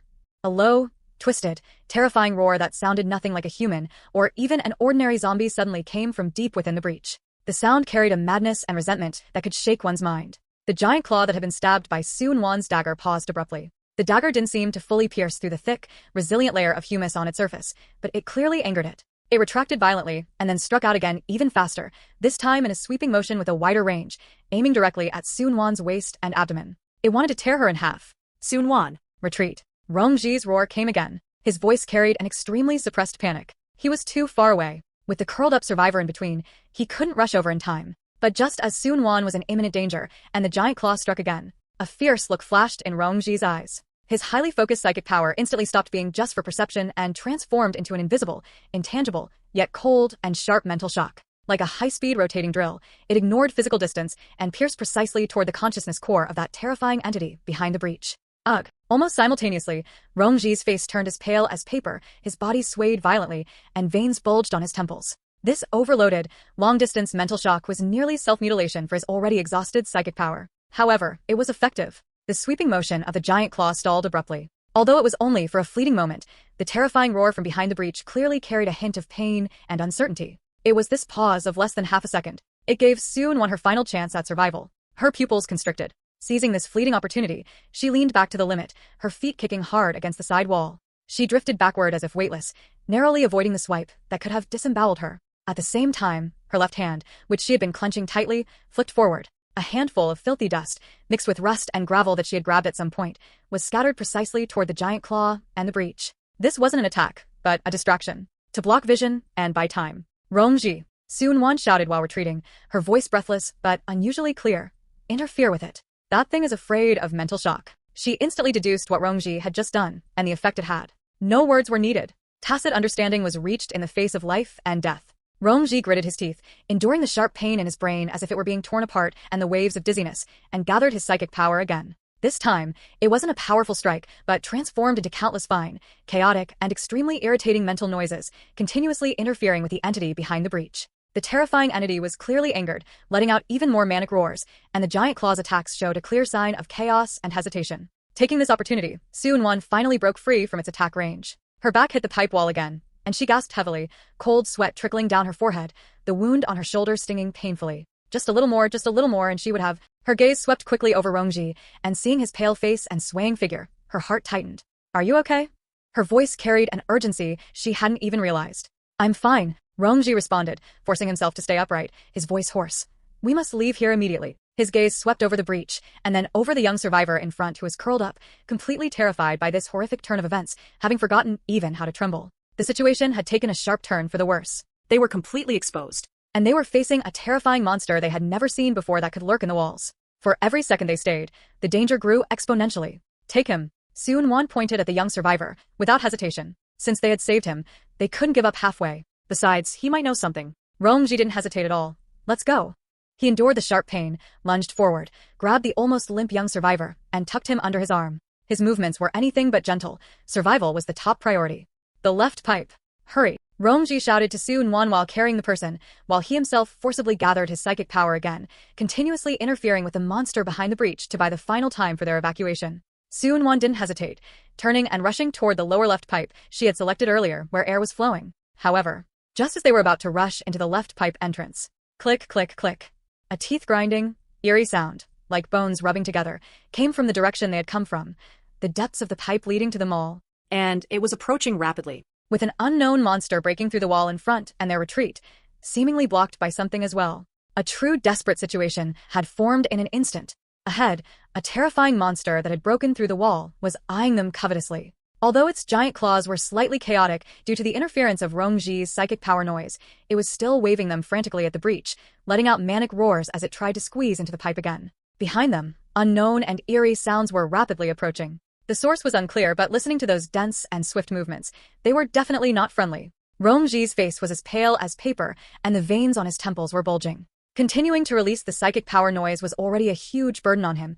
His brain felt like it was being pierced by countless steel needles, and waves of dizziness kept hitting him. He forced himself not to collapse, but the arm holding the person was already trembling slightly. Sun Wan's back was pressed against a cold pipe wall, breathing heavily. The wound on her shoulder throbbed with burning pain, but her eyes were as sharp as an eagle's. She quickly scanned the front and back, her brain racing as she assessed the danger levels of both directions in less than a second. The monster in front was known and terrifying, but it was temporarily interfered with by Romji's ability, reducing its attack efficiency. The opening was limited in size, and it seemed unable to fully squeeze in immediately. The sounds from behind were unknown, but they were fast, and it sounded like there might be more than one. If they were blocked in this narrow pipe, the consequences would be unimaginable. We cannot retreat. Sun Wan made the decision in an instant, her voice urgent and firm. The ones behind are too fast. If we get blocked in, we're done for. Rush forward. She chose the known danger, betting that the pipe to the lower left was their path to survival. Follow me and charge. Romji did not hesitate at all, letting out a hoarse roar. He abruptly stopped releasing the psychic power noise and, as a last resort, channeled his remaining psychic power into a sharper, more impactful psychic spike, stabbing it fiercely into the consciousness of the monster behind the breach. Roar. A howl of extreme pain and fury came from behind the breach. The waving giant claws stiffened abruptly, then frantically retracted, as if it had suffered a violent impact inside. Now was the time. Go! Romji tightened his grip on the dying survivor under his arm, and was the first to rush towards the pipe opening to the lower left. His movements were somewhat staggering due to exhaustion and the weight he was carrying, but his pace was exceptionally determined. Sun Wan followed closely behind, gripping her dagger in a reverse hold, her whole body on high alert, her peripheral vision fixed on the cluck, cluck sound that was getting closer and closer behind them. Just as Romji's figure disappeared into the left pipe opening, several dark shadows suddenly surged out from the corner of the pipe behind them. Those were not zombies at all. They were several bone monsters with huge bodies, twisted and reversed joints, as if they had been forcibly stitched together. Their bones were exposed, covered with pale fascia, and they made that teeth-grating cluck, cluck sound as they moved. Ghostly green phosphorus flames flickered in their eye sockets, instantly locking onto Sun Wan as she was crawling into the pipe. Hurry! Romji's roar came from the pipe below. Sun Wan felt her scalp tingle. There was no time to look closely, so she shrank her body downwards and practically rolled into the pipe on the left. SSH. SSH. Almost the same instant she disappeared, several pale bone claws scratched fiercely at the spot where she had just been, making a harsh sound and leaving deep indentations on the metal pipe wall. Bang! Sun Wan fell heavily into the pipe that sloped downwards to the left. Ignoring the pain, she used her hands and feet to slide down while anxiously looking upwards. Romji was struggling to drag the survivor downwards, his speed greatly reduced due to the steep slope and the weight he was carrying. They're coming down, Sun Wan warned urgently, turning around to gouge her dagger fiercely into the pipe wall, trying to slow down and create an obstacle. Cluck, cluck, cluck. That hair-raising sound followed closely behind indeed. Those bone monsters actually entered the left pipe in an extremely twisted and eerie posture, sliding down the steep slope quickly. They were incredibly fast. Romji glanced back and his pupils shrank. He abruptly pushed the survivor under his arm forward and shouted to Sun Wan below. Catch him. Sun Wan instinctively reached out and caught the young man rolling down, the huge momentum causing her to fall backward as well. Meanwhile, Romji turned around abruptly to face the bone monsters sliding down from above. A glint of ruthlessness flashed in his eyes. His psychic power was almost exhausted, but he still had other weapons. He abruptly drew the military knife he always carried with him and pressed his body against one side of the pipe wall, just as the first bone monster slid in front of him with its bone claws spread. Sidestep. Dodge. Swing the knife. The movements were executed in one fluid motion. The blade flashed and struck accurately at the junction of the monster's neck bones. Crack. With a crisp sound, the monster's head was actually knocked askew by his strike, the phosphorus flames in its eyes flickering violently, and its speed suddenly stalled. But more bone monsters followed one after another. Rongji was unable to resist them at all. After striking one blow, he did not linger, using the momentum to retreat backward and slide down the steep slope. Go, he roared to Sun-won below. Sun-won dragged the unconscious survivor and moved downwards with difficulty. The downward angle of the pipe became steeper and steeper, almost turning into a vertical slide. Rongji, Sun-won shouted upwards anxiously. Don't worry about me. Go down. Rongji's voice came through, mixed with the crisp sounds of blades clashing against bone and rapid gasps. He was fighting while retreating, buying them the last bit of time. Sun-won gritted her teeth, suddenly hugged the survivor tightly in front of her, and kicked hard against the pipe wall with both legs. The two of them slid down the nearly vertical pipe rapidly and uncontrollably. The speed became faster and faster. The wind whistled in their ears. The cluck, cluck sounds and the sounds of Rongji fighting behind them were quickly left far behind. They didn't know how long or how deep they had slid. Bang. Sun-won felt emptiness beneath her. She fell heavily onto some kind of hard, rough ground. The survivor in her arms also rolled to the side. Her vision swam with stars, and her bones ached as if they were falling apart. She struggled to lift her head and found that she seemed to have fallen into a larger underground space. It was pitch black all around, with only a faint light source visible in the distance. She hurriedly looked back and upwards. The vertical pipe opening was high above like a distant well mouth, with no movement at all. Rongji didn't come down. He was held back by those bone monsters. A cold fear instantly gripped Sun-won's heart. Cold, moldy air rushed into her lungs, making Sun-won cough. Her bones ached as if they were falling apart, especially where the sharp claws had scratched her shoulder, which burned with pain. She struggled to push herself up, immediately reaching for the dagger at her waist. It was still there. Her other hand quickly reached behind her. The compound bow seemed to have been scraped against the pipe wall during the fall, but the bow itself was largely intact. The quiver, some arrows had scattered, but a few remained. After quickly checking her gear, her gaze immediately turned to the young survivor curled up motionless on the ground nearby. His breathing was weak, but he was still alive. Then, she looked up abruptly, her gaze anxiously fixed on the pipe opening high above from which they had fallen. It was pitch black and silent there. There was no sign of Rongji, nor any indication that the bone monsters had followed. Only a few drops of dark red, not yet fully coagulated blood were scattered on the pipe wall below the opening. A shocking sight. Rongji's blood. He was hurt, and he hadn't been able to follow her down. A cold, near-suffocating fear instantly gripped Sun-won's heart, causing her to gasp. The image of him being overwhelmed by those terrifying bone monsters flashed through her mind. No. Sun-won bit her tongue hard, using the sharp pain to force herself to calm down. Panic wouldn't solve anything. She took a deep breath, suppressing her churning emotions, her eyes quickly becoming cold and sharp, like reforged cold iron. Now was not the time to panic. She first tilted her head to listen, pushing her hearing to the limit, carefully catching any movement around her. Aside from the faint sound of dripping water in the distance and the weak breathing of herself and the survivor on the ground, everything was deathly silent. No obvious threats were detected for the moment. Only then did she breathe a sigh of relief and begin to carefully examine her surroundings. This seemed to be a huge underground culvert or an abandoned maintenance tunnel, much wider than the pipe above, with a diameter of about 3 or 4 meters, the floor made of rough concrete, covered in standing water and grime. The air was damp and cold, filled with a heavy smell of mold, rust, and some indescribable, stale, decaying odor. The faint light in the distance seemed to come from around the corner of the tunnel, like the cold glow of some emergency light or residual electrical equipment. Safe for now. But Rongji. Sun-won forced herself once again to pull her thoughts back to reality from her worry about Rongji. She had to survive to have a chance to figure out what was happening above, and even go back to find him. She walked over to the unconscious survivor and crouched down. Her gaze first fell on the foreign metal object beneath the collar at the back of his neck. It was a rice grain-sized silver chip embedded in his skin, with a very smooth surface, currently emitting an extremely faint, almost imperceptible blue fluorescence. Was this the thing emitting the signal that interfered with mental perception? Sun-won's eyes narrowed. She didn't rashly touch it. Who knew if it would explode just as he had said? She carefully checked his vital signs. He was very weak, dehydration, starvation, and extreme fear. It was a miracle he had held on this long. She took a small amount of spirit spring water from her space and carefully dripped it onto his cracked lips. She also took out some high-energy compressed food, dissolved it with water, and fed it to him bit by bit. Saving him now was not just out of humanity, but because he might be the key to understanding this place, the monsters, and even that chip. After doing all this, Sun-won stood up and cast her gaze back to the pipe opening above. Go up? Go back to find Rongji immediately? This thought was extremely tempting, but reason instantly overcame the impulse. The situation above was unknown. Romji's fate was uncertain, and those bone monsters might still be there. Alone, with a wounded person, rashly climbing back into that narrow vertical pipe would be tantamount to suicide. It might even lead the monsters down. The most rational course of action right now was utilize the temporarily safe environment to help the survivor regain consciousness as soon as possible and obtain information. At the same time, explore this underground space to look for other possible exits or resources. Only by obtaining more information and resources would it be possible to formulate a plan to rescue Rongji, or, at least, increase the chances of survival. She took one last deep look at the pitch-black pipe opening, as if to carve its location into her mind.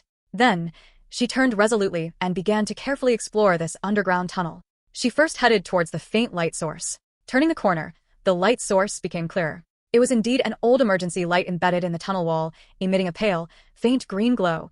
The power seemed extremely unstable, with the light flickering on and off. Residual electricity. What did this mean? Below the emergency light, there seemed to be some blurred markings and text carved into the tunnel wall. Su-Wan leaned in to identify them carefully. The markings were mottled and unclear, but she could vaguely distinguish arrows and numerical codes. The text was in English. Sector 7 Maintenance Access. To Central Reactor. Danger. Authorized personnel only. Central Reactor. Authorized personnel.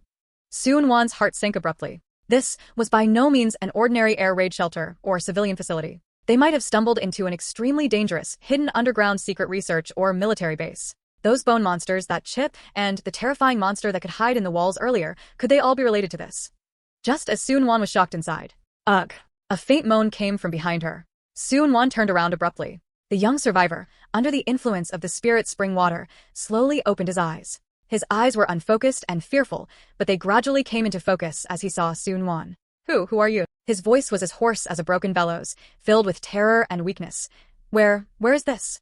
Su-Wan walked quickly to his side. She didn't answer his question immediately, but instead looked straight at him with a calm gaze, her tone steady but carrying an unquestionable force. You are safe for now. Tell me, what is your name? What is the thing on the back of your neck? And what is going on with those monsters above? Also, she paused, her gaze sharp as a knife. Did you see a man wearing white clothes who looked very calm? How is he? When the young survivor heard, the thing on the back of your neck and monsters, his body began to tremble violently, and his eyes erupted with immense fear. The chip can't be touched. They are cleaners. He rambled incoherently, breathing rapidly. He has awakened. Everything is over. That man. He seemed to recall something, a flash of incredible shock appearing amidst his fear. He, in order to stop those cleaners, seemed to have jumped into the incineration well. Jumped into the incineration well. Su-Wan's pupils contracted sharply. Her blood seemed to freeze instantly. Incineration well. The three words pierced into Su-Wan's heart like an ice pick. The instantaneous chill made her almost stop breathing. Jumped in. Rongji, he jumped into a place like that. No. Impossible. A person as calm and rational to the extreme as him, how could he choose to seek his own death? Su-Wan took a sharp breath, forcibly suppressing her emotions that were on the verge of spiraling out of control. She grabbed the young survivor's thin shoulders with both hands, her grip tightening unconsciously, her gaze sharp as a falcon's, staring fixedly into his terrified eyes. Her voice was suppressed with immense shock, yet she kept it as steady as possible. Speak clearly. What is the incineration well? Why did he jump in? Did you see it with your own eyes?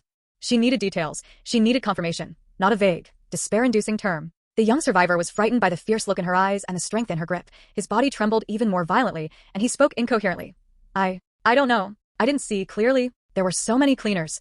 He was blocking the pipe entrance. It seemed he was forced into a corner with no other choice. Behind him was a dead end. The well entrance was right next to him. He just jumped down to stop them.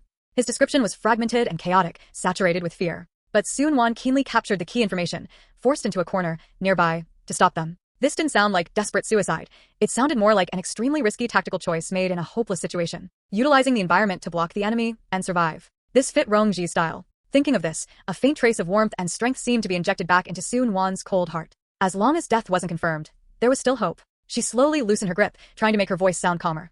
Calm down. Speak slowly. What is your name? What exactly is this place? What are cleaners? And what is up with the chip at the back of your neck? She needed to obtain information systematically, not be led by her emotions. The young survivor panted heavily, his eyes darting around in fear, as if afraid those monsters would pounce from the darkness at any moment. Under Su-Wan's calm gaze, he steadied himself slightly. My name is Asia Jinja, he said, his voice trembling. This is the maintenance tunnel of sublevel 7 of the Hive.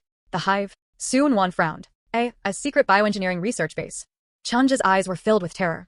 Before the disaster broke out, I was a level 3 assistant researcher here. He subconsciously touched the chip at the back of his neck, his voice tearful. This is an identity marker and a limiter. All non-core personnel were forcibly implanted. Once one attempts to escape a specific area or leak secrets, it will. He shuddered violently and couldn't continue. Soon Wan's heart sank again. A secret research base, forcibly implanted limiter chips. This explained the source of the interference and mental shielding, and it also explained those bone monsters. Then what about the cleaners? Soon Wan pressed on, her gaze sweeping through the depths of the tunnel, remaining vigilant. They are the base's automated defense and cleanup system. Chunja's voice was filled with despair. They were originally for processing experimental waste and failed products. Later, they went out of control, the programming malfunctioned, and they treated all living things as cleanup targets.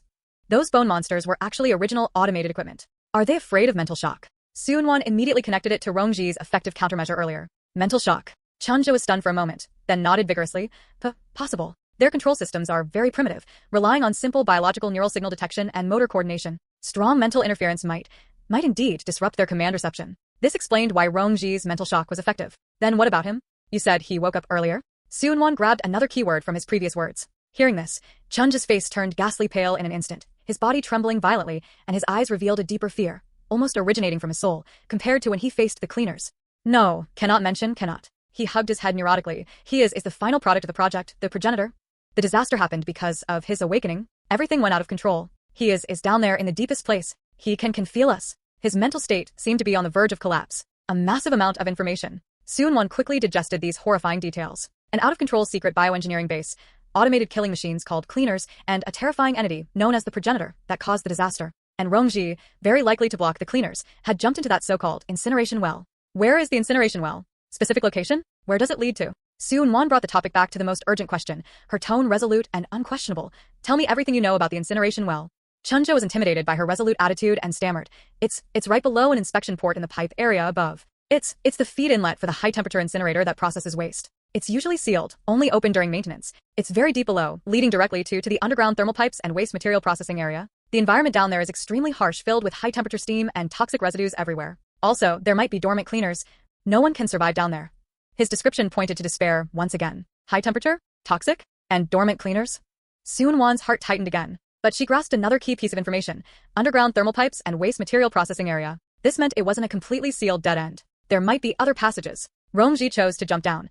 He must have instantly judged that there was a glimmer of survival there. Not certain death. Soon-Won stood up abruptly, her gaze cast again towards the pipe opening high up, her expression becoming incomparably firm. Can you move? She looked at Chunja, her tone quick and calm. We must leave here and find the path to the underground thermal pipe area. No way. Chunja shrank back in terror. It's more dangerous down there. The cleaners, and his sensing? We can't go down. Staying here is waiting for death. Soon-Won's tone suddenly turned cold. The cleaners have already discovered this tunnel. They will come down sooner or later. Or he you mentioned will find us too. If you want to live, follow me. Her calmness and dominance temporarily overcame Chunja's fear. He trembled, but finally nodded with difficulty. Soon-Won said no more, quickly taking some high-energy food and a small bottle of water from her space and stuffing them to him. Recover your strength as quickly as possible. Follow me closely. She took the lead and walked towards the depths of the tunnel, in the direction indicated by the emergency light. According to Chunja's previous words and the signs on the wall, the direction towards central reactor likely also led to deeper areas, perhaps having a path connecting to the thermal pipes. Chunja struggled to climb up, staggering to keep up, his eyes filled with fear, yet also carrying a faint reliance on the mysterious supplies and calm demeanor Soon-Won possessed. The tunnel extended forward, with more and more standing water and filth on the ground, and the air becoming more sultry and carrying a strange chemical odor. In the darkness ahead, the low humming of large equipment could be faintly heard. Soon-Won was fully focused, gripping her dagger tightly, every step cautious. Her mind was highly tense, both vigilant against threats from the darkness and deeply worried about Rongji's current situation. He jumped into the incineration well, under conditions of severe injury and mental exhaustion, facing high temperatures, toxic gas, and potentially dormant cleaners.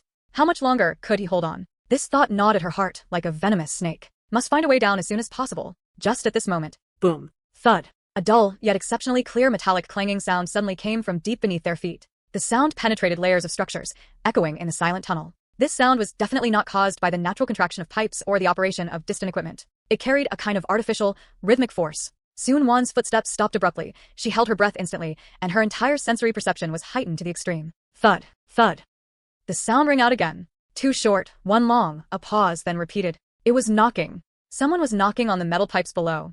And this rhythm was the universal distress signal rhythm from before the apocalypse. There's someone down there. Soon-Won's heart pounded wildly, a name almost slipping out.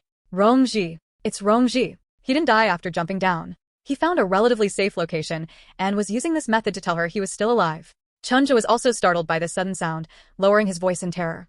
Wah, what sound? Is it coming from below? It's a distress signal.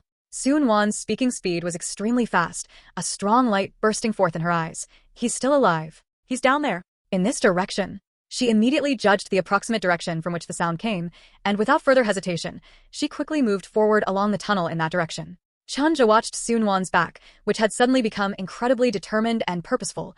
The fear in his eyes had not yet faded, but it was now mixed with a trace of bewildered astonishment. He gritted his teeth and stumbled to keep up. As they walked further in that direction, the stifling heat and chemical odor in the air grew heavier, and the humming of equipment in the distance became clearer. And that rhythmic tapping sound grew clearer and clearer, guiding their way. Finally, they arrived at a huge, rusted metal grid platform leading downward. The scorching heat waves and the tremendous roaring sound were coming from beneath the platform. And that clear tapping sound was coming from the depths directly below the platform. Soon-won cautiously approached the edge of the platform and looked down. Below was a massive underground space, filled with incredibly thick, rusted metal pipes emitting high heat, with narrow metal walkways and platforms interwoven between them. Scorching steam erupted from time to time from cracks or valves in the pipes.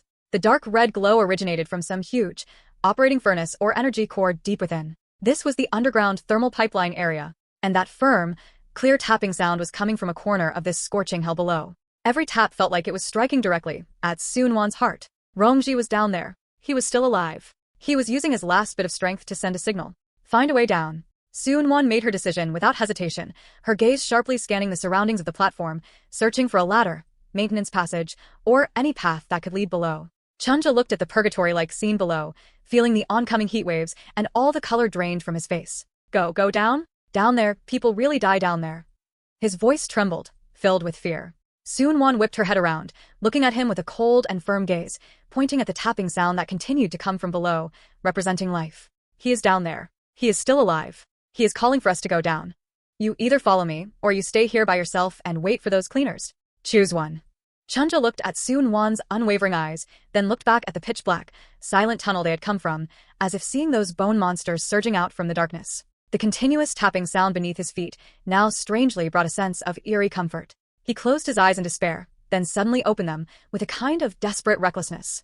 I will go down with you. Soon-won said no more, quickly discovering a ladder on one side of the platform that was almost completely rusted away, leading downwards. She took a deep breath of the scorching air, gripped her dagger tightly, and was the first to step onto the rickety ladder. Below, the rhythmic tapping sound continued, like the only heartbeat in the dark purgatory, guiding her as she dove without hesitation into the roaring and scorching abyss.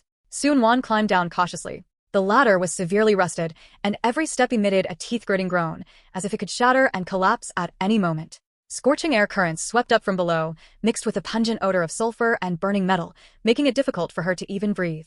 The tapping sound from below continued, steady and powerful, as if telling of the knocker's tenacious will to survive. This sound was like an invisible thread, firmly pulling at Soon-won's heart. She quickened her descent, but remained cautious with every step.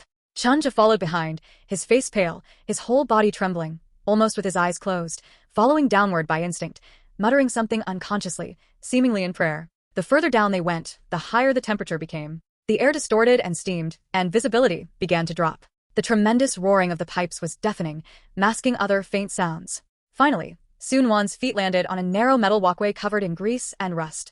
Half a meter below the walkway was a massive main steam pipe with an extremely high surface temperature, emitting astonishing heat. She immediately sidestepped to make room and reached out to pull the nearly collapsing Chunja, helping him stand steady. The tapping sound became even clearer. The source was not far ahead, seemingly just below the walkway on the other side of that main steam pipe. Follow me closely. Watch your step. Soon-won whispered sharply to Chunja, gripped her dagger in a reverse hold, and cautiously groped her way forward along the narrow walkway. The walkway was slippery, and from time to time, scorching steam shot out from the pipe joints or valves, making a harsh hissing sound, as dangerous as a trap. Soon-won was fully focused, relying on her agility and calm judgment to avoid them time and again. Chunja followed behind her, using both hands and feet in a sorry state. A few times he nearly slipped, but was saved by Soon-won just in time. Turning a corner, the sight before her made Soon-won's pupils constrict. The walkway ahead was covered by a large patch of bubbling black sludge leaking from the pipes above, emitting a pungent odor, making it completely impassable. The sludge was still dripping, and the pipes below were sizzling as they were eroded. And that firm tapping sound was coming from directly beneath this sludge area. Rongji was down there, but the path was blocked. Soon-won quickly scanned the surrounding environment. On one side of the walkway were thick pipes, and on the other was a bottomless, steam-filled dark space. Must bypass the sludge. Soon Wan's gaze locked onto the outer side of the walkway, at the crisscrossing, slightly thinner pipes and support structures. We can't get across. Chunja looked at the dangerous path, his voice filled with despair. Stay here, and don't move. Su Wan did not hesitate.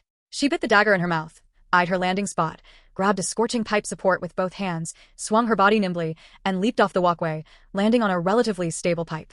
The high heat instantly transmitted through her soles, but she couldn't worry about that. Like a nimble cat leaping through a steel jungle, she relied on pipes, supports, and the occasional protruding bolt to bypass the deadly sludge area with extreme thrill.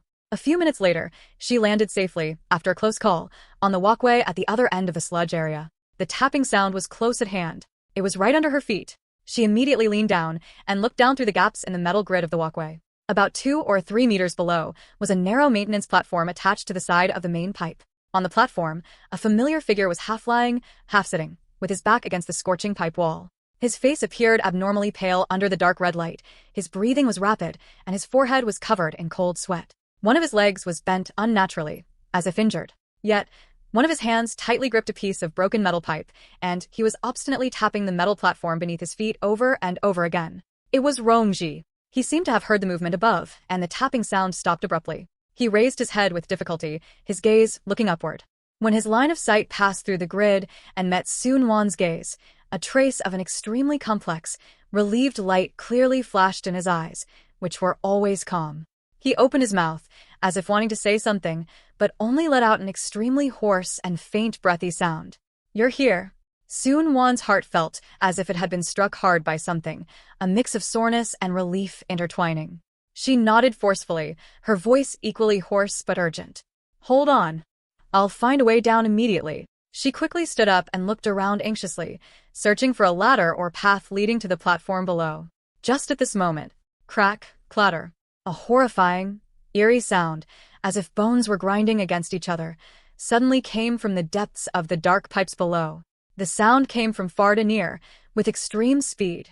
Rongji's expression changed suddenly. He looked up sharply at Soon Wan, using all his strength to make an extremely clear, urgent gesture. Danger. Retreat quickly. Almost at the same instant. Whoosh, whoosh, whoosh. Several ghastly white, twisted shadows, like ghosts, suddenly darted out from the dark gaps below, carrying a nauseating scent of decay, and lunged straight at Rongji on the platform. It was those bone monsters, cleaners. They were indeed lurking below. Whoosh, whoosh, whoosh. Several pale bone monsters, like bone spears shot from hell, accompanied by ear-piercing whistling sounds and a strong scent of decay, lunged straight at the heavily injured Rongji on the maintenance platform below. Their speed was extreme, their claws and teeth flashing with a heart-stopping cold light. Rongji's pupils contracted sharply. Forcing himself to endure the intense pain, he rolled violently to the side. Screech. The hard metal platform where he had been leaning was gouged by a sharp claw, sending out dazzling sparks and leaving a deep dent. More bone monsters were continuously surging out from the dark abyss below. In an instant, they formed an encirclement around Rongji. Rongji.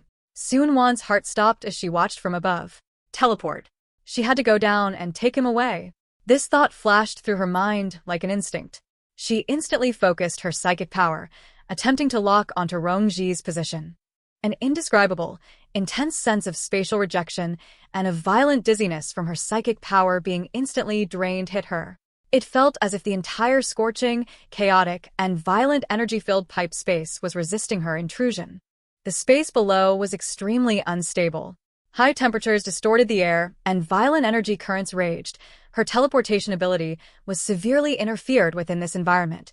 The risk of failure was extremely high, and it could even trigger unpredictable spatial tears, throwing them both into unknown danger or exposing them directly to high-temperature steam. The risk of a forced teleportation was too high to bear. Damn it! Soon Wan gritted her teeth and cursed, forcing herself to suppress the dizziness. This path was blocked. In a flash, she didn't hesitate, instantly taking out a compound bow and an arrow from her space. Knocking the arrow, pulling the string, and aiming, her movements were fast as lightning. This was a more reliable and safer choice. Whoosh! The arrow tore through the scorching air, accurately hitting the skull of a bone monster that was lunging at Rongji's back. Crack! With a crisp sound, The arrow's massive kinetic energy shattered the skull directly, and the monster collapsed to the ground. But more monsters didn't stop. They seemed to have no fear, only pure killing instinct. Sunwon knocked another arrow, but the monsters were too close to Rongji, entangled together, making it difficult for her to find a safe shooting angle. Rongji leaned his back against the scorching pipe wall, struggling to support his body. A cold, fierce look flashed in his eyes as he grabbed the piece of broken metal pipe he had used to signal earlier. Bang!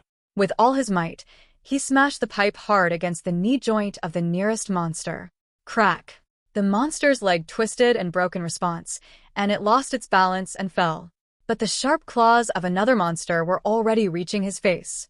At this life-and-death moment, a look of fierce determination flashed in Rongji's eyes.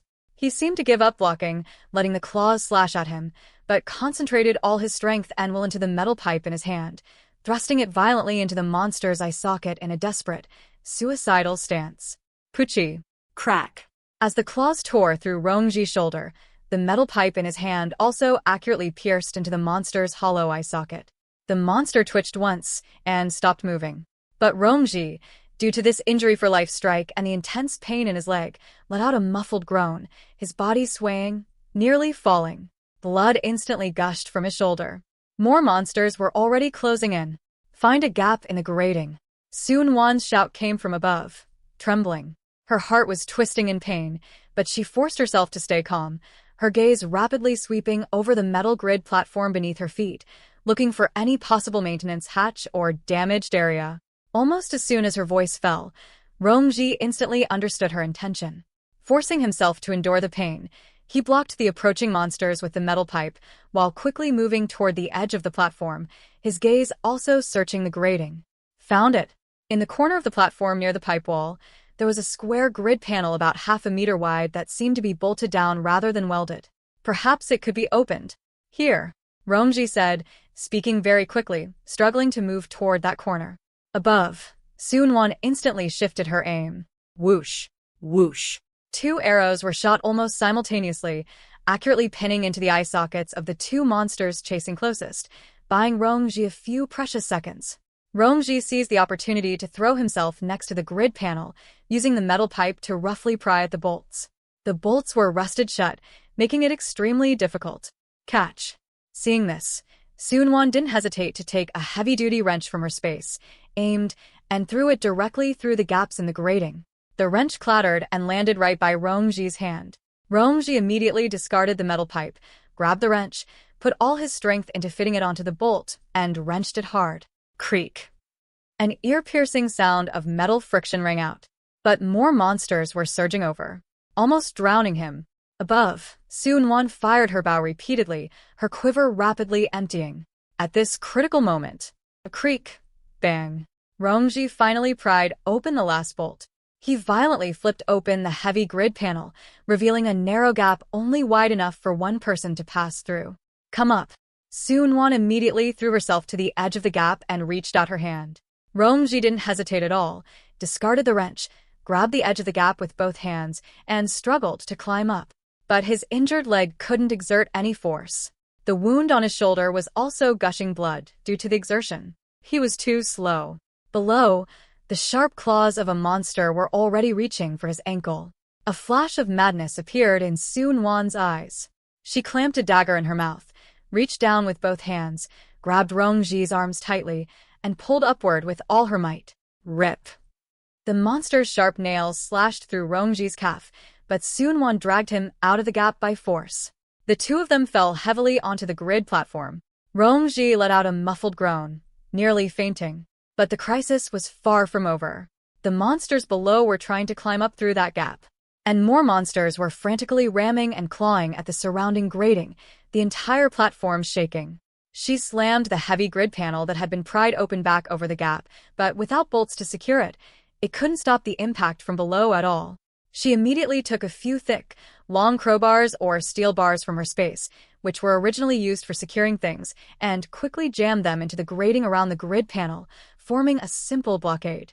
But this could only block them temporarily. What was worse, crack, clatter. That teeth-grinding sound of bone friction came again from the dark depths on the other side of the oil-stained area. and it was getting closer. Chunja let out a shrill scream.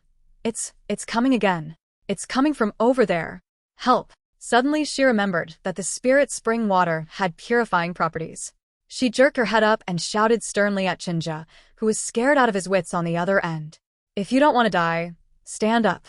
Pour all of that bottle of water I gave you onto that patch of oil. Hurry. Chunja fumbled to take out the bottle of spirit spring water that Soonwon had given him earlier and splashed it all over the thick, black oil under his feet. A miracle happened.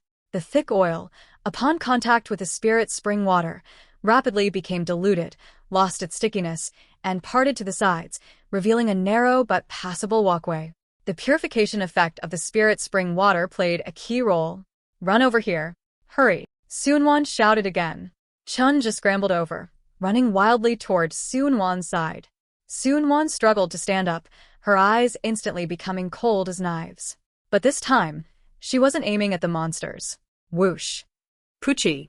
The arrow accurately shot and broke the valve stem of a severely rusted steam pipe not far below. Hiss. A scorching high-pressure steam, like a white, angry dragon, instantly erupted from the broken valve. It just happened to cover that area. A shrill, sharp, inhuman screeching sound rang out instantly. Those bone monsters that bore the brunt were instantly impacted by the high-temperature, high-pressure steam, their bones rapidly turning black and shattering. The steam instantly cleared an area below. However, the crisis was not resolved. The high-pressure steam could not spray for long and soon began to weaken. More monsters climbed up from areas not covered by the steam. And on the other side of the oil-stained area, a new group of monsters was already closing in. Go! Rongji hissed, forcing himself to endure the intense pain. Soonwon draped one of his arms over her shoulder. She looked at the shaken Chunja and said sternly, "Support him on the other side." Chunja did as he was told, trembling.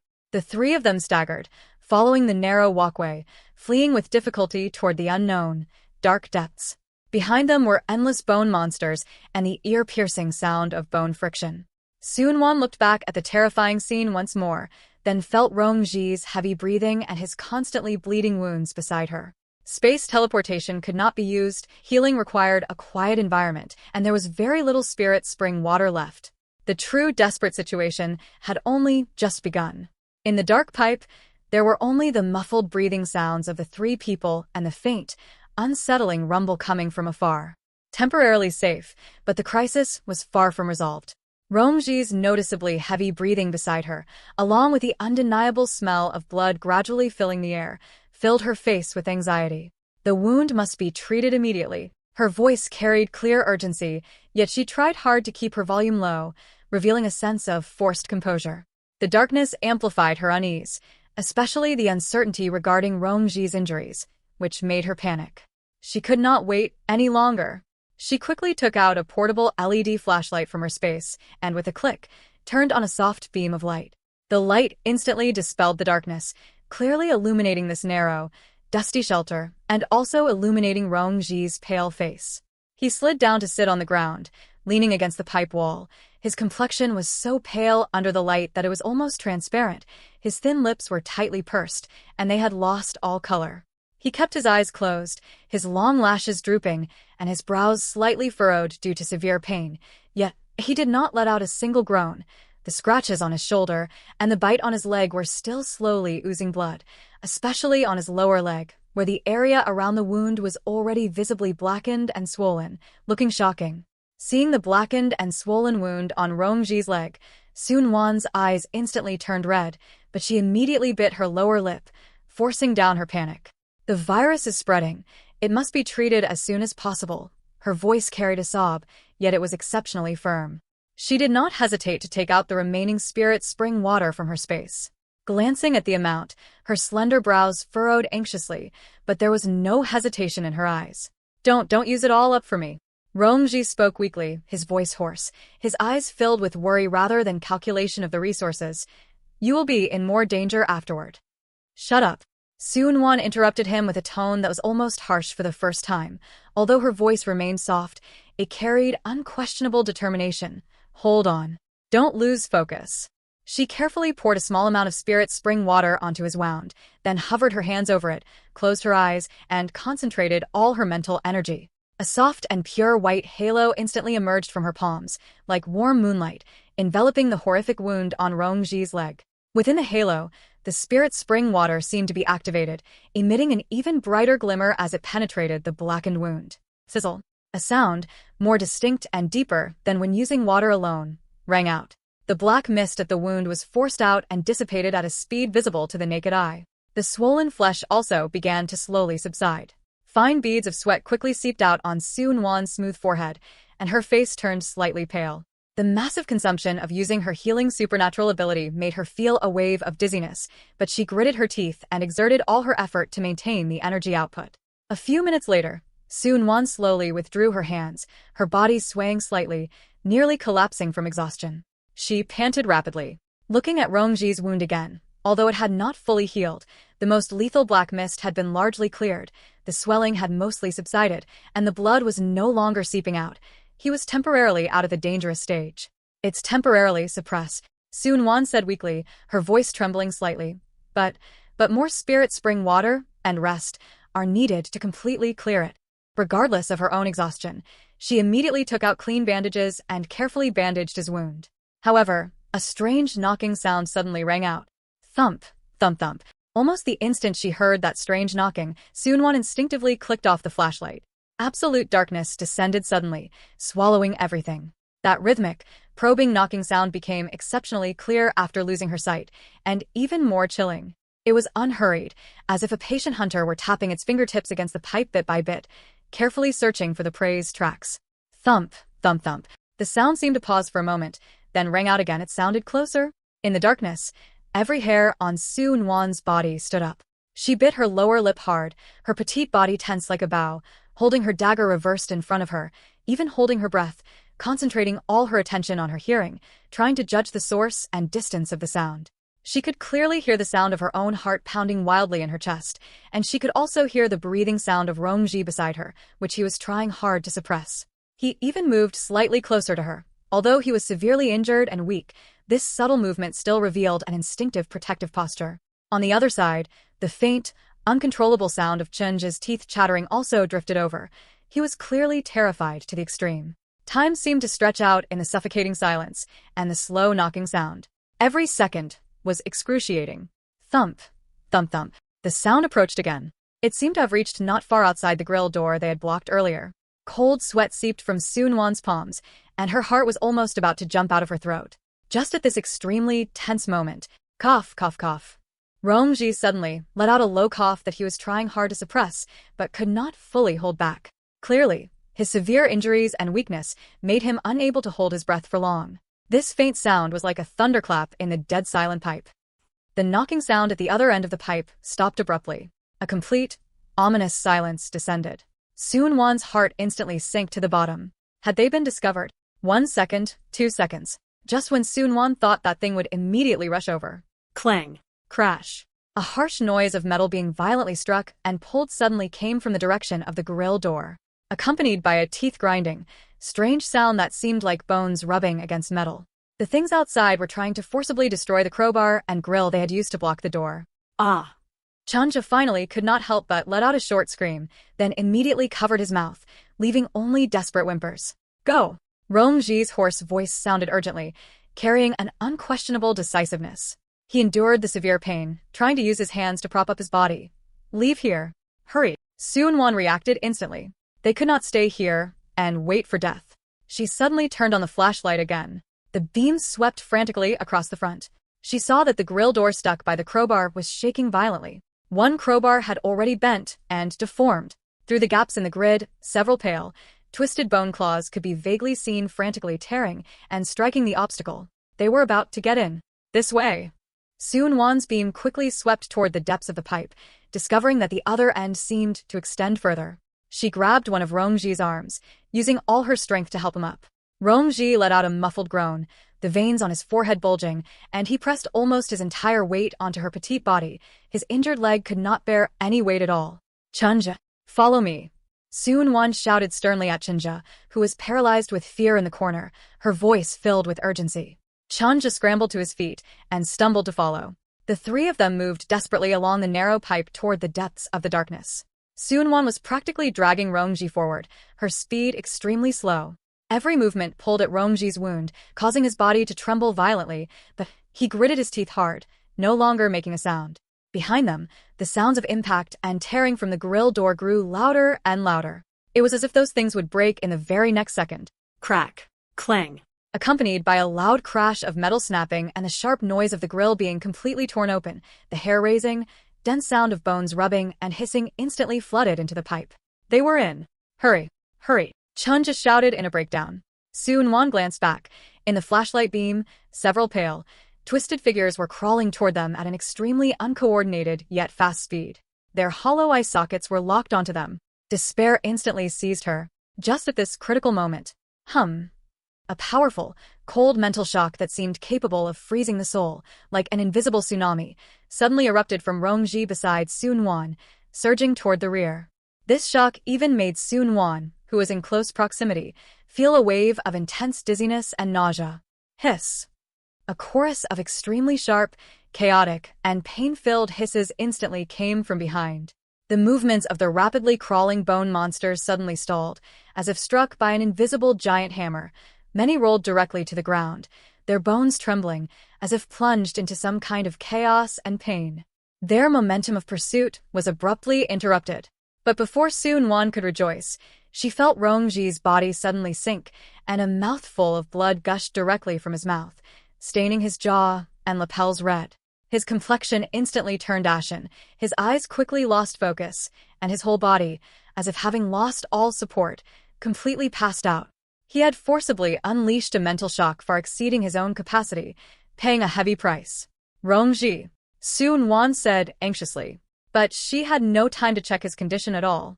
The monsters behind were only temporarily repelled, not eliminated. The chaotic hissing was recovering rapidly. The instinct to survive and the will to protect him overwhelmed her panic. Soon-won did not know where she summoned the strength from, but she practically half-carried and half-dragged the completely unconscious Rongji, rushing frantically toward the depths of the pipe. Chunja also scrambled to follow. The flashlight beams swayed wildly in the darkness, illuminating the seemingly endless pipe ahead. Behind them, the teeth-grinding sound of bones rubbing and angry hissing rang out again, and it was rapidly approaching. Deep within the dark pipe, the beam of a flashlight swung wildly, outlining the panicked silhouettes of 3 people fleeing for their lives. Soon-won used almost every ounce of strength in her petite frame, half-carrying and half-dragging the completely unconscious Rongji as she stumbled forward through the narrow, rough pipe. Rongji's entire weight pressed down on her, his injured leg dragging powerlessly on the ground. Every movement made Soon-won feel as though her own bones were about to fall apart. Sweat soaked her bangs, sliding down her cheeks to mix with the involuntary tears seeping from the corners of her eyes. Yet she gritted her teeth, her lower lip bitten so hard it almost drew blood. Those eyes, which usually appeared delicate and soft, now revealed a fierce, resolute tenacity under the flickering light. Must escape. Must keep him alive. This thought supported her like steel. Behind them, the teeth-grinding sound of bones rubbing together and angry shrieks drew closer and closer. Those bone monsters had recovered from the chaos of the mental shock and were pursuing them at an even faster speed. Wait for me. Wait for me. Chunja crawled and stumbled behind them, his voice laced with sobbing and complete collapse. Fear had already devoured his last shred of reason. Soon-won had no time to look back. All her energy was focused on discerning the direction and supporting the heavy burden on her body. The pipe began to fork. To the left or to the right. Just at this critical moment. Ah! Don't come over. Get away. Chunja suddenly let out a shrill, distorted scream. Soon-won whipped her head around, the flashlight beam sweeping across. She saw Chunja, who had been lagging at the back, his ankle firmly gripped by a ghastly white bone claw that had shot out rapidly from the darkness behind. He fell to the ground in terror, and another monster was pouncing toward his face. Save me. Soon-won. Save me. Chunja reached out to her in despair, his face filled with the ultimate fear of death. Save him? How could she save him? Soon-won's heart contracted violently. Put down Rongji to save him? Both of them would likely be overwhelmed in an instant. Turn back with Rongji? It would be too slow, and tantamount to walking into a trap. The choice had to be made in an instant. Sun Wan's eyes turned cold as iron in an instant. She saw the despair in Chinja's eyes, and also the swarming ghastly white figures behind him. There was no time. A trace of hesitation flashed to her eyes, but the next second it was crushed by absolute rationality. She turned her head back sharply, no longer looking at the desperate scene, and squeezed 2 words through her teeth, her voice hoarse yet resolute. Keep up. This was not an encouragement, but a final ultimatum. If he could keep up, he would live. If he couldn't, that was fate. After saying this, she erupted with unprecedented strength, almost dragging Rongji as she dashed toward the narrower, downward-sloping fork on the left. She chose the direction that her intuition told her might be more complex and easier to shake off the pursuers. No. Don't leave me behind. Sun Wan. Chunja's shrill cry, followed by the terrifying sounds of monsters tearing flesh and gnawing on bones, instantly came from behind, filled with extreme despair and pain, only to quickly fade away, completely drowned out by the excited shrieks of the monsters. Sun Wan's body shuddered violently, but she did not look back, nor did she slow down. She only bit her lip even tighter, tasting the tang of blood. She could not stop. If she stopped, she and Rongji would suffer the same fate as him. The guilt in her heart gnawed at her like a viper, but the weight of supporting Rongji and the instinct to survive did not allow her to be weak. The gnawing and shrieking sounds behind them temporarily slowed down the pursuers, buying them a few precious seconds. Sun Wan seized this fleeting opportunity and dashed forward desperately. The pipe beneath her feet indeed began to slope downward and became increasingly narrow, while the surrounding walls became slippery and covered in a viscous, moss-like substance. The flashlight beam jumped wildly in the darkness, illuminating the seemingly endless darkness extending downwards ahead. Rongji was silent, with only a breath so weak it was almost imperceptible, indicating that he was still alive. Fresh blood kept seeping from the corners of his mouth, staining Sun Wan's shoulder and neck.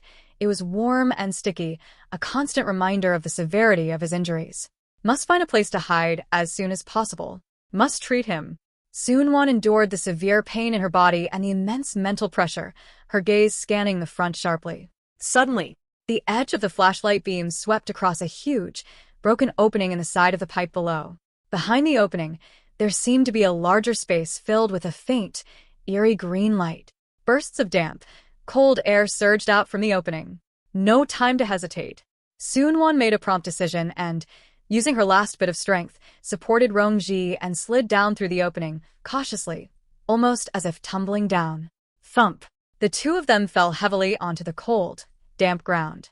Sun Wan immediately shielded Rongji behind her, quickly raising the flashlight to look around. This place appeared to be a huge underground wastewater treatment tank or an abandoned section of some kind of cultivation base. The space was vast with a high ceiling, suffused with a faint, eerie, ghost-green fluorescence emanating from the tank walls and some strange, never-before-seen moss or fungi growing on the giant pipes. The air was damp and cold, permeated with a heavy musty smell and some indescribable, cloyingly sweet scent of decay. The bottom of the tank contained cold, shallow, viscous wastewater, with many huge, broken glass containers and metal racks of unrecognizable original forms scattered about.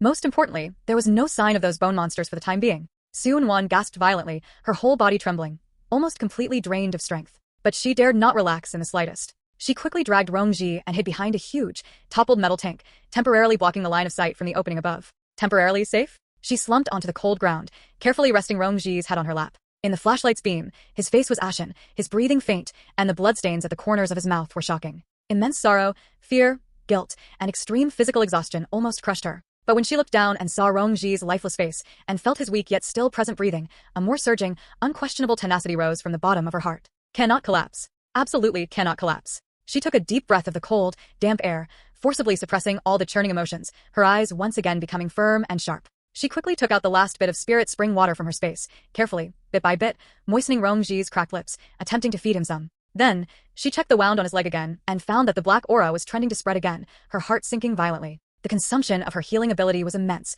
Her psychic power was almost exhausted at this moment, and she could not use it again. There was also very little spirit spring water left. Must find a safer place as soon as possible. While vigilantly listening to the movements around her, especially from the opening above, she quickly thought about the next step. The ghost-green fluorescence enveloped this eerie space, and the silence was filled with an unknown, dangerous aura. Her petite frame stood straight, like a blade of grass tenaciously rooted on a rock amidst a storm, guarding her severely injured companion in her arms, ready to face the next unknown challenge. Sun Wan leaned her back against the cold, rough metal tank, gasping violently. Her muscles were trembling uncontrollably, and she was nearly exhausted. Her petite frame was bearing a burden far beyond its limit, and every breath tugged at her aching muscles and bones. Yet she dared not relax for even a second. Rongji, Rongji. Her voice was choked with tears, yet she forced herself to lower her volume as she anxiously patted his cheek. The icy sensation that greeted her fingertips shattered her heart. There was no response. A tidal wave of overwhelming panic and despair surged up, nearly drowning her. The gruesome sight of Chunja being torn apart, the frantic shrieks of the bone monsters, the endless flight. All the pressure nearly crushed her in that moment. She quickly and carefully unwrapped the bandages she had hurriedly applied earlier. Under the beam of the flashlight, the wound on his lower leg, despite having been treated with her healing ability and washed with spirit spring water, still showed an ominous black-purple color on the surrounding skin. The swelling had not fully subsided. The virus was clearly still stubbornly eroding him. The wound on his shoulder was slightly better, but it was still oozing blood. Physical cooling. Debridement. She had to stop the infection from worsening any further. Without hesitation, she retrieved the last bit of clean drinking water, not spirit spring water, and some gauze from her space. Clenching the flashlight in her teeth, she used the faint light to carefully wash his wounds again with the clean water, removing as much grime and necrotic tissue as possible. Her movements were as gentle as possible, yet carried an unquestionable decisiveness. Next, she took out the remaining antibiotic powder she had collected earlier and sprinkled it evenly over the wounds, especially the bite on his lower leg. Then, she rebandaged the area with clean gauze, her movements skilled and swift. After finishing all of this, she checked his pulse and breathing again. They were still weak, but it seemed there were no signs of further deterioration. She let out a small sigh of relief, but her heart remained suspended in midair. Excessive blood loss, depleted energy, viral erosion. She took out the last half bottle of spirit spring water from her space. This was her final reserve. She carefully cradled his head, feeding him a few small sips, bit by bit, extremely slowly. Most of the water trickled out from the corner of his mouth, but she patiently and repeatedly tried. At this moment, every drop of spirit spring water was incredibly precious. After feeding him the water, she took off her relatively dry coat and carefully covered him with it, trying to help him maintain some body heat. Clad only in her thin undergarments and exposed to the cold, damp air, she couldn't help but shiver, but she didn't care at all. She had to leave this place as soon as possible. It wasn't safe here. Those monsters could chase them down from the opening above at any moment. Or, there might be other unknown dangers here. Enduring the severe pain in her body and the exhaustion of her spirit, she gripped her flashlight and dagger, then carefully peeked out from behind the stainless steel tank, vigilantly surveying this massive underground space that radiated an eerie green light. As far as her eyes could see, everything was dilapidated and strange. A dripping sound came from the distance, and deeper inside, there was a faint, low hum, as if some large piece of equipment were in sleep mode. The sweet, putrid smell seemed to have grown stronger. She didn't spot any threats, but the omnipresent sense of the unknown was even more hair-raising. Her gaze sharply swept over every possible hiding spot and exit. In the distance, there seemed to be a slightly elevated platform piled with some large shipping containers and discarded equipment. Perhaps it could provide better cover and a vantage point. Decided, she would go there. She pulled back her gaze and looked at the still unconscious Rongji, her eyes filled with unshakable determination. She checked the bandages one more time to ensure they wouldn't come loose while moving. Then, gritting her teeth, she used every ounce of her strength to carefully hoist him onto her back. His weight almost suffocated her, and her knees buckled, nearly causing her to collapse into the cold wastewater, but she forced herself to hold firm. 1 step, 2 steps. Carrying the unconscious Rongji, she trudged forward with difficulty through the cold, viscous wastewater, stumbling with every step. The beam of the flashlight flickered in the massive space, illuminating the obstacle-strewn path ahead. Every step was incredibly heavy, and sweat soaked her clothes again, mixing with the cold wastewater. Her body was trembling violently, yet she never stopped. The eerie green fluorescence enveloped them, stretching their silhouettes long and casting them onto the cold water surface and rusted metal. They appeared incredibly small, yet possessed a shocking tenacity. At this moment, she was his legs, and she was his shield. From within her petite frame erupted an unyielding toughness and a determination to protect him until the very end. Every step felt like wading through a cold mire. Soon-Won gritted her teeth, her slender back slightly hunched under the weight of Rongji. Every breath carried searing pain and cold, damp air. Wastewater submerged her calves, viscous and freezing, emitting a sickening, moldy, cloying stench. Eerie green fluorescence diffused from the strange fungal blankets on the walls, rendering this massive underground space like a lair out of some nightmare, with unspeakable danger lurking in the silence. She dragged her legs forward almost entirely by sheer willpower, moving toward a slightly higher platform in the distance stacked with shipping containers and abandoned equipment. The flashlight beam wavered in her trembling hand, sweeping over huge, rusted pipes, illuminating murky water, with unknown flocculent matter floating on it, and brushing past broken culture tanks that contained long-rotted, unrecognizable organic tissue. Behind her, the banging and screeching from the pipes above seemed to have temporarily ceased, but this silence was even more heart-wrenching. Finally, as if an eternity had passed, she stumbled onto the relatively dry platform area. Underfoot was a cold metal grate. Almost completely drained of strength, she carefully bent her knees and slowly laid Rongji down from her back, letting him lean against a huge, corroded metal shipping container. Ha, ha. She panted violently, sweat sliding down her temples and dripping onto the cold grate. The muscles all over her body were screaming in protest, and her lungs burned with pain. Ignoring her own state, she immediately knelt down beside Rongji. The flashlight beam fell anxiously onto his face, once more. His complexion was still shockingly gray, his breathing faint, but it seemed not to be worsening. Those few sips of spirit spring water and the newly administered antibiotics seemed to have temporarily kept a thread of life in him. This tiny glimmer of hope, like the only light in the darkness, sustained her nerves that were on the verge of collapse. She forced herself to stand up and scan the platform with sharp eyes. Very good, it was relatively isolated. 2 shipping containers were stacked at a right angle, forming a corner. Without the slightest hesitation, she quickly probed her space with her psychic power. The supplies she had frantically hoarded in the early days became her greatest confidence now. First, a barrier. With a thought, several heavy, thick cardboard boxes instantly appeared at the opening of the container corner, stacked layer by layer, quickly forming a sturdy barrier, leaving only a narrow side passage. The weight and density were sufficient to withstand most impacts. Next, insulation and warmth. A large roll of heavy-duty industrial plastic sheeting appeared. She quickly unfolded it, covering the top and sides of the shipping containers, and used strong adhesive tape to fasten it quickly, creating a simple but effective waterproof roof and enclosure, instantly blocking out the eerie green light and most of the damp, cold air. A thick moisture-proof mat was spread over the cold grate. Then came several brand-new, fluffy down comforters. She carefully moved Rongji onto the mat, wrapping him tightly in the down comforters, especially his legs, focusing on keeping him warm. Then, light and heat sources. Several high-power LED camping lights were taken out, adjusted to a soft warm light setting, and hung in the corner, instantly illuminating this small space and dispelling the gloom and fear. A portable, propane-burning outdoor heater appeared. She skillfully connected a small gas canister and ignited it with a click. A warm, orange flame silently flared up, and the heat it brought quickly diffused. The temperature of the cold space began to rise rapidly, and the dampness and chill were effectively pushed back. Safety first. She placed the heater far away from the bedding and plastic sheeting, ensuring there was relatively good ventilation. Finally, medical supplies and provisions. A huge first aid kit opened, revealing a dazzling array of medicines and instruments. She took out new sterile gauze iodophor, a large quantity of antibiotics and painkillers. Bottles of pure water and saline were neatly stacked aside for use. There was even a folding wash basin and a brand new towel. After doing all this, the once cold and dead corner had already turned into a well-equipped, warm, and bright temporary shelter. She had no time to catch her breath and immediately knelt back beside Rongji. Under the bright, steady light, she carefully examined his wounds again. The warm environment seemed to make his complexion look less deathly gray. She put on sterile gloves and carefully cut open the previous bandages. She rinsed the wounds with a large amount of saline, carefully removing necrotic tissue and filth. Her movements were professional and swift. Then, she applied a large amount of antibiotic powder and bandaged them with thick, sterile gauze under pressure. Next, she tried crushing strong anti-inflammatory drugs and painkillers into powder, mixing them with warm water, and feeding them to him very slowly. Every step was meticulous, making the maximum use of the existing supplies. Only after treating the wounds did she let out a long sigh, collapsing onto the moisture-proof mat and leaning against the container wall. The warm air enveloped her, allowing her frozen body to gradually regain sensation, followed by an even deeper exhaustion and muscle soreness. She took high-energy chocolate, beef jerky, and a bottle of functional beverage from her space, silently eating quickly to replenish her almost depleted physical strength. Yet, her gaze never left Rongji's face. His breathing seemed to have steadied a little, and in the warm environment, the slight trembling of his body had also stopped. This made her tightly clenched heart relax by a millimeter. But the spirit spring water was exhausted, her healing ability could not be used, and conventional antibiotics had extremely limited effects on the zombie virus. His vital signs were still very weak. That low, persistent humming sound seemed to have raised its pitch ever so slightly. Suinwan's heart skipped a beat. Her just relaxed nerves instantly tightened again. She jerked her head up, her sharp gaze piercing through the gap in the plastic sheeting, vigilantly scanning the space outside, which was shrouded in fungal light. Everything seemed unchanged. Was it an illusion? Or, plop. An extremely slight sound, like something wet and heavy stepping into water, came from a certain direction in the distance. Suinwan instantly held her breath, moved silently to the gap in the barrier, and gripped her dagger with an underhand hold. Plop, plop.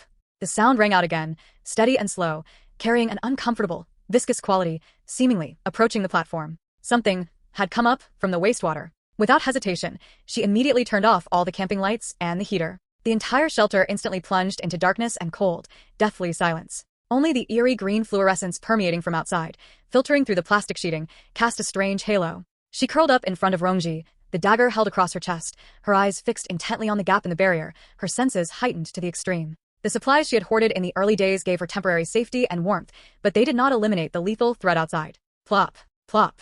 The viscous footsteps were getting closer and clearer. It had already stepped onto the metal grating of the platform. She could even hear the faint sound of some wet, slippery, heavy object being dragged. A twisted, tall, indescribable shadow was cast onto the plastic sheeting by the eerie green fungal light. Its form was bizarre, definitely not humanoid, and unlike the bone monsters. It stopped at the edge of the platform, seemingly sensing something.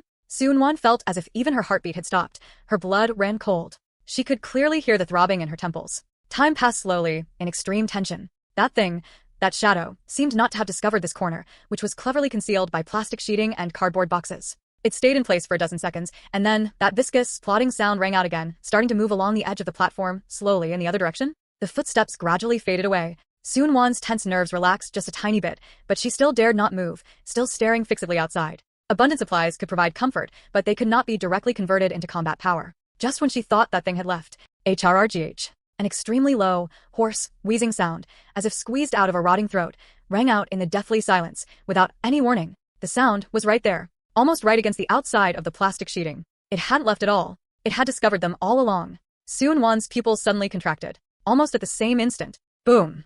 An unimaginable, massive force slammed into the shipping container, where they were hiding. The entire temporary shelter shook violently. The plastic sheeting on the top emitted a tearing scream. The stacked cardboard box barrier was shaken inward, almost falling apart. A colossal, indescribable palm, covered in viscous black sludge and broken fungal blankets, suddenly tore through the plastic sheeting and punched through the cardboard box barrier, bringing with it a suffocating, intense, rotting stench, and began to wildly sweep and claw inside.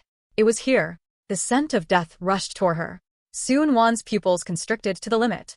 Adrenaline surged to its peak in an instant. All exhaustion and fear were completely suppressed by a cold, desperate ferocity for survival. She could not retreat.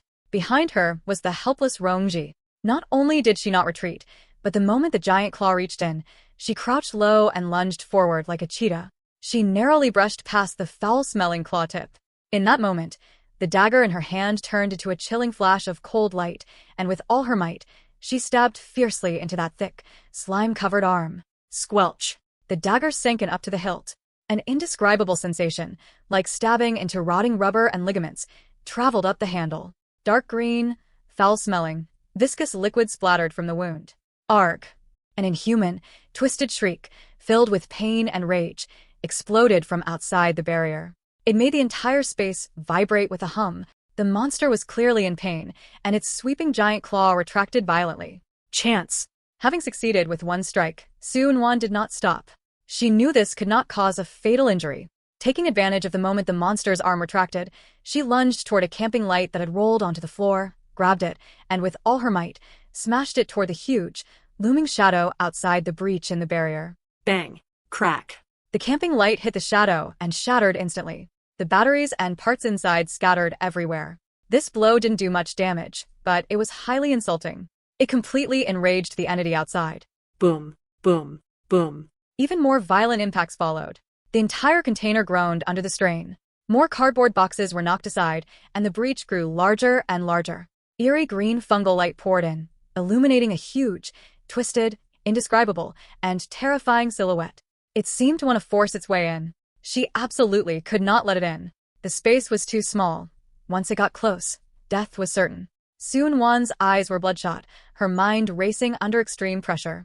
The list of supplies she had hoarded earlier flashed rapidly through her mind. She needed to hinder it. She needed to hurt it. She suddenly grabbed several cans of high-concentration alcohol and disinfectant from her storage space. Unscrewing the caps, she splashed them head-on toward the breach, and the monster trying to squeeze in. The pungent smell of alcohol instantly filled the air. Immediately after, she grabbed a box of magnesium rod fire starters used for wilderness survival. She scraped them frantically. Sizzle! A cluster of dazzling sparks burst out, instantly igniting the splashed alcohol. Whoosh! A dazzling flame surged up, instantly consuming the breach and licking the monster's body. Whoa! The monster let out an even more shrill and painful howl. The fire was clearly effective against it. It recoiled violently, its body burning with flames, thrashing frantically. A temporary repulse. But Soon-Won knew this was far from enough. Alcohol burns quickly and couldn't last. She needed more sustained attacks. She needed heavy weapons.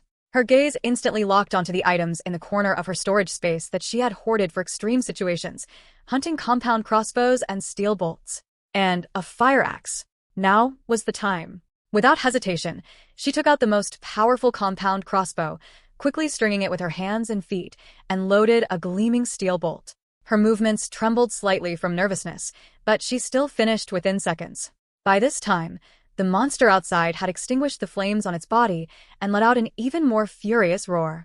It charged toward the breach again, and this time, its impact was even more frenzied. Seung-won knelt on one knee, resting the crossbow on her knee, aiming fixedly at the ever-widening breach. She held her breath. A huge shadow, similar to a head and covered in slime and charred fungal mats, appeared at the breach again. Now. Whoosh! The bolt, accompanied by a shrill whistling sound, turned into a lethal black line and instantly shot into the shadow. Squelch! A more muffled sound of impact rang out. Whoor! The monster let out a nearly suffocating, agonizing shriek. Its entire body staggered backward violently and slammed heavily onto the metal platform outside, creating a deafening crash.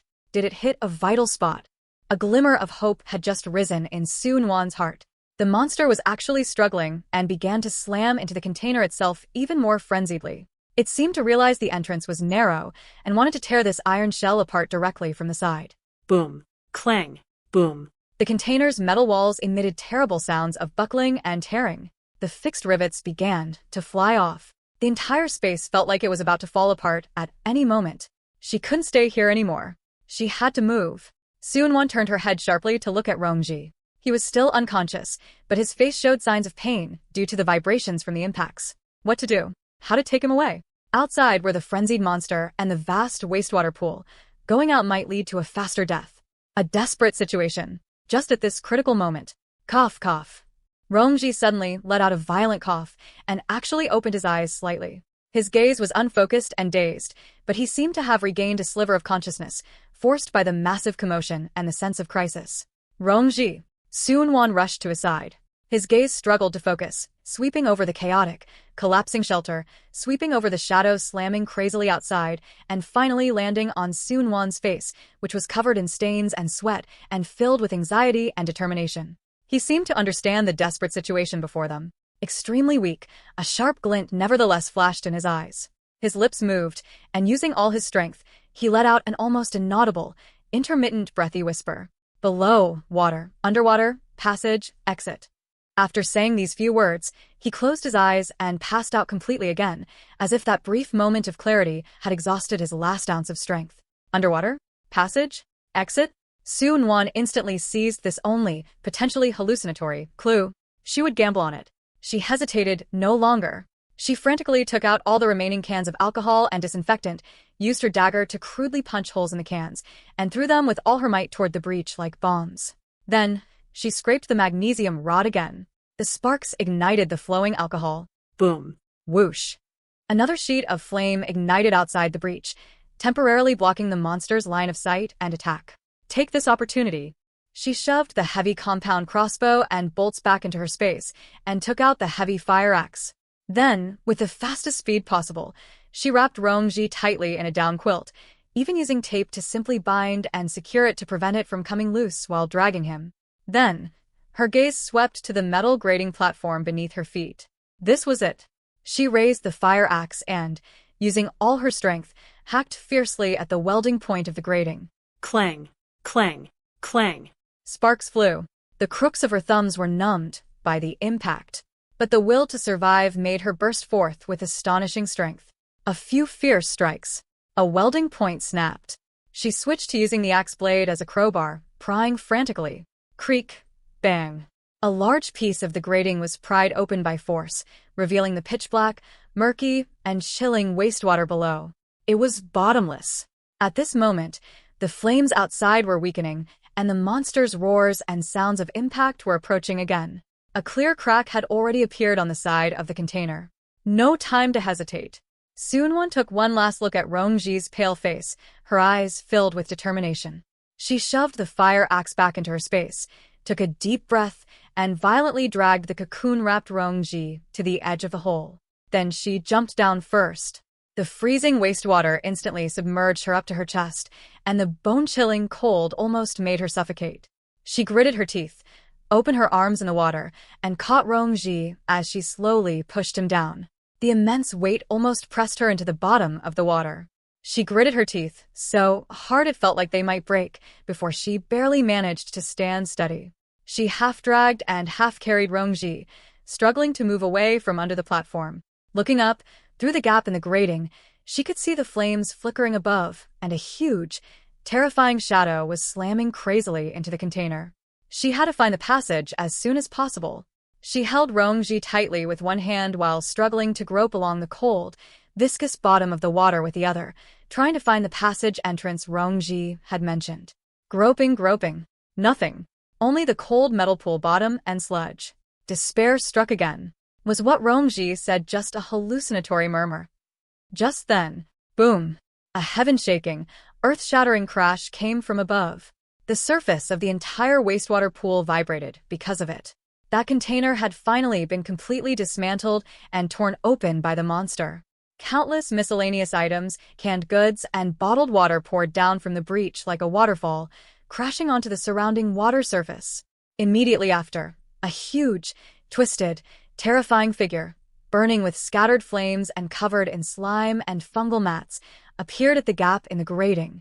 Its gaze, filled with rage and a desire for destruction, instantly locked onto the two people trying to hide underwater. It let out a deafening roar, its giant claws beginning to tear frantically at the gap in the grating, attempting to widen it and dive into the water. It was over. Su Wan's heart went cold. But at this moment of utter despair, under her feet, amidst the chaotic water flow and the impact of debris, she suddenly stepped on a loose metal plate that seemed to be a trapdoor. Because of her stepping on it and the vibrations from above, the metal plate slid open, revealing a gap. A stronger, freezing current of water surged out from below. The passage. What Rongji said was true. The only chance of survival in a desperate situation. Su Wan burst forth with her final ounce of strength, kicked hard against the water, and dragging Rongji, sank toward that gap. Behind her, the shrill noise of the grating gap being completely torn open, along with the huge booming sound of the monster entering the water, chased after them like the death knell of the Grim Reaper. Boom! A massive, terrifying figure, covered in slime and fungal mats, slammed into the freezing wastewater pool like a landslide, kicking up monstrous, murky waves. The immense impact caused the entire pool to shake violently. The foul-smelling sewage crashed down onto Su Wan, nearly knocking her over. The shadow of death felt tangible, clinging to her back. The instinct to survive overcame everything. Su Wan choked on a mouthful of sewage, the acrid, putrid smell rushing straight into her nasal cavity, but she could not care about that at all. Taking advantage of the chaotic currents and brief visual obstruction caused by the monster entering the water, she used the last ounce of her strength to tightly hug Rongji, who was wrapped in the down quilt, and plunged toward the metal trapdoor beneath her feet that had just slid open a crack. The bone-chilling sewage instantly submerged her head. Darkness. Total darkness. There was only the massive roar of the monster frantically churning the water, and its blood-curdling screeches coming from the surface above. She desperately groped through the water, and her fingers touched a cold metal edge. It was the trapdoor. The gap was small, barely wide enough for one person to squeeze through. What now? She could not get in while carrying Rongji. The currents above were growing more violent, and a huge shadow was rapidly approaching. The monster was searching for them underwater. There was no time to hesitate. A flash of frantic determination crossed Su Wan's eyes. She fiercely tightened the down quilt wrapped around Rongji, used her teeth and right hand to madly tear and stretch the tape that had previously secured him, and then tightly wound one end around a protruding metal structure on the side of the trapdoor that looked like a valve. She quickly wrapped the other end around her waist and Rongji's quilt bundle a few times, tying a dead knot. This was an extremely risky move. If the trapdoor could not open, or if it was a dead end behind it, they would be trapped and die underwater. But there was no other choice. After doing all this, she kicked hard against the pool wall next to the trapdoor, grabbed the edge of the trapdoor with both hands, and pushed it to the side with all her might. Creak! Under the water pressure and her brute force, the heavy metal trapdoor struggled to slide open, widening the gap. A stronger, cold current smelling of rust surged out from below. Now! She yanked the tape around her waist, managing to shove Rongji and the quilt bundle into the gap with great difficulty. The down quilt was incredibly heavy after absorbing water, making it extremely difficult. Immediately after, in the next second, she dove in like a fish. Almost at the same moment she slipped in. Boom! A massive, hideous claw covered in viscous filth slammed with terrifying force onto the trapdoor where they had just been. The heavy metal trapdoor let out a teeth-grinding screech of distortion as it was forcefully dented inward. A hair's breadth away. That was close. Soon-won's heart hammered wildly, and she was terrified in retrospect. But she did not dare to stop at all. Below the trapdoor was an even deeper, narrower metal pipe filled with wastewater.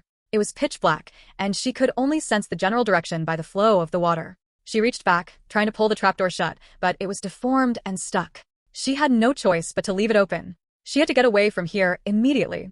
With one hand, she gripped the tape connected to Rongji, while her other hand paddled frantically in the darkness, her legs kicking desperately as she dragged the incredibly heavy Rongji deeper along the pipe. Behind her, the monster's angry roars and the loud bangs of it hitting the trapdoor came through the water, dull and muffled, like the death knell of the Grim Reaper. But its massive size seemed unable to fit into this narrow pipe, and it was temporarily blocked outside.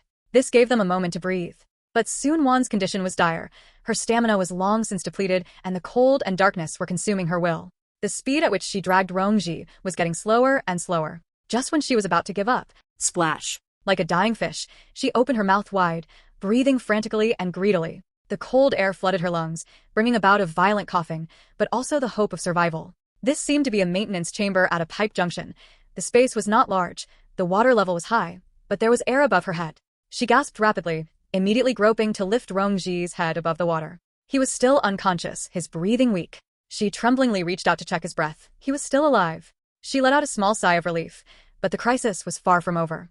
In the distance, the roaring sound of the monster hitting the trapdoor continued, as if it were tireless. She had to leave this pipe as soon as possible. She wiped the sewage from her face, struggling to widen her eyes, trying to adapt to the darkness here. She could vaguely see a faint, eerie green reflection from some fungi on the pipe walls, barely outlining the contours of this circular chamber. There seemed to be two branching pipes ahead, both with high water levels, leading to unknown destinations. Which way should she go? She gritted her teeth, forcing herself to calm down, recalling Rongji's words before he lost consciousness. Underwater, passage, exit. The exit. She had to find the exit. She tilted her head to listen. Deep in the left pipe, there seemed to be an extremely faint sound of flowing water, while the right pipe was dead silent. Bet on the left. She did not hesitate anymore, took another deep breath, and dragged Rongji toward the left pipe. This pipe was narrower, sometimes requiring her to be completely submerged to pass through. She could only repeatedly dive and catch her breath, consuming a huge amount of physical strength. The cold and exhaustion were about to completely crush her, and she was supported solely by sheer willpower. She did not know how much time had passed, just when she felt she was about to run out of strength. A different kind of light seemed to appear ahead, not the eerie green fungal light, but a whiter, colder light.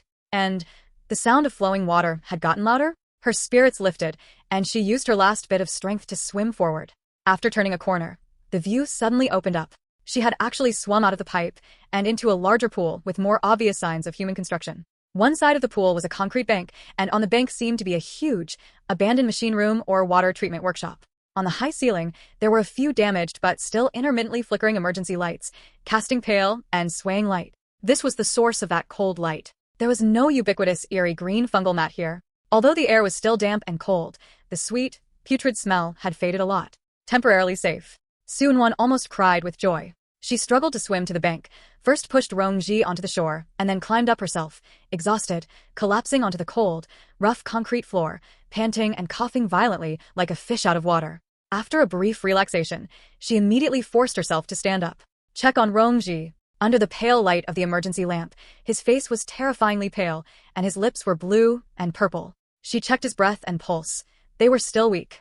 She quickly took out a dry towel, a blanket, and a set of clean clothes from her space, changed him into dry, soft clothes, and wrapped him tightly in a thick blanket. Then, she treated his wounds again.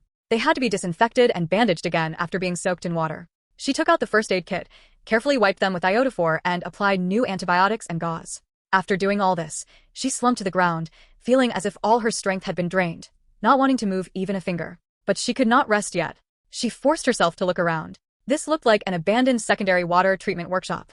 Huge, rusted water pumps and filters stood silently, like the corpses of steel beasts. Tools and parts were scattered on the ground. In the distance, there were iron doors leading to other areas, one half open, one tightly closed. Except for the emergency lights and the sound of water in the distant pipes, it was dead silent. No obvious threats were found for the time being. She let out a small sigh of relief, but her vigilance did not decrease at all. She moved Rongji behind a huge filter that could block the wind and sat leaning against him. Cold and exhaustion surged up like a tide. She herself was soaked, shivering with cold. She took out dry clothes from her space, quickly changed into them, and took out high-calorie food and functional drinks, swallowing them mechanically to replenish her nearly exhausted stamina. Her gaze never left Rongji's pale face. His condition was still critical. Conventional methods could only delay it, not cure it. She had to find a more effective method, and that monster. Would it find another path to chase them?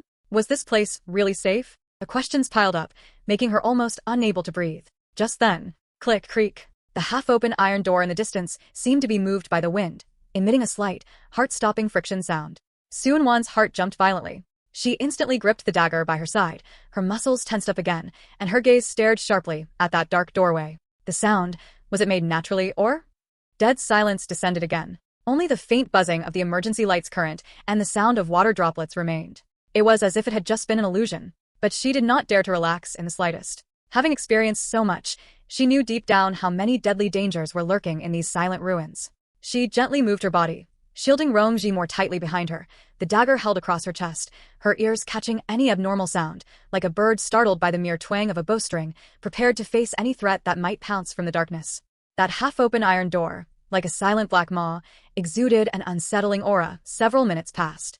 Apart from the heart-stopping creak of the door hinges, there was no other sound. Sun-Wan leaned her back against the cold, rough shell of the filter, closing her eyes in exhaustion, feeling the near depletion of her physical strength and psychic power within her. The desperate flight earlier, the struggle underwater, and the arduous trek while carrying Rongji had almost exhausted all her strength, but at this moment, the relatively enclosed environment and the brief silence allowed her nerves, which had been stretched to the limit, to finally relax slightly. Must rest. Must recover. She forced herself to open her eyes, looking first at Rongji beside her. He remained unconscious, his complexion appearing increasingly transparent under the pale light, his breathing weak but steady. Thick blankets wrapped him tightly. The previous warming measures seemed to have worked, as his body temperature was no longer frighteningly cold. The high fever had not yet subsided, and the virus was still eroding him. But at least it hadn't worsened for the time being. Her gaze fell upon the remaining spirit spring water. She looked again at Rongji's pale face. Without hesitation, she fed the last approximately one-third portion of the spirit spring water into his mouth, extremely slowly, little by little. Watching his Adam's apple move with difficulty as he swallowed, she felt a little relieved. Then, she began to take care of herself. She used the remaining fresh water to simply wipe the stains and sweat from her face and changed into a set of clean, warm clothes. She also took high-energy chocolate and compressed rations from her space, eating silently and quickly to replenish her nearly exhausted strength. With food in her stomach, her body gradually warmed up. A sense of exhaustion surged up like a tide. Psychic power. Must recover psychic power as soon as possible. Only then could she use her healing ability. She checked Rongji's condition and the tripwire warning devices around them once more, and after confirming they were safe for the moment, she finally allowed herself to close her eyes. She closed her eyes, trying to relax her body, adjusting her breathing, and sinking her consciousness into that mental world which had become dim and depleted due to excessive consumption. Time flowed slowly in the silence. It felt as if a century had passed when she woke up again. Although her body was still somewhat tired, a glimmer of clarity had returned to her eyes. Her psychic power had recovered a little. Although far from its peak, perhaps, it was enough to use her healing ability once. She immediately knelt beside Rongji, gently hovering her hands above the most severe wound on his lower leg, closed her eyes again, and focused with all her might. A soft and pure white halo emerged from her palms once again, weaker than before, yet still carrying a warm aura of life, slowly seeping into his wound. Sizzle, a subtle sound of purification rang out again. The black mist at the wound dissipated further at a speed visible to the naked eye. The swollen flesh began to flatten and contract more noticeably, and even some tiny granulation tissue began to grow within the halo. It's working. Sun-Wan felt a surge of excitement, but she dared not lose focus for a second, maintaining the energy output with all her might. Sweat accumulated on her forehead. Her face turned pale again, but she gritted her teeth and persisted. A few minutes later, the white light gradually dissipated. She collapsed backward, gasping heavily, a throbbing pain shooting through her temples. Her psychic power was once again completely exhausted, but the results were significant. The black mist on the wound on Rongji's leg had basically disappeared. Although not yet healed, it was no longer gruesome and terrifying, looking more like a severe open wound. The gray, deathly pallor on his face had also faded quite a bit, and his breathing seemed a little steadier and stronger. The most dangerous moment seemed to have passed. A huge sense of relief and exhaustion surged into her heart simultaneously. She leaned against the filter, watching Rongji's clearly improved complexion and the heartstrings that had been taut for so long finally relaxed for the most part. Now, they both needed time. Time for Rongji to absorb the medicinal effects and the spirit spring water to regain his vitality, and time for her to recover her physical strength and psychic power. While waiting, her gaze began to carefully survey this huge workshop. Her previous glance had been hurried, seeking only a place to hide. Now that it was relatively safe, perhaps she could find some useful information or supplies. She rested for a moment, feeling that her strength had recovered a little. Then, gripping her dagger and flashlight, she began to carefully explore this temporary shelter, using the filter as the center.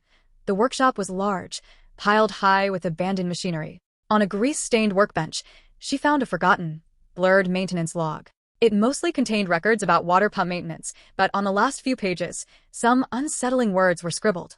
The higher-ups ordered the closure of all exits in District 7. We were ordered to stay behind. Why? The movement in B7 hangar is not right. That is not the sound of conventional equipment. The alarm rang and then stopped. No one gave us instructions. All communications are cut off. The last line of text was almost illegible. They came from the pipes. District 7? B7 hangar? These names corresponded with a laboratory log she had found earlier. This place was indeed a part of the sealed-off District 7. That B7 hangar, it sounded like a key location. Where was it? Her gaze turned to the heavy metal door with an airtight valve at the other end of the workshop. The blurred spray paint on the door seemed to be access to B7 hangar. Was the hangar behind that door? What was inside? What were those movements that weren't right? Curiosity and vigilance rose simultaneously. She did not rashly try to open that door, which looked very heavy. Instead, she continued to search in the corner of another tool cabinet. She made a startling discovery. A small box of well-preserved, high-concentration nutritional supplements and cell activators labeled exclusive to Hive Laboratory. These were clearly some kind of high-level medical supplies, likely left behind here. This might have a miraculous effect on Rongji's recovery. She treasured it as if she had found a rare treasure, carefully putting it away. With her findings and questions, she returned behind the filter. Rongji was still sleeping, but his complexion had improved a little more. She took out a little nutritional supplement, mixed it with water, and tried to feed it to him slowly. Just then, ugh. A sound, extremely hoarse and almost inaudible, groaned from Rongji's throat. His eyelashes fluttered a few times, and he actually, slowly and with difficulty, opened his eyes. His eyes were unfocused and dazed, filled with weakness and confusion, as if he could not understand where he was. But soon, his gaze gradually focused, landing on the face of Sun-Wan, who was carefully feeding him water. Their eyes met. As Sun-Wan's movements suddenly froze, her heart seemed to skip a beat. Surprise instantly surged into her heart. You're awake? Her voice carried an unbelievable tremor and a hint of imperceptible choking. Rongji looked at her quietly for a few seconds. Although those deep eyes were still exhausted, they gradually regained their usual calmness and a trace of very faint gentleness. His lips moved slightly, emitting an almost inaudible breathy sound. Troubled you again. His voice was extremely weak, yet he still maintained that politeness carved into his bones and a hint of indescribable, complex emotion. Sun-Wan's heart felt as if it had been gently squeezed, a mix of soreness and relief intertwined. She shook her head, her voice unconsciously softening to a whisper. And no, how are you feeling? Rongji shook his head ever so slightly, the movement tugging at his wounds and causing his brows to knit together almost imperceptibly. Very bad, he admitted his weakness frankly, his gaze slowly sweeping across the surroundings. Where is this? An abandoned water treatment workshop. It seems to belong to a place called District 7. Sun-Wan answered in a low voice, showing him the maintenance log she had found earlier and that box of precious laboratory-grade nutrient supplements. We are safe for the moment. Rongji's gaze lingered for a moment on the words District 7 and Hive Laboratory Grade, a deep, inscrutable dark glint flashing in the depths of his eyes. He did not speak immediately, instead closing his eyes to sense his own condition. A moment later, he opened them again, his tone exceptionally calm and pragmatic. My condition? I cannot fight. Even moving is difficult. Your psychic power is also exhausted, he stated the cruel facts, then looked at Sun-Wan, his eyes sharp and clear. The urgent priority is not exploration but recovery. Here we recover. His decision-making was extremely calm, completely abandoning any unrealistic ideas of adventure, placing survival and recovery as the absolute priority. Sun-Wan was stunned for a moment, then immediately nodded in agreement. Indeed, any rash action now would be courting death. I understand, she said immediately. We will rest here first, and we can talk about the next steps once you and I are able to move. The goal became clear instantly. Survive and restore strength to I and the time that followed. The two formed a silent understanding as Yunwan no longer distracted herself by investigating that dangerous B7 hangar door, instead pouring all her energy into caring for Rongji and recovering herself. She carefully fed Rongji water and laboratory nutrient supplements, checking his wounds and body temperature at regular intervals. Once her psychic power recovered slightly through light sleep, she would immediately and carefully guide her healing ability to purify the residual viruses in him and promote wound healing. This process was slow and arduous. Each treatment left her exhausted again, but Rongji's injuries were indeed stabilizing and improving at a speed visible to the naked eye. Rongji cooperated fully, utilizing every moment of wakefulness for deep rest, accumulating every bit of physical strength and psychic power as quickly as possible. His calmness and focus played a huge role at this moment, accelerating his recovery process. At the same time, the two utilized their environment to the extreme. Using the filter as the core, Sunwon set up more intricate early warning devices, fishing line, empty cans, and even thin wires connected to metal sheets, covering all possible approach paths. She placed her weapons in the most accessible positions, ensuring that any strange noise would allow her to enter a combat state at the first moment. They took turns in light sleep and keeping watch. When one rested, the other would definitely stay awake, listening for movement. This high level of vigilance and division of labor greatly enhanced the safety of this small shelter. During this period, after Rongji's psychic power recovered slightly, the first thing he did was not to scout the distance, but, with extreme difficulty and Sunwon's help, to set up a layer of extremely weak but tangible psychic barrier around the corner where they were hiding. This barrier could not block physical attacks, but it could largely isolate their life aura and psychic fluctuations, acting like an invisibility cloak, making it easier for monsters that relied on biological sensing or mental perception to overlook this corner. Time passed in high vigilance and slow recovery. Perhaps it was because Rongji's psychic barrier was working, or perhaps because this workshop was indeed relatively remote. But apart from the eternal dripping and humming of the pipes in the distance, no other strange noises appeared. That B7 hangar door also remained silent. This brief, fragile peace was exactly what they needed most. After one of Sunwon's treatment sessions ended, Rongji leaned against the filter, his breathing much steadier than before. He suddenly spoke in a low voice. Chinja? He mentioned that name, his tone calm and waveless, with no discernible emotion. His end was inevitable. At that time, any attempt at rescue would have caused all of us to die. Sunwon was silent for a moment, then nodded gently, her eyes complex but firm. I know. I understand what that choice at that moment meant.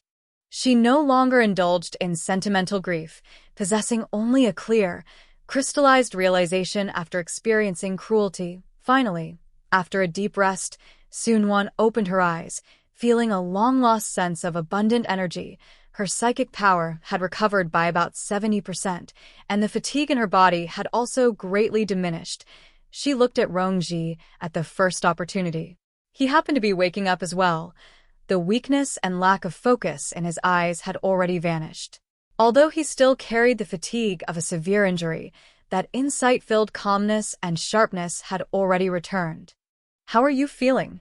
Sunwon asked softly, a hint of imperceptible anticipation in her voice. Rongji moved his shoulders and legs slightly, feeling the feedback from his body, and gave a concise assessment. Much better. I can take limited action, but cannot engage in prolonged combat. His gaze swept over the early warning devices set up around them and the weapons by Sunwon's side. This passed well, thank you for your hard work. His thanks were simple and sincere. We are safe for now. Sunwon shook her head and quickly explained the current situation, highlighting that B7 hangar door and her previous concerns. Rongji listened quietly, his gaze casting toward that tightly closed airtight door, and he pondered for a moment. Recovery is better than expected. He assessed his own condition. Your psychic power has also mostly recovered. He looked at Sun Quan. Now, we can proceed with preliminary reconnaissance. Having acquired basic self-preservation capabilities, actively obtaining information became necessary and feasible. Plan? Sun Quan asked. She also believed the time was ripe. Rongji, with his meticulous mind, immediately deployed. 1. Defense priority. He instructed Sun Quan to further reinforce the early warning traps, covering the path to the hangar door, and set up a trigger-based auditory alarm. Point 2. Ability reconnaissance. I will conduct the psychic power detection, he said in a deep voice, this being the safest and most efficient method. You are responsible for close-range surveillance and long-range support. He pointed to the compound crossbow. The division of labor was clear, based on their respective optimal current states. Point 3. Emergency plan. He clearly pointed out the retreat route and rendezvous point in case of an accident. The plan was thorough, minimizing risks. Sun Quan had no objections and immediately executed it. Rongji stood up with Sun Wan's slight support, his movement slow but steady. He leaned back against the filter wall and slowly closed his eyes. A concentrated, precise psychic power fluctuation, like an invisible detection wave, silently spread toward the airtight door. Psychic power detection. Sun Quan held her breath and focused, knocking an arrow, guarding him. Time ticked by second by second. Rongji's expression was focused, with slight sweat on his forehead, but his condition remained stable. About 3 minutes later, he suddenly opened his eyes, a flicker of gravity and confusion flashing in them. The space behind the door is huge. His speed was steady but low. No active life signs. No residual psychic power contamination. This preliminarily ruled out the most direct threat, however, detected a stable, low-intensity energy source. He paused slightly, as if carefully discerning. Not powered by the power grid. The spectrum is special. More pure. In addition, his brows furrowed slightly. The entire space is permeated with a kind of abnormal sense of clearance. Not naturally formed. It seems to have been thoroughly swept by some kind of force. His description was abstract yet precise. Sun Quan immediately understood. It was a dead, silent cleanliness, left behind after all chaotic traces had been forcibly erased, forming an eerie contrast to the decay and chaos of District 7 outside. Risks are not yet clear. Rongji summarized. No immediate aggressive targets discovered. The reconnaissance obtained key information. There was no immediate threat behind the door, but an unknown energy source and an abnormal state existed. Rongji withdrew his psychic power detection, panting slightly for a moment. The fine sweat on his forehead showed that this investigation was still quite a burden on his not yet recovered body. He looked at Sun Quan, his eyes calm. Initial judgment. There is no active threat inside for now. The cause of the energy source and the clearance state is unknown. He paused, handing over the decision-making power. Your opinion?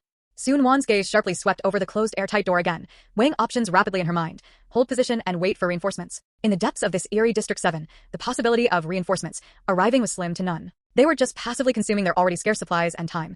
Venture inside? The clearance and unknown energy source behind the door were full of uncertainty, but at the same time, they might contain a way out, resources, or key information to solve the mystery of this place. Risk and opportunity coexisted. Go in. Sun Quan quickly made a decision, her voice low but exceptionally firm. We cannot be trapped here forever. The cleanliness behind the door at least indicates that there have been no large-scale monster activities recently, making it safer than the outside. That energy source might be an opportunity. Her decision was based on a calm risk assessment, not blind impulse. Rongji nodded slightly, not feeling surprised. He also leaned toward exploring. Agreed. He braced himself to stand up. Need to. Manually open the airtight door. You rest, conserve your energy. Sun Quan immediately pressed down on his shoulder, her tone unquestionable. I will open the door. You are responsible for continuously sensing the movement behind the door. If there are any changes, tell me immediately. She took on the most physically demanding task, letting him focus on the more critical psychic power surveillance. Rongji looked at her, did not insist, and leaned back against the wall panel. Be careful. The turntable might be rusted shut.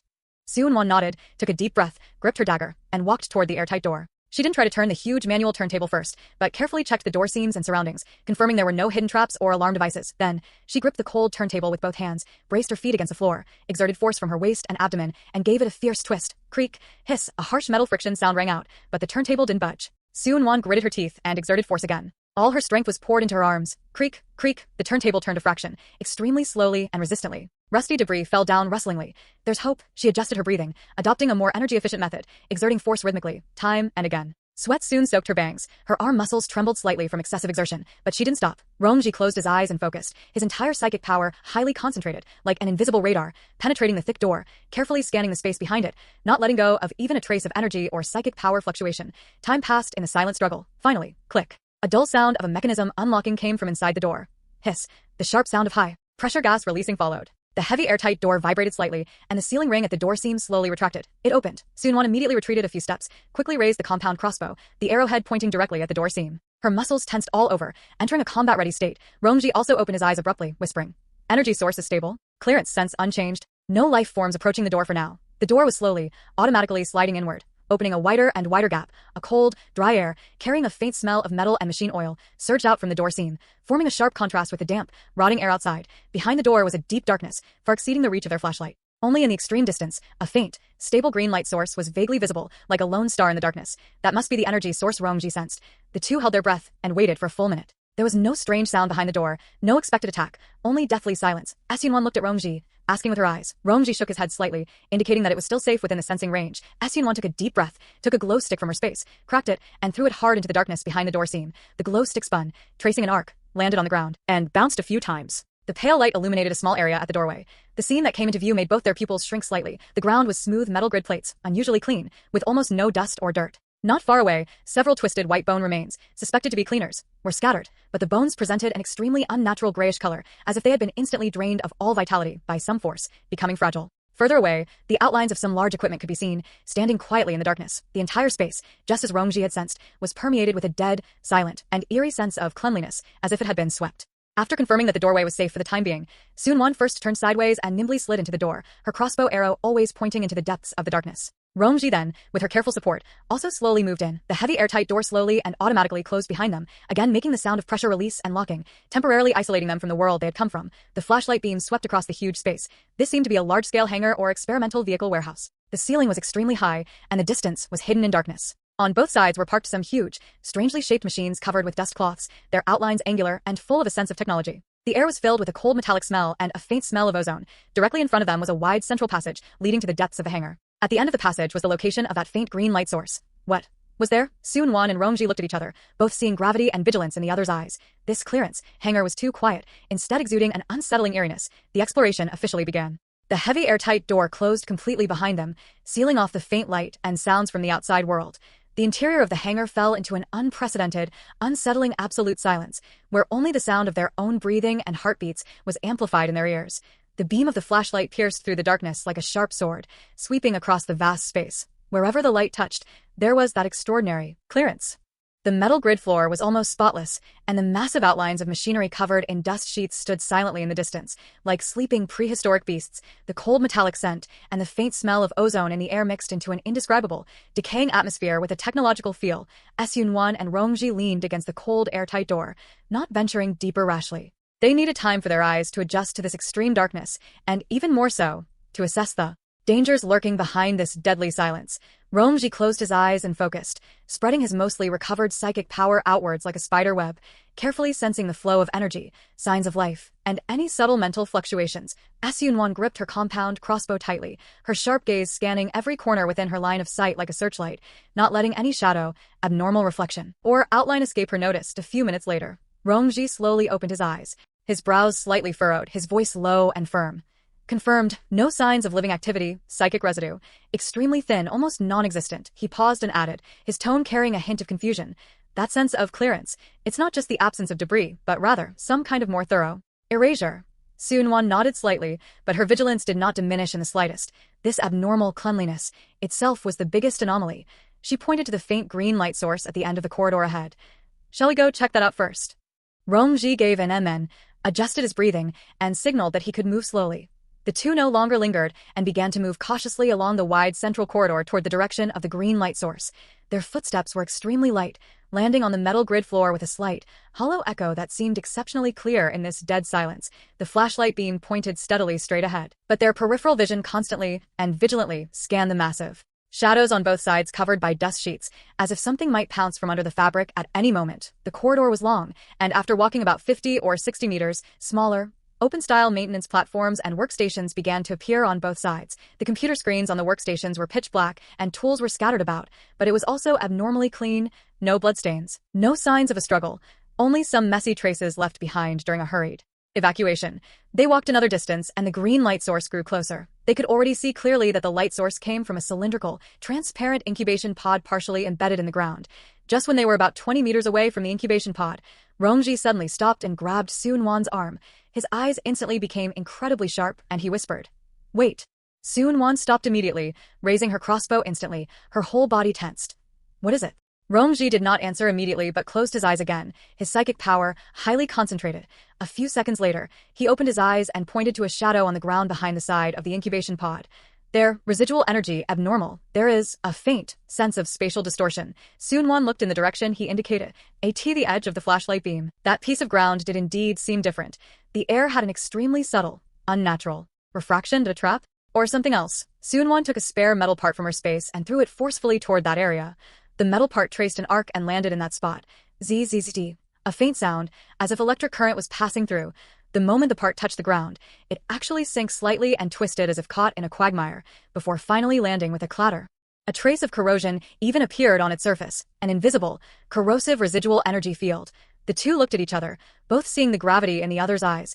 If it weren't for Rongji's exceptionally keen mental perception, if they had stepped on it rashly, the consequences would have been unimaginable. They carefully bypassed the dangerous area and approached the cylindrical incubation pod from the side. Finally, they stood in front of the incubation pod.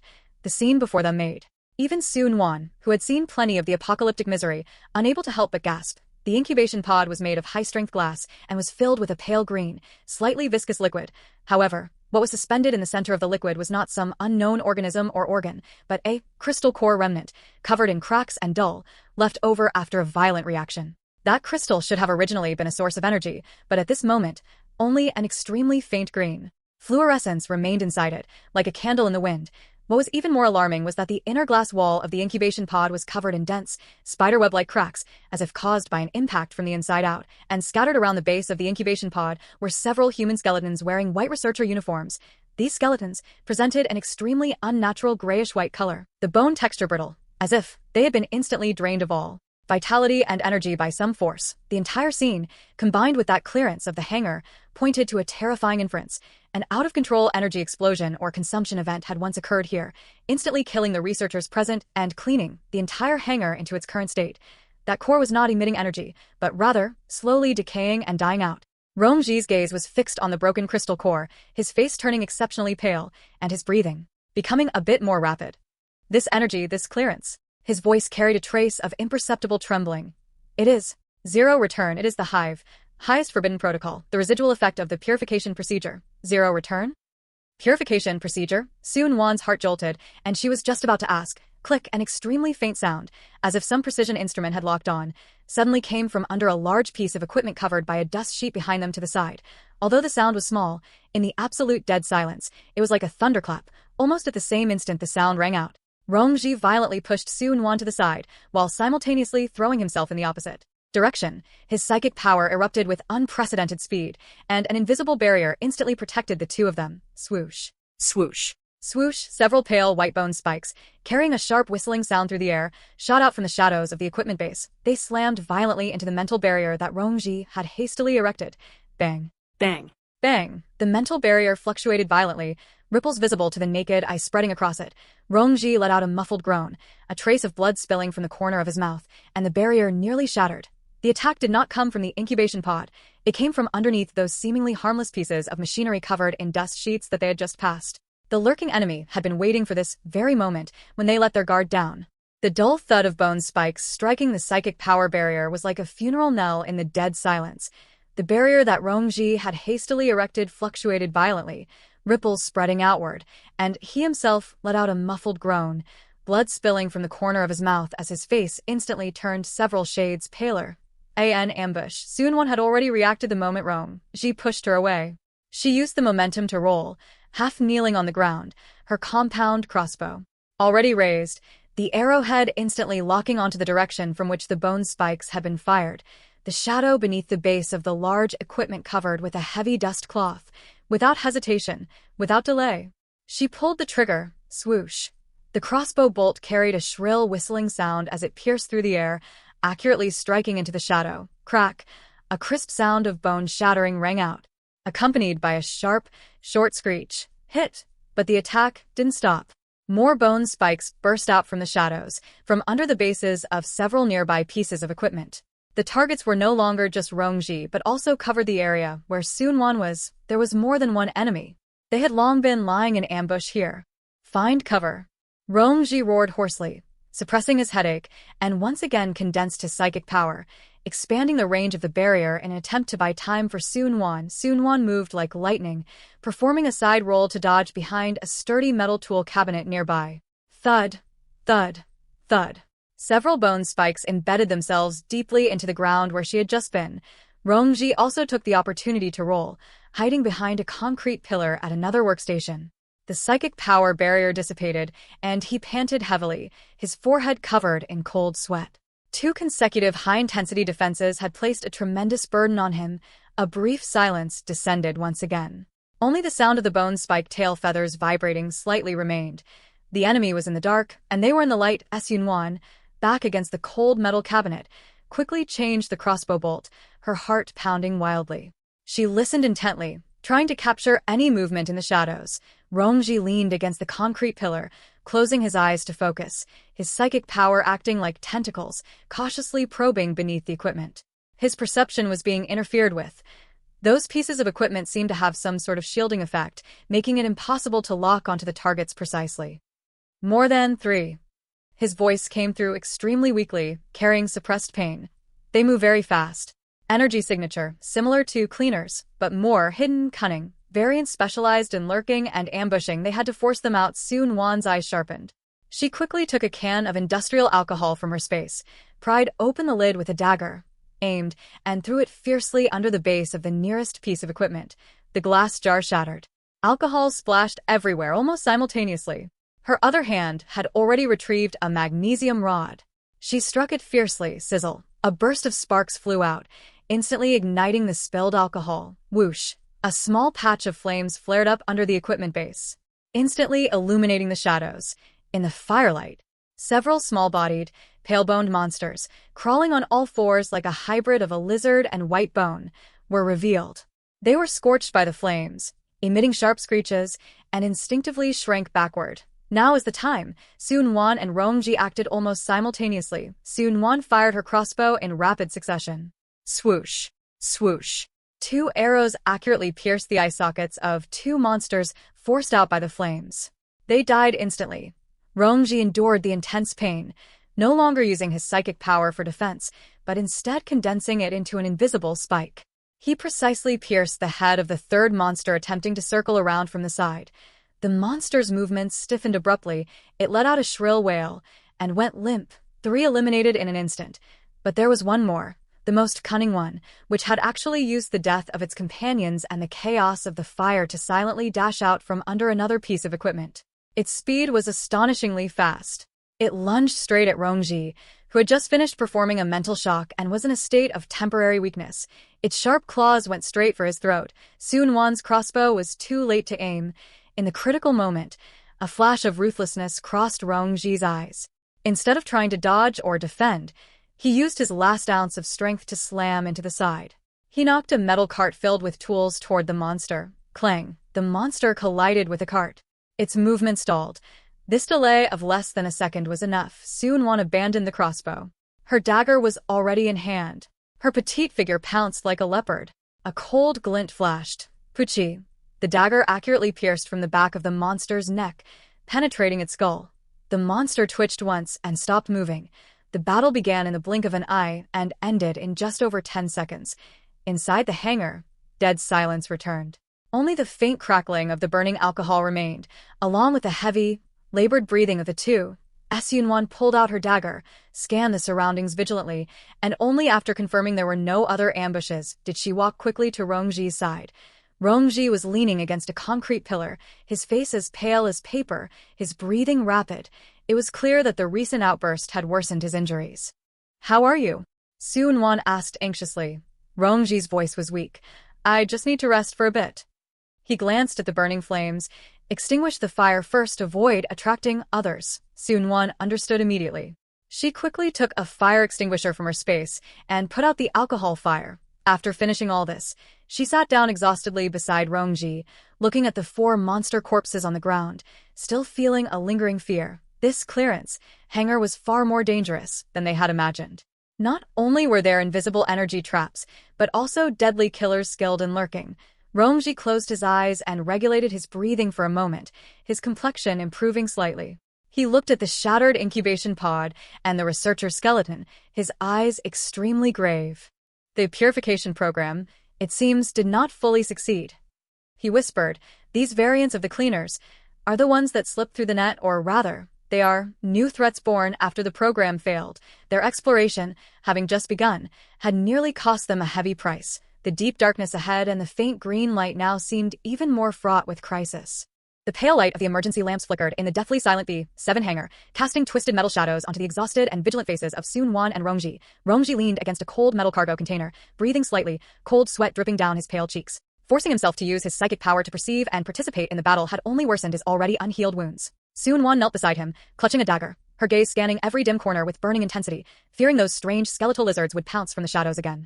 "We must leave here." Sun-Wan's voice was low and hoarse, carrying an unquestionable firmness. "The cleanliness here is too abnormal. The longer we stay, the more dangerous it becomes." Rongji closed his eyes and focused for a moment, barely suppressing the churning blood in his chest, and nodded slowly. He raised his hand to point toward the deeper, darker parts of the hangar, where some larger, more regular outlines were vaguely visible, covered by thick dust cloths. "Over there, it might be the vehicle parking area." His voice was weak, but clear. "Finding a usable vehicle is our only chance to break out."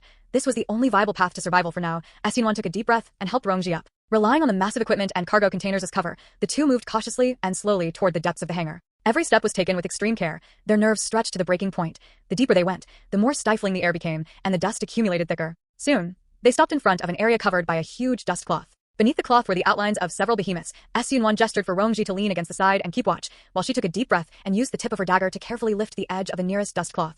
Dust fell in rustling cascades. Beneath the dust cloth was a military light armored personnel carrier with rugged lines, mottled paint, but an intact structure. It lay there silently, like a sleeping steel beast, its tires even maintaining sufficient air pressure. The vehicle was stenciled with a blurred Hive logo and a serial number. A light of hope ignited in Sun-Wan's eyes instantly. She quickly inspected the vehicle. The driver's door was unlocked. She pulled it open. There was a thin layer of dust inside, but the dashboard and control levers looked intact. The key was even still in the ignition. It was as if it had only been parked temporarily, ready to depart at any moment. It seems this was a backup vehicle that didn't have time to be deployed. When the disaster broke out, Rongji analyzed in a low voice after observing, a sharp glint flashing in his eyes. But the problem followed. How to start it? Sun-Wan tried turning the key, but there was no response. The vehicle was in a state of complete power loss. It needs external power or a starter battery. Rongji's gaze swept across the sides of the vehicle and the nearby walls, quickly locking onto a wall socket behind the vehicle and an external power panel on the vehicle body. Luck favored them again. Sun-Wan found an external starter power pack on the tool wall nearby. She struggled to drag it over and connected the lines according to the panel instructions. The moment the power was connected, the vehicle's dashboard lit up with a faint glow. "It works," Sun-Wan whispered, turning the key again. Virum, the engine emitted a low roar, as if waking from a deep slumber, and then stabilized. The various indicator lights on the dashboard lit up one after another. The fuel gauge showed more than half a tank. Success. A surge of immense joy flooded her heart, but both knew that it was far from time to relax. Sun-Wan quickly helped Rongji into the passenger seat and fastened a seatbelt. She jumped into the driver's seat, quickly familiarizing herself with the simple but sturdy controls. She checked the weapon system. There was a remote-controlled machine gun on the roof, but it seemed to require special authorization to activate and was temporarily unusable. "Sit tight." She gripped the steering wheel, her gaze sharp as she looked toward the hangar exit. "We're breaking out." Rongji nodded, closed his eyes, and exerted all his remaining psychic power. "I will. Try to perceive the obstacles ahead." The armored vehicle's engine let out a dull, powerful roar, its tires crushing the dust and bone-strewn ground of the B7 hangar as it accelerated toward the thick airtight door. Sun-Wan gripped the steering wheel tightly, her knuckles turning slightly white from the force. Her gaze was sharp, fixed on the door frame that was gradually enlarging, and the deep darkness beyond it. In the passenger seat, Rongji leaned back, his face pale, his eyes slightly closed, as he fully mobilized his remaining psychic power, like the most precise radar, scanning for any traps or obstructions in the passage ahead. "The structure of the passage is basically intact." His voice was low, carrying suppressed, painful gasps, "but there is partial collapse. Need to slow down and pass carefully." "Understood," Sun-Wan replied, slightly easing her foot off the accelerator. Maneuvering the steel beast cautiously through the narrow passage, the flashlight beam swayed against the rough concrete walls, illuminating the traces left by time. The air in the passage was foul, thick with the smell of mold and rust. Everywhere, there were collapsed supports, broken pipes, and some scattered equipment and tools that had long since rusted beyond recognition. All of this exuded a sense of desolation, as if completely abandoned by the long passage of time. The journey was silent, and as they moved forward, the strange feeling in Sun-Wan's heart grew stronger. The degree of decay seemed to far exceed her expectations. Since the disaster broke out, it had been at most a few months, but the rust and decay here seemed to have endured years or even longer of erosion. Her gaze swept over a severely collapsed section, seeing thick, stalactite-like rust scales congealed on the exposed rebar, and she couldn't help but frown tightly. Rongji seemed to have noticed the anomaly as well. When he used his psychic power to perceive an explosion-proof door ahead that was completely jammed by thick rust, his voice carried a trace of imperceptible gravity. "This rust is not right." They had to get out of the vehicle several times, using the tools they found to laboriously clear obstacles or look for detours. Every time they came into close contact with those rusted-shut valves and weathered cables, that feeling of time being extremely accelerated became clearer and more unsettling. After passing a particularly difficult section that required Rongji to briefly use his time ability to slightly twist the rusted joints to get through, the two returned to the car, the atmosphere somewhat heavy. "Time here might have a problem." Rongji looked at the scene flashing by outside the window, which resembled a tomb passage, and finally voiced that unsettling suspicion. His psychic power's perception of the environment was far sharper than the naked eye, and he had long since captured that pervasive, abnormal trace of the passage of time. Sun-Wan's heart sank, but she wasn't too surprised. Thinking of the twisted space and energy deep in the hive, it didn't seem impossible for time to be abnormal. She tightened her grip on the steering wheel, but her voice was unusually calm. No matter how much time has passed, we must get out. Finally, after bumping along for who knew how long, a faint light appeared ahead. It wasn't an artificial light source, but natural light. Although that light looked murky and dim, the exit was near. Soon-Won's spirits lifted. She pressed the accelerator and rushed toward the light. Boom. The armored vehicle smashed through a pile of loose debris and rubble, suddenly rushing out of the dark passage and completely exposing itself under the sky. In an instant, the glaring light made both of them reflexively squint. Then, the scene that came into view made their breathing hitch. The sky was a depressing, lifeless gray-yellow, like a huge, dirty pot lid covering the earth. As far as the eye could see, the former city was unrecognizable. Skyscrapers had collapsed and fallen, entangled and covered by huge, strangely shaped, dark-colored vines and fungal plants, like a vast, silent fossil forest. The streets had disappeared without a trace, replaced by dense, human-high, eerily colored weeds and mountains of construction waste. The air was filled with the strong smell of humus, the lingering scent of gunpowder smoke, and an indescribable, fishy-sweet aura belonging to wild nature. A world of ruins, post-apocalypse, yet reoccupied by savage vitality. This was definitely not a scene that could be formed in just a few months. Soon-Won instinctively slammed on the brakes, and the armored vehicle stopped with a jolt on the uneven ground. She stared blankly out the window, a chill running up her spine. She slowly rolled down the window, and that complex smell of decay and vitality mixed together rushed in. Rongji had opened his eyes at some point. His gaze swept over a twisted, half-buried road sign on the side of the road. The date on it was blurred, but further away, on the outer wall of a semi-collapsed building, a crudely painted, faded distress signal and date made his pupils shrink suddenly. That date. He turned his head abruptly to look at Soon-Won, his voice so dry it was almost difficult to speak, carrying unprecedented weight and disbelief. This is not a few months. Look at the scale of those plants. This level of decay, at least several years have passed. Several years? Soon-Won's heart felt like it was being gripped by a cold hand. She followed Rongji's gaze, looking at the ruins that revealed crazy vitality in the deathly silence, looking at that gray-yellow sky, and finally could no longer deceive herself. Those twisted spacetimes underground had stolen their time. Just as the two were shaken by this cruel truth, whoosh, a crude crossbow bolt hissed through the air and slammed into the hood of the armored vehicle. It made a crisp clang, and also instantly woke the two from their shock. An ambush. The crisp sound of a crossbow bolt striking the hood exploded like a thunderclap in the dead silence of the ruins. Soon-Won's pupils constricted, and almost instinctively, she slammed her foot onto the brake. The armored vehicle's tires screeched against the shattered ground, coming to a sudden, jarring halt. Almost at the same instant, from behind the dense, eerily colored bushes and the crumbling remains of buildings all around, 7 or 8 figures flashed out rapidly. They were dressed in uniform, albeit worn, functional dark combat gear, with grease paint on their faces and various weapons in their hands, crossbows, modified rifles, their movements agile, their eyes sharp and full of vigilance, instantly forming a perimeter around the armored vehicle. These people lacked the madness of zombies. Instead, they carried a sense of disciplined lethality and caution. Survivors. Organized survivors. Get out. Hands on your heads. Now. A burly man with a menacing scar on his face, who appeared to be the leader, barked in a gravelly voice.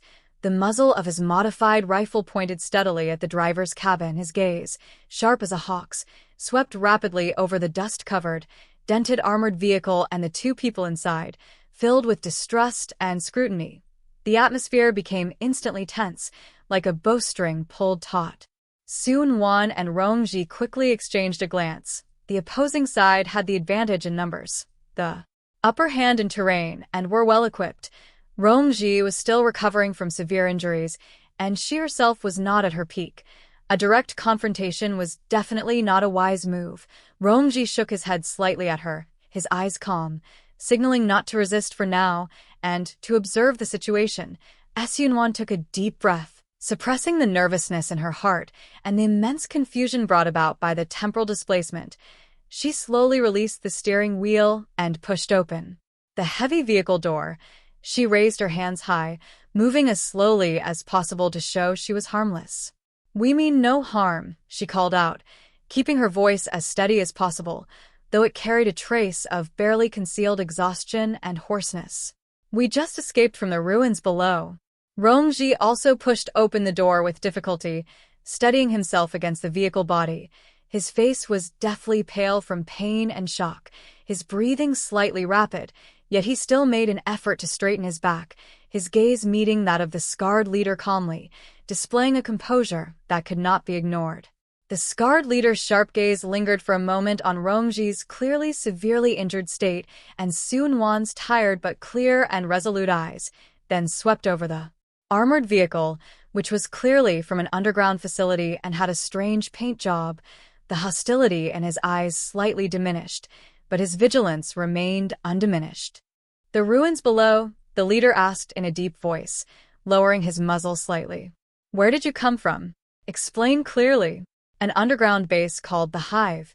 Seung-won chose to be partially honest, hoping this word might catch their attention. It's full of monsters. We barely escaped with our lives to find a way out. Sure enough, upon hearing the words the Hive, the expressions of the leader and the team members behind him changed significantly, and they exchanged looks that were extremely grave, even carrying a hint of fear. This word clearly triggered some known or unknown memories for them. The Hive. The leader repeated in a low voice. When he looked at them again, his gaze held a bit more profound inquiry and a trace of indescribable complexity, as if he were looking at two people who had crawled back from hell. He pondered for a full 10 seconds, during which the only sounds were the rustling of the wind through mutant plants and the nervous breathing of the group. Eventually, he seemed to make a decision and waved his hand. Drop your weapons and come with us to the camp. If what you said is true, he paused, his gaze sweeping over Rongji's injuries, perhaps it will be useful for both of us. He did not fully trust them, but the word the Hive, and the fact that these two had managed to escape from there, made him decide to take a certain risk. Two members immediately stepped forward, cautiously confiscating the dagger at Seung-won's waist and any weapons that might be hidden on Rongji. Another person quickly checked the interior of the armored vehicle to confirm there were no other threats. Can you walk? The leader looked at Rongji, his tone still blunt, but lacking the initial killing intent. Rongji nodded, his voice low but clear. I can. Seung-won immediately stepped forward to support him, escorted by several members in front and behind.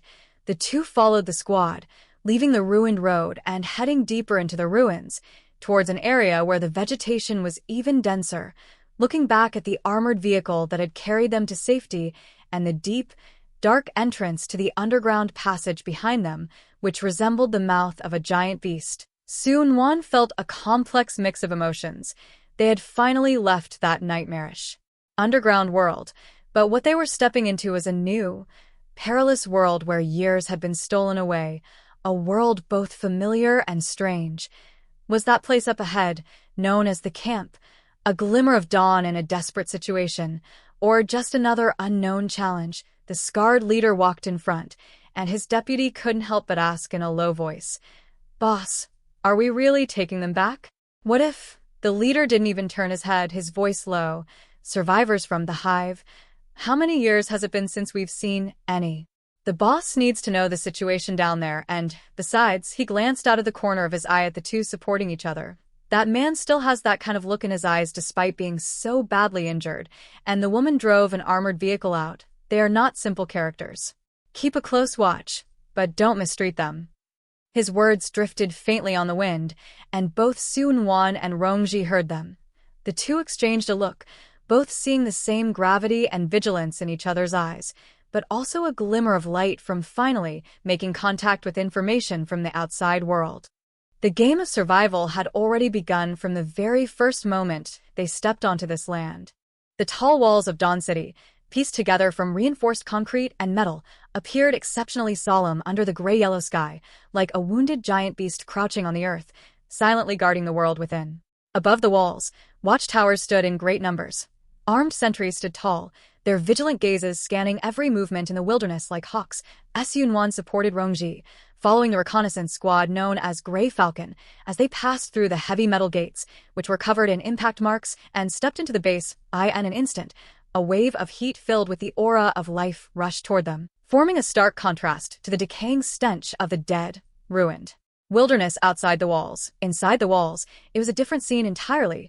It was not the orderly or luxurious comfort one might imagine, but rather a rough yet vibrant busyness. The streets were paved with compacted earth, stone, and broken asphalt, flanked by dense clusters of makeshift houses and tents built from various discarded materials. The people wore simple, even tattered clothing, their faces marked by exhaustion and the ravages of the elements, yet most of their eyes were bright as they walked with hurried steps, each busy with their own tasks. In the distance, one could hear the clanging of metal, the roar of generators, and the chanting of slogans from the training grounds. The entire base was like a massive, high-speed hive, crude, yet exuding a tenacious vitality. This was completely different from the desperate chaos of the early days of the disaster in Seung-won's memory. Here, Order had already been rebuilt, and hope was being nurtured. Rongji's gaze swept over the base's layout, the nodes of its defensive fortifications, supply storage points, and the demeanor of the people appearing calm. These scenes quietly overlapped with the fragmented memories in his mind of the Dawn City from his previous life, the fortress that had ultimately fallen apart under internal strife and external enemies. Yet, this base before him was clearly more resilient, its defensive system more perfected, and there was less numbness and more keenness and expectation in the people's eyes. Was it because of her, this variable, Sun Wan, who should have left no trace in the trajectory of his past life, was now standing truly by his side? Had her existence, like a butterfly flapping its wings, already begun to subtly alter the flow of fate? His fingertips tightened unconsciously, and an indescribable, complex emotion surged within him. There was relief, heaviness, and an even deeper sense of responsibility.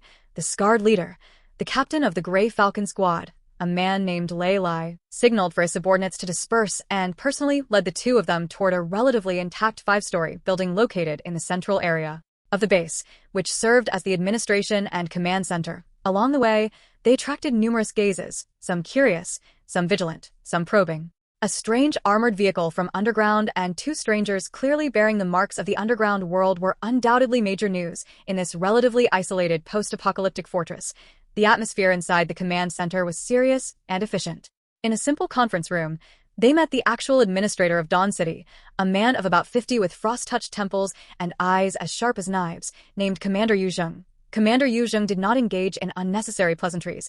His gaze landed directly on Rongji's pale face and Sun Wan's exhausted yet calm eyes. "Captain Lei has already briefed me," he said, his voice steady and carrying the authority of one who has long held a high position. "You came out from the hive. Tell me, what is the situation down there and what is your background?" His questions went straight to the core, allowing no evasion. Sun Wan and Rongji exchanged a glance. Rongji nodded slightly, signaling for her to lead the response. He needed to conserve his energy to observe and think. Sun Wan took a deep breath and selectively and clearly recounted their experience, how she and Rongji met, how they accidentally entered the hive, encountered various mutated monsters, and finally how they found the armored vehicle and escaped. She focused on describing the eerie environment inside the hive, the characteristics of the monsters, and that abnormal clearance area, but she omitted the details of Rongji's mental abilities and her own spirit spring space. Commander Yu Zheng listened very carefully, his fingers tapping the tabletop unconsciously. When he heard about the clearance area and that terrifying phenomenon capable of instantly draining life energy, his brows furrowed tightly, and a flash of deep wariness crossed his eyes. The hive, so it is still active. Commander Yu Zheng muttered to himself, then looked at them with sharp eyes. "You were able to get out, that is skill but also luck. However, Dawn City has its own rules." He paused. "You need to undergo quarantine observation and physical examinations to confirm you are not infected or carrying unknown pathogens. Afterward, based on your abilities and wishes, work and living quarters will be assigned." This was a reasonable and necessary procedure. Sun Wan nodded to show her understanding. "We understand. Thank you for giving us a chance." She glanced at Rongji. "He is severely injured and needs immediate treatment. The medical team will handle it." Commander Yu Zheng waved his hand, and two medical personnel in white uniforms with serious expressions walked in. "Take them to the quarantine zone and prioritize treating their injuries." Before leaving the conference room, Rongji stopped and looked back at Commander Yu Zheng, his voice weak but exceptionally clear. "Commander Yu, the threat of the hive is far from over. They seem to be brewing something." Commander Yu Zheng's gaze narrowed and he looked deeply at Rongji. "I know. Thank you for the warning. Get your injuries treated first, and then we will talk in detail." Guided by the medical personnel, Sun Wan supported Rongji and walked toward the quarantine zone located in a corner of the base. It was a row of relatively clean, independent makeshift houses with basic medical facilities and guards, lying on the simple yet clean hospital bed, receiving disinfection and initial bandaging. Rongji closed his eyes and let his thoughts churn. The current state of Dawn City was better than he had anticipated, and Commander Yu Zheng was a pragmatic and visionary leader. But the shadow of the hive hung over everyone's heads like the sword of Damocles. And Sun Wan, this greatest variable of his had officially stepped onto the center stage of this world. The trajectory of the future would begin here, heading toward an unknown direction. And he must guard this direction well. Outside the window, the afterglow of the setting sun struggled to pierce through the gray-yellow clouds, dyeing Dawn City in a tragic, yet warm golden red. The Dawn City Supernatural Ability Assessment Center is located in the northwest corner of the base, converted from an abandoned middle school laboratory building. The mottled bullet holes on the walls and the reinforced metal supports silently recount the defensive battles it once endured. The hall was bustling with noise, a stark contrast to the grim atmosphere in other areas of the base. The air was filled with a faint smell of ozone, the scent of burning herbs, and some indescribable energy. Residue. All sorts of people gathered here. Some wore uniform combat suits, while others, like Soon-Won and her group, looked travel-worn. A burly man let out a low roar, the skin on his exposed arms instantly taking on a metallic luster, and he smashed a fist toward the special steel plate in the testing area, emitting a dull, thunderous sound and leaving a clear dent on the plate. Next to him, a thin young man stared intently at a pot of withered yellow potato seedlings in front of him, pressing his hands in the air, with faint green light lingering at his fingertips, and the potato seedlings actually sprouted new green shoots at a speed visible to the naked eye. Further away, some had flames dancing at their fingertips, some controlled water flows to form complex patterns in the air, and others were as fast as ghosts, leaving afterimages among the obstacles. This is the core area for the base's users of supernatural ability, the adjutant whispered, introducing it with a hint of pride. Every day, new people come to test, and veterans come to improve their ratings. Commander Yu Zheng once said that those with supernatural ability are the future hope of Dawn City. This way, please. The adjutant led them to a relatively quiet corner, where a middle-aged woman with black-rimmed glasses and a stern expression was sitting behind a desk, with thick files piled in front of her. She was the assessment officer, Chen Lin. Newcomers? Chen Lin looked up, her gaze lingering for a moment on Soon-Won's hand supporting Rongji, before she businesslike pushed over 2 forms. Fill in your basic information, then test one by one.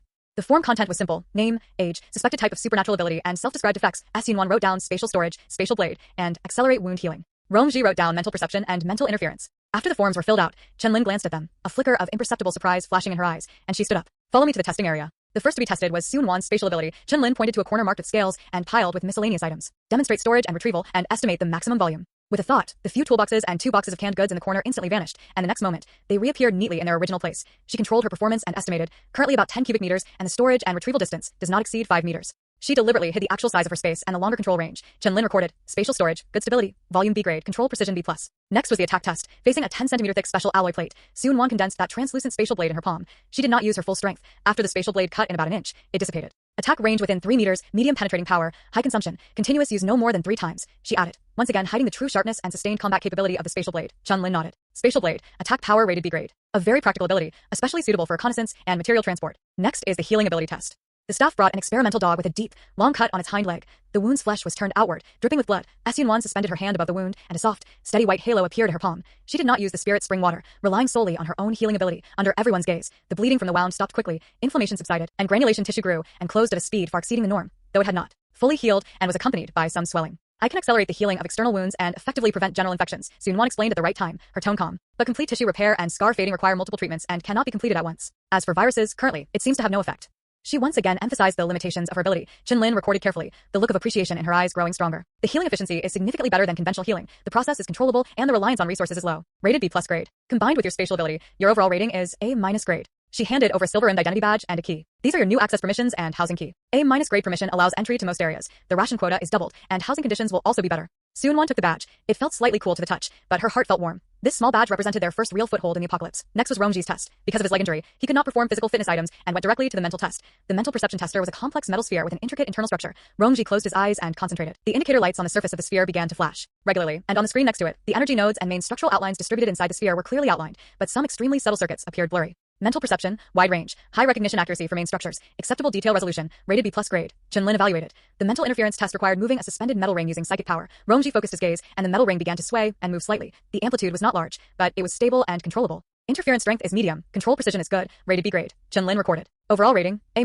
grade. Rongji also received the same silver badge and key. A hint of imperceptible relaxation appeared on his pale face. The assessment results were quickly passed on to Commander Yu Zheng. As the two just walked out of the assessment center, Yu Zheng walked toward them with several core members. He was tall, with a firm face and eyes like torches, which landed directly on Soon-Won and Rongji, especially lingering for a moment on Rongji's still slightly weak body and Soon-Won's calm face. Ms. Su, Mr. Rong. Yu Zheng spoke, his voice loud and carrying an unquestionable power. I already know your assessment results. Dawn City needs power, like yours. Spatial ability, excellent healing ability, and rare mental type abilities. These are all things we urgently need. He paused, his gaze sweeping over the curious eyes gradually gathering around, and said in a deep voice, on behalf of Dawn City, I sincerely invite you both to join the decision-making level and serve as special consultants. The base will provide the highest level of resource support, security guarantees, and will respect your professional opinions. These words were resounding, not only an invitation to Soon-Won and the other, but also a declaration of their value to the entire group of those with supernatural ability. A low murmur of discussion came from around them, containing envy, curiosity, and scrutiny. Rongji and Soon-Won exchanged a look, seeing the determination in each other's eyes. Rongji stepped forward slightly. Although he needed slight support from Soon-Won, his spine was held straight. He responded calmly. Thank you for the Commander's trust. We are willing to contribute to the survival and development of Dawn City. But we also have 2 conditions. First, when executing tasks, we need a certain degree of discretion. Second, we need an independent laboratory and corresponding material permissions to research some projects that might be beneficial to the base.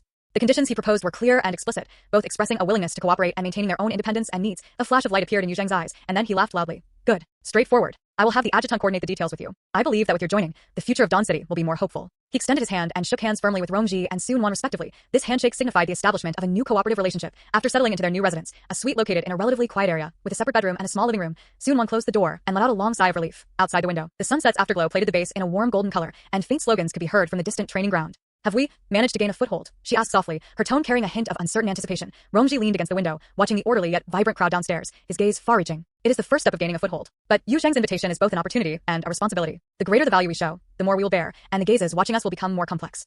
He turned his head to look at Soon-won, his eyes gentle yet firm. However, since we have chosen this path, we will just keep walking. At least we now have a decent starting point, where we can more proactively grasp information and search for the possibility of ending all this. His words mentioned a deeper goal, causing Soon-won's heartstrings to tremble slightly. She walked to his side and looked out the window with him, shoulder to shoulder. I know the road ahead won't be easy, but as long as we are together, supporting each other, we will always find a way. Rongji gave a soft, not saying anything more, but a silent tacit understanding and trust flowed in the air. Just then, there was a hurried knock on the door outside and a slightly panicked voice. Consultant Su, Consultant Rong. Something has happened at the medical department. Several hunting team members have been sent back with serious injuries, and their wound infections are very severe. Dr. Zhou says the situation is critical. Please come over immediately. Soon-won and Rongji's expressions tightened simultaneously. Before they had even established a firm foothold, a test had already arrived suddenly. They exchanged a look, seeing the gravity and determination in each other's eyes. Let's go. Soon-won took a deep breath, picked up the badge she had just received, which still carried a hint of coolness. It's our turn to step onto the stage. Rongji nodded and walked out with her. The setting sun stretched their shadows, casting them onto the brand new porch, as if foreshadowing a path full of challenges and hope unfolding beneath their feet. The atmosphere in the medical department was heavy. 3 severely injured patients were rushed in. 2 had common lacerations and infections, but the third, a thin young man wearing broken glasses, was in a particularly critical condition. His lower leg had a bite wound deep enough to expose bone. The wound itself was not the largest, but the surrounding muscles displayed an ominous grayish decayed color that was slowly spreading upward, accompanied by eerie nerve spasms. He was semi-conscious, muttering fragmented technical terms and coordinates. It's Engineer Lin Yuan. Dr. Zhou's face changed drastically. While using his supernatural ability to try and slow the spread of the toxin, he urgently said to Commander Yu Zheng, who had rushed over. How could he suffer such an injury? And he's infected with this kind of neurotoxin I've never seen before. Commander Yu Zheng's face was livid, his fists clenched tight. The exploration team was ambushed by a new type of mutant at the old energy relay station outside the West Gate. Engineer Lin insisted on going personally to collect residual samples of a key catalyst. The escort squad fought to the death to bring him back. His tone carried annoyance and anger, clearly regretting the decision to let key technical personnel take such risks. When Soon-won and Rongji arrived, they happened to hear these words. Rongji's gaze quickly swept over Engineer Lin Yuan's wound, his psychic power silently unfolding as he whispered a reminder to Soon-won. Be careful, the toxin is active and is eroding his central nervous system. Soon-won understood. This toxin was clearly not naturally occurring. She stepped forward and said to Dr. Zhou, let me try. I need absolute quiet. After clearing the area, she first fully activated her healing ability, her palms glowing with a steady white light that enveloped Engineer Lin Yuan's wound. The white light could slow the spread of the toxin and accelerate local blood circulation, but its effect on eradicating that eerie grayish decayed color was limited. This moment, Soon-won took a small bottle of diluted spirit spring water from her space, dipped a small amount onto gauze, and carefully applied it around the wound. When the spirit spring water touched the toxin, it made a faint hissing sound, and the grayish decayed color faded at a speed visible to the naked eye, while the nerve spasms gradually subsided. Coupled with the continuous effect of her healing ability, the wound finally began to heal slowly. The whole process lasted for more than half an hour, and fine beads of sweat seeped out on Soon-won's forehead. Rongji remained on guard the entire time. His psychic power was not only monitoring vital signs but also vigilantly sensing the residual, almost invisible signal fluctuations within the toxin, which deepened his suspicions. An hour later, the 3 injured patients were stabilized. The terrifying toxin on Engineer Lin Yuan's leg had been cleared. Although weak, his life was no longer in danger. Dr. Zhou let out a long sigh of relief. Thank goodness. This toxin is too strange. Conventional methods were completely ineffective. Commander Yu Zheng patted Rongji and Soon-won on the shoulders heavily, his tone carrying lingering fear and gratitude. Thank you. Engineer Lin Yuan's research is crucial to our base's construction. This time, we were careless and almost caused a disaster. Returning to their residence, Su Wan looked slightly exhausted. Rongji handed her some water, his voice low. The spirit spring water has a miraculous effect on this kind of artificial toxin. Additionally, the poison Engineer Lin Yuan was infected with, it's not simple. It seems to contain some kind of extremely faint signal residue used for tracking or silencing. Su Wan was startled. You mean? Yes. Rongji's gaze was sharp. The attack might not have been an accident. Someone or some kind of existence does not want the energy research to succeed. You saved him, which is equivalent to breaking this plan. This is the variable. Su Wan took a deep breath, realizing that the whirlpool she had been drawn into was deeper than she had imagined. The next day, Commander Yuzheng convened an emergency meeting. Reconnaissance reports confirmed that new types of mutants had appeared and were attacking specific targets in an organized manner. We must fight back. Commander Yuzheng looked at Rongji and Su Wan. Your abilities are crucial. We need a plan that will both protect Engineer Lin Yuan so he can complete his research and uncover the mastermind behind this. After the meeting concluded, Rongji said to Su Wan, protecting Engineer Lin Yuan is protecting hope. And your ability is the key to protecting him. The attack on Engineer Lin Yuan was like a stone cast into stagnant water, sending ripples through the upper echelons of Dawn City. The atmosphere at the meeting was so heavy you could wring water from it. According to the data and sample analysis brought back by Engineer Lin before he fell into a coma, the person in charge of technical analysis said, pointing to the blurry images and complex data streams on the projection, the attackers are a new type of mutant never recorded before. Their behavioral patterns are highly coordinated and, more importantly, extremely faint. Non-natural energy signal was detected within their biological tissue, similar to some kind of command carrier wave. Commander Yuzheng tapped his knuckles against the table, producing a dull thud. A targeted attack, with our energy project as the objective. What does this mean? His gaze swept over everyone present, finally landing on Rongji and Su Wan. Rongji pondered for a moment before speaking. It means our opponent not only possesses the ability to create and manipulate mutants, but is also aware of our internal strategic movements. His voice was not loud, yet it sent a chill down everyone's spine. They fear the success of Engineer Lin's research. What exactly is so special about Engineer Lin's project? A military supervisor couldn't help but ask. The technical lead pulled up another file, their tone filled with suppressed excitement. Engineer Lin has been attempting to repair and reverse engineer a geothermal deep drilling core left over from before the war. If successful, not only would we gain nearly limitless clean energy, but more importantly, the stable high-energy field it generates could, in theory, exert a continuous suppression effect on low-level mutants and perhaps even interfere with certain commands that rely on energy signal transmission. The conference room fell silent. Everyone understood what this meant. This was not just energy, but a strategic weapon that could potentially turn the tide of the war. So, they can no longer sit still. Commander Yuzheng concluded, his eyes sharp. Consultant Rome, Consultant Su, what is your take? Su Wan took a deep breath. We must ensure Engineer Lin's safety and the progress of his research. My ability can ensure he remains free from the threat of this special toxin. Rongji nodded and added, I suggest designating the energy station ruins as a maximum security zone immediately and moving the research underground. At the same time, we need to take the initiative. We cannot sit and wait for the enemy to plan another attack. We must find the signal source, or more clues about the hive. The meeting decided to establish the Deep Dive Special Task Force, with Rongji serving as tactical consultant and Su Wan in charge of medical and security support. The core mission was to protect Engineer Lin Yuan's team as they completed the repair of the energy core, while seizing opportunities to search for clues about the enemy.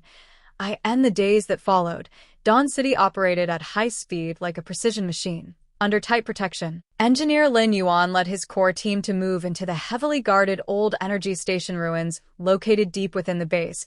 Su Wan was almost permanently stationed there. On one hand, she used her healing ability to assist Engineer Lin Yuan's team in maintaining peak condition, and on the other, her unique purification ability became the final barrier against potential special infections.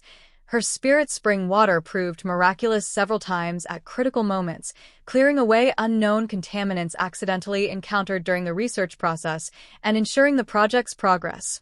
Rongji, meanwhile, was busy with intelligence analysis and tactical deduction. His psychic power, like an invisible net, extended outward in coordination with reconnaissance troops, attempting to capture traces of that faint signal. Although he and Su Nuan were each busy, their brief exchanges every night became each other's most important support.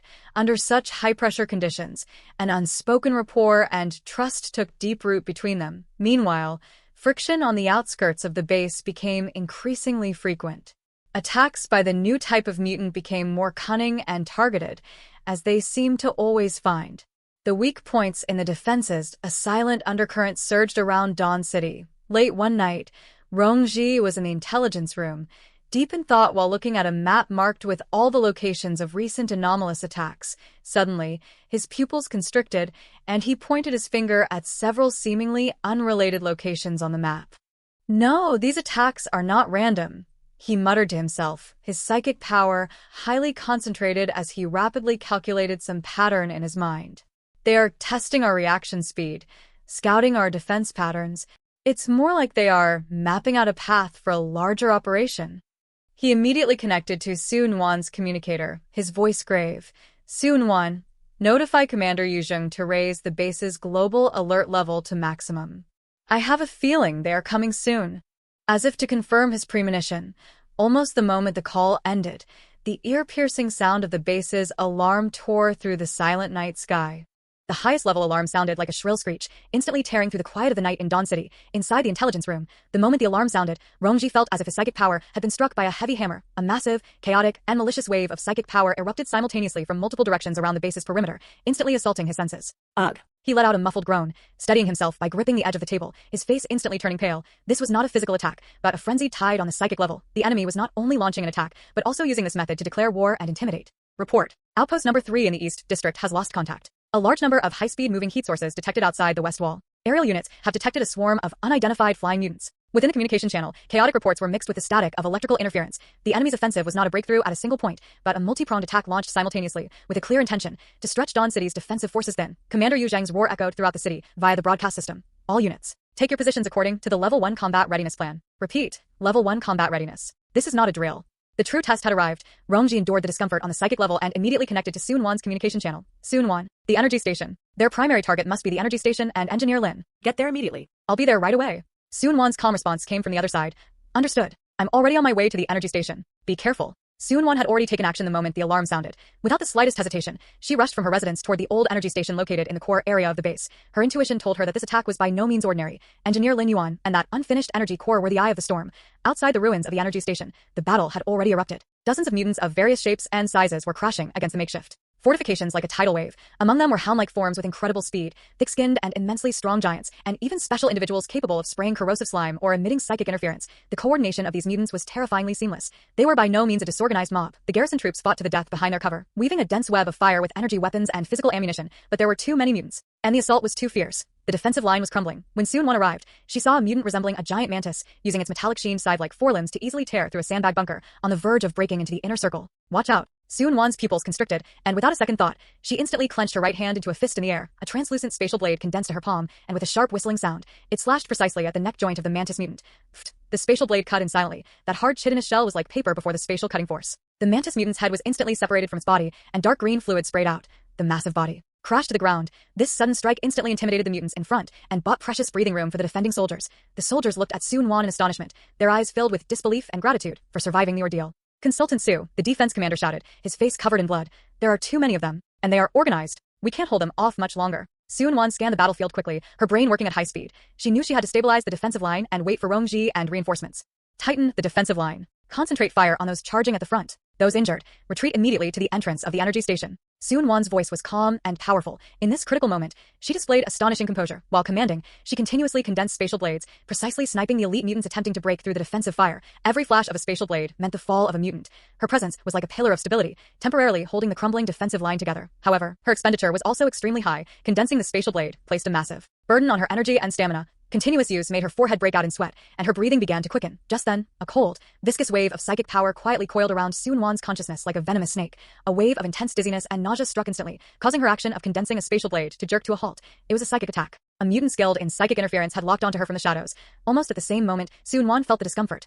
Humph. A cold, low grunt came from behind her. Rongji had arrived. His face was as pale as paper, clearly exhausted from resisting that psychic tsunami, but his eyes were as sharp as blades. He locked his gaze on a blurry, strange creature in the shadows in the distance that resembled a swollen brain, and his powerful psychic power condensed into an invisible spike, stabbing fiercely at its screech. A sharp, ear-piercing psychic screech exploded on an intangible level. The brain-shaped mutant convulsed violently, and the psychic interference it was releasing was instantly interrupted. Soon-Won immediately felt the pressure lighten, and the dizziness quickly receded. She turned back to look at Rongji. Their eyes met, and without a word, everything was understood. You focus on defense. I'll clear the field and provide countermeasures. Rongji was concise, but exceptionally firm. He endured the splitting headache, fully expanding his psychic power like a precise battlefield radar, constantly marking the highest threat targets for the defensive troops, warning of sneak attacks, and focusing on suppressing those mutants with special abilities. With his assistance, the efficiency of the defense increased significantly. However, the mutants' offensive did not weaken in the slightest. Instead, more and more mutants poured out of the darkness. Among them appeared a few Lord-level individuals with exceptionally massive bodies that exuded a suffocating pressure. This won't work. Rongji's voice was hoarse. Their numbers far exceed our estimates. The energy station's defenses won't hold for much longer. We must find the entity commanding them, or activate the energy core. The energy core hasn't been fully repaired yet. Engineer Lin Yuan's voice came from inside the energy station via a loudspeaker, filled with anxiety.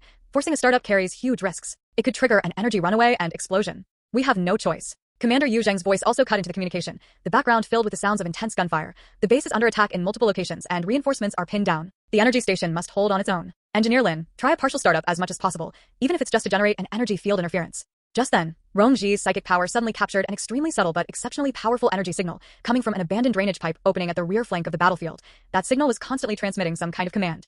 Found you. A cold light flashed in Rongji's eyes as he said urgently to Soon-Won. Soon-Won, 9 o'clock direction. That drainage pipe. Something inside is commanding them. We must take it out. Soon-Won looked in the direction Rongji indicated, seeing only a pile of rubble that was exceptionally well hidden, but to rush over there, she would need to cross an open area with no cover and would be exposed to the attacks of a large number of mutants. This was an extremely dangerous mission. Soon-Won did not hesitate at all. She glanced at Rongji and saw the same determination in his eyes. Cover me.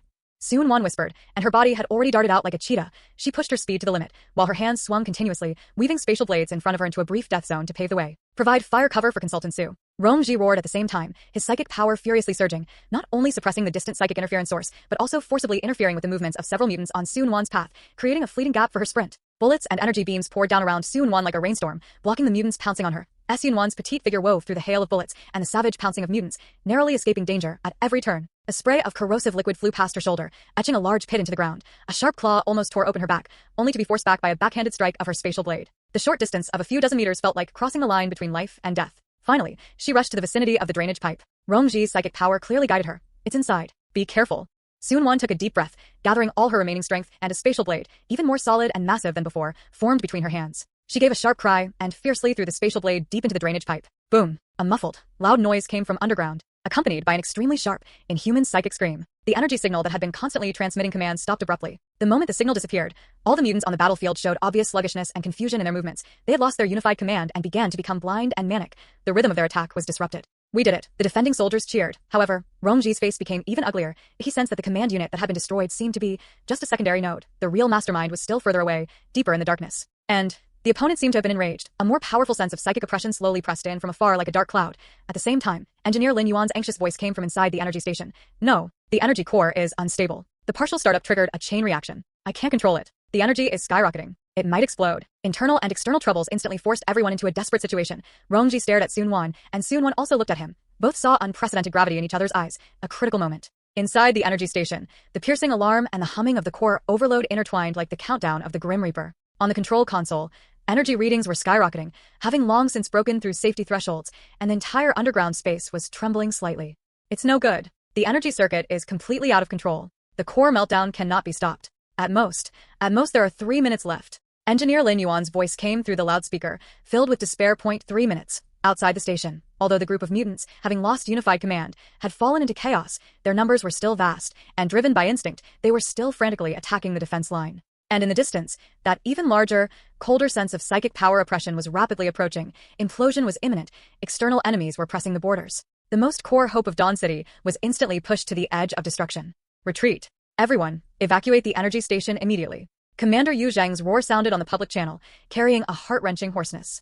Abandoning the energy core meant years of hard work and future hope would be washed away, but to preserve their living strength, this was the only choice. The defensive troops began to fight while retreating, attempting to shrink back toward the main base. Rongji, Sun-Wan. retreat quickly. The commander shouted anxiously on the channel. However, Rongji and Sun-Wan stood in place, not moving. Rongji's gaze was fixed on the thick blast door leading to the core area of the energy station. His psychic power was like the most precise scanner, penetrating the metal and sensing the violent energy flow inside. His face was frighteningly pale, and the veins on his forehead were bulging. He was clearly bearing a huge mental load. No. There is still a chance. Rongji's voice was low and hoarse, as if every word cost him great effort. As Sun-Wan gripped his arm tightly, she could feel his body trembling slightly. What chance? Her voice also tensed up due to nervousness. The loss of control of the energy core is because the repair was incomplete and the energy circuit cannot bear the overloaded output. Rongji spoke extremely fast, his brain operating at an unprecedented speed, but its essence is a stable geothermal energy extractor. If we can find a container that can instantly accommodate and neutralize this portion of violent energy. His gaze suddenly turned to Sun-Wan. A kind of almost crazy, do-or-die light flashed in his eyes. Sun-Wan instantly understood his look, and her heart shrank violently. You mean my spirit spring space? Yes. Rongji was resolute.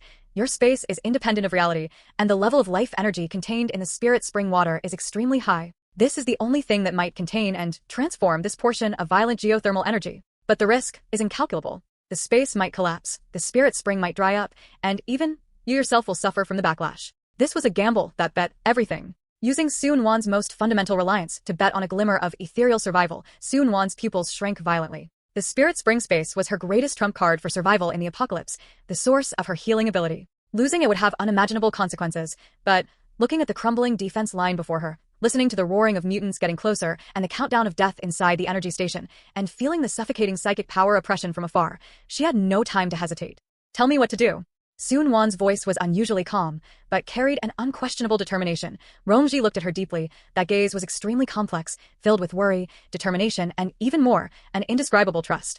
I will use my supernatural ability of time as much as possible to delay the moment of core meltdown, to buy you time. You need to open the space entrance with all your might at the moment I stall time, and guide the overflowing violent energy into it. Remember, it is guiding, not resisting head-on. Use your will, combined with the characteristics of the spirit spring water, to try to transform it. Time stasis your body.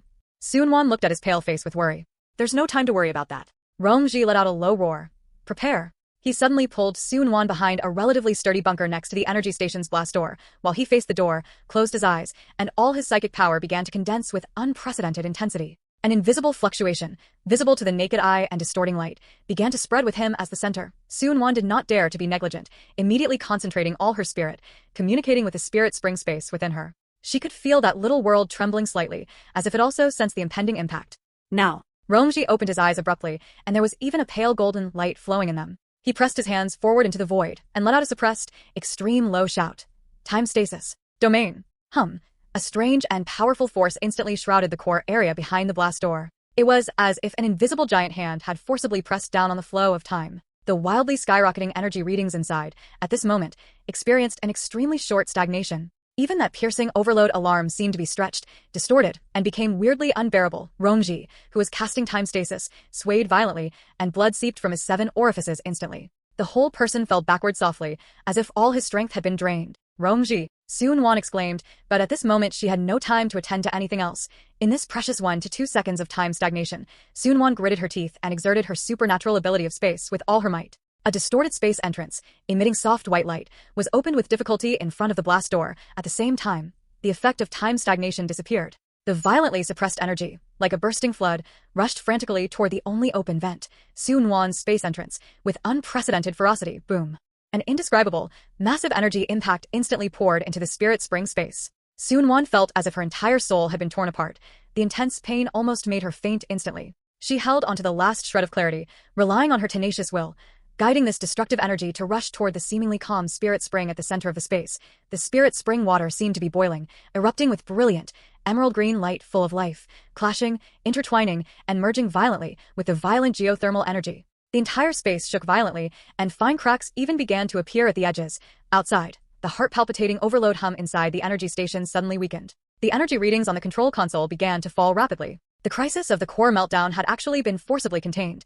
However, Soon-Won spat out a mouthful of blood, her face pale as paper, her body slumped softly to the ground, and the space entrance closed instantly. She felt as if her soul and body had been hollowed out. The spirit spring space was in chaos. The spirit spring water was much dimmer, and the space itself was covered with cracks, as if it could collapse at any time. Soon-Won. Rongji, who was barely supporting himself from passing out, saw Soon-Won fall, his eyes splitting, struggling to crawl over. Just at this moment, that cold and vast sense of psychic power oppression that had been approaching from afar finally arrived at the edge of the battlefield. A huge, distorted, indescribable shadow slowly emerged on top of the ruins in the distance, emitting a terrifying pressure that made people despair. The real mastermind behind the scenes had arrived, and at this moment, Rongji was seriously injured and in danger. Soon-Won was unconscious. The energy station had just experienced a catastrophe, and the defensive troops had suffered heavy casualties. Dawn City had fallen into an unprecedented, desperate situation. The massive shadow hung above the ruins. It was not a physical entity, but a terrifying silhouette composed of twisted light and thick darkness that constantly shifted its form. The psychic power it exuded was like a tangible tsunami, sweeping across the entire battlefield. Under this pressure, the previously chaotic pack of mutants lowered their bodies in unison, emitting submissive whimpers and ceasing their attacks. An absolute deathly silence, more suffocating than the previous frenzied onslaught on the perimeter of the energy station. The remaining guards gripped their weapons tightly, their knuckles white from the strain, cold sweat soaking their backs. Despair poured over them like ice water. Even Commander Yuzheng fell into a momentary silence when he saw the shadow through the surveillance monitors. Just in this desperate silence, cough, cough, a faint sound of coughing echoed from behind the energy station's bunker. Rongji struggled to prop up his upper body with trembling arms, wiping away the blood from his lips and jaw. His face was deathly pale, and every breath brought tearing pain. The backlash from his time-related supernatural ability had nearly destroyed his body, yet his deep eyes still burned with an indomitable flame. He laboriously crawled to the side of the unconscious Soon-Won and reached out to check her breath. It was faint, but still present. He could not fall yet. Just then, Engineer Lin Yuan's voice, trembling with excitement, came from inside the energy station, breaking the deathly silence. It's a success. The energy core has stabilized. Although the output power has dropped significantly, it has generated a brand new energy field. A frequency never recorded before. What? Everyone who heard this was stunned. Even the massive shadow in the distance seemed to ripple slightly. Rongji endured the intense pain, concentrating a sliver of his remaining psychic power to sense the interior of the energy station. Sure enough, a faint but extremely stable energy fluctuation, carrying a gentle, purifying aura, was slowly spreading outward from the energy core like ripples. When this energy field swept over an injured, whimpering mutant dog at the edge of the battlefield, a miracle occurred. The black mist lingering around the mutant dog's wound dissipated slightly, and its manic eyes showed a momentary flicker of confusion and calm. This energy field, it could purify weak pollution and soothe manic minds. Rongji's heart leaped. A bold, almost insane conjecture formed in his mind. When Soon-Won's spirit spring space devoured and converted that violent geothermal energy, it might have accidentally fused the purification properties of the spirit spring water with the stability properties of the geothermal energy, creating a brand new energy frequency with purifying effects. And this frequency was being emitted through the stabilized energy core. This was no longer just a simple energy core, this was the prototype of a purification core. Engineer Lin. Rongji growled into the communicator with all his might, his voice hoarse, but filled with unquestionable urgency. Maintain this energy field with everything you've got. Stabilize the output frequency. This might be our only hope. Understood. Engineer Lin Yuan's voice was filled with unprecedented excitement and a sense of mission. As if to verify Rongji's conjecture, or perhaps because it sensed the threat of this newborn energy field, the massive shadow in the distance let out its first roar. It was not a sound, but a psychic power storm filled with hatred and a desire for destruction that struck directly at the soul. At the same time, the ground shook violently, and more powerful mutants surged out from the cracks in the ground beneath the shadow like a black tide, charging toward the energy station once again. This offensive came with a clear directive: destroy the core at any cost. Hold them back. Commander Yu Zheng's roar echoed once more, filled with the determination of a last stand. By time for Engineer Lin. Everyone who can move, follow me. The remaining guards, nearby reserve units, and even some lightly injured users of supernatural ability all charged forward with bloodshot eyes. They knew that behind them lay the newly born flame of hope that could change everything. They absolutely could not let it be extinguished. The battlefield fell into fierce slaughter once again. However, this time, the situation was subtly different. The continuously spreading, weak purification energy field, while unable to directly destroy the mutants, acted like an invisible barrier, constantly weakening the pollution aura on them and interfering with the psychic power directive controlling them. the mutants' movements were no longer as precise and coordinated as before. They had become a bit sluggish and manic. With the tide turning, the human defenders actually managed to barely hold off this even fiercer attack. Rongji leaned against the bunker, closely monitoring the battle situation and Sun Wan's condition while frantically squeezing out his nearly exhausted psychic power. He could no longer use his time-related supernatural ability, and even psychic power attacks were extremely difficult. But he still tried his best to extend his perception, attempting to capture the weaknesses of the shadows' main body and the impact the energy field had on it. He discovered that the shadows seemed to be deliberately keeping its distance from the purification energy field. At the edges where the energy field spread, the shadow's silhouette would show subtle, unstable fluctuations. It was wary of this newborn power. Time ticked by second. Each second was accompanied by blood and sacrifice. The defensive line teetered on the brink of collapse several times, only to be held back by the soldiers with their very lives. Who knows how long it had been? Perhaps only a few minutes, yet it felt as long as a century. Sun Wan's eyelashes fluttered, and she let out an extremely faint moan. She slowly opened her eyes, her gaze unfocused and confused. Sun Wan. Rongji's voice carried irrepressible excitement and worry. As Sun Wan turned her head with difficulty, seeing Rongji's pale but concerned face, and her memories gradually returned. She subconsciously looked inward at her spirit spring space. It was in shambles, filled with cracks, and only a shallow layer of spirit spring water remained, dim and lusterless. The cost was huge, but she could feel that the space core had not completely shattered. There was still a sliver of faint vitality flowing within. The core, how is it? She asked weakly. It's temporarily stabilized, and it has produced an unexpected change. Rongji explained the situation quickly and concisely. After hearing this, a complex light flashed in Sun Wan's eyes. She tried to mobilize the remaining power in her body, and a trace of extremely faint, almost invisible white light appeared in her palm. Her healing ability was still there, but the effect was likely less than 1/10 of what it used to be. Just then, Engineer Lin Yuan's excited voice rang out again, filled with breakthrough ecstasy. It's a success. I've stabilized the output frequency. And I've discovered that if we combine the special catalyst that Consultant Su left behind with the energy field, the purification effect can be directionally enhanced. Directionally enhancing the purification effect, Rongji and Sun Wan exchanged a glance, both seeing the same thought in each other's eyes. Perhaps they didn't need to directly defeat that terrifying shadow main body. Perhaps, as long as they could expand this purification domain to a sufficient range, they could fundamentally dismantle the shadow's control over the mutants and even weaken it itself. Hope, like a candle in the wind, though faint, was truly shining bright. However, the shadow clearly realized this too. It let out an even angrier psychic power roar. The ground across the entire battlefield began to crack, and more elite mutants exuding terrifying auras began to appear. The final battle was about to begin. Engineer Lin Yuan's discovery was like a match struck in the darkness. Though faint, it pointed the way. Directionally enhanced the purification effect. Rongji endured the excruciating pain radiating throughout his body, his brain working at full speed. Engineer Lin, how exactly do we do this? What conditions are required? Engineer Lin Yuan's urgent and excited voice came through the communicator.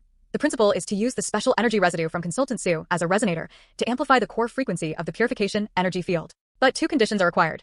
First, the output power of the energy core must be significantly increased in a short time, which is extremely dangerous. The last runaway was a lesson. Second, it requires a powerful carrier or focus to guide and radiate the amplified purification waves. Otherwise, the energy will disperse chaotically, and the effect will be greatly diminished.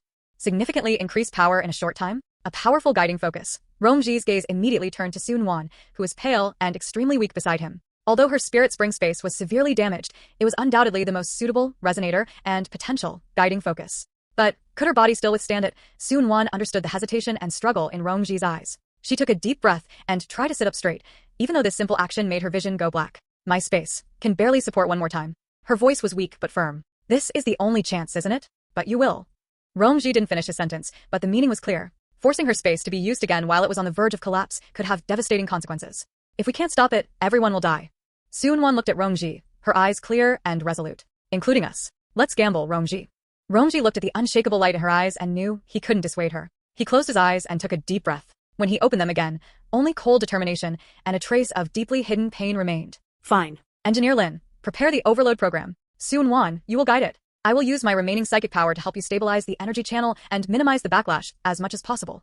This was truly burning the bridges. Understood. Engineer Lin Yuan's voice held a desperate excitement. Overload program initiated. 30-second countdown. A duller, deeper humming sound came from deep within the energy station, and the entire ground began to tremble slightly. The indicator lights on the console flashed wildly, signaling extreme danger. Sun Wan sat cross-legged, her hands pressed lightly in front of her, communicating with the broken spirit spring space within her with all her might. She could feel the space's mournful cries. Those cracks seemed to be expanding under the energy fluctuations. But she did not retreat, focusing her will on the core of the space, guiding the last, faint aura of the spirit spring water to resonate with the energy surging in from the outside.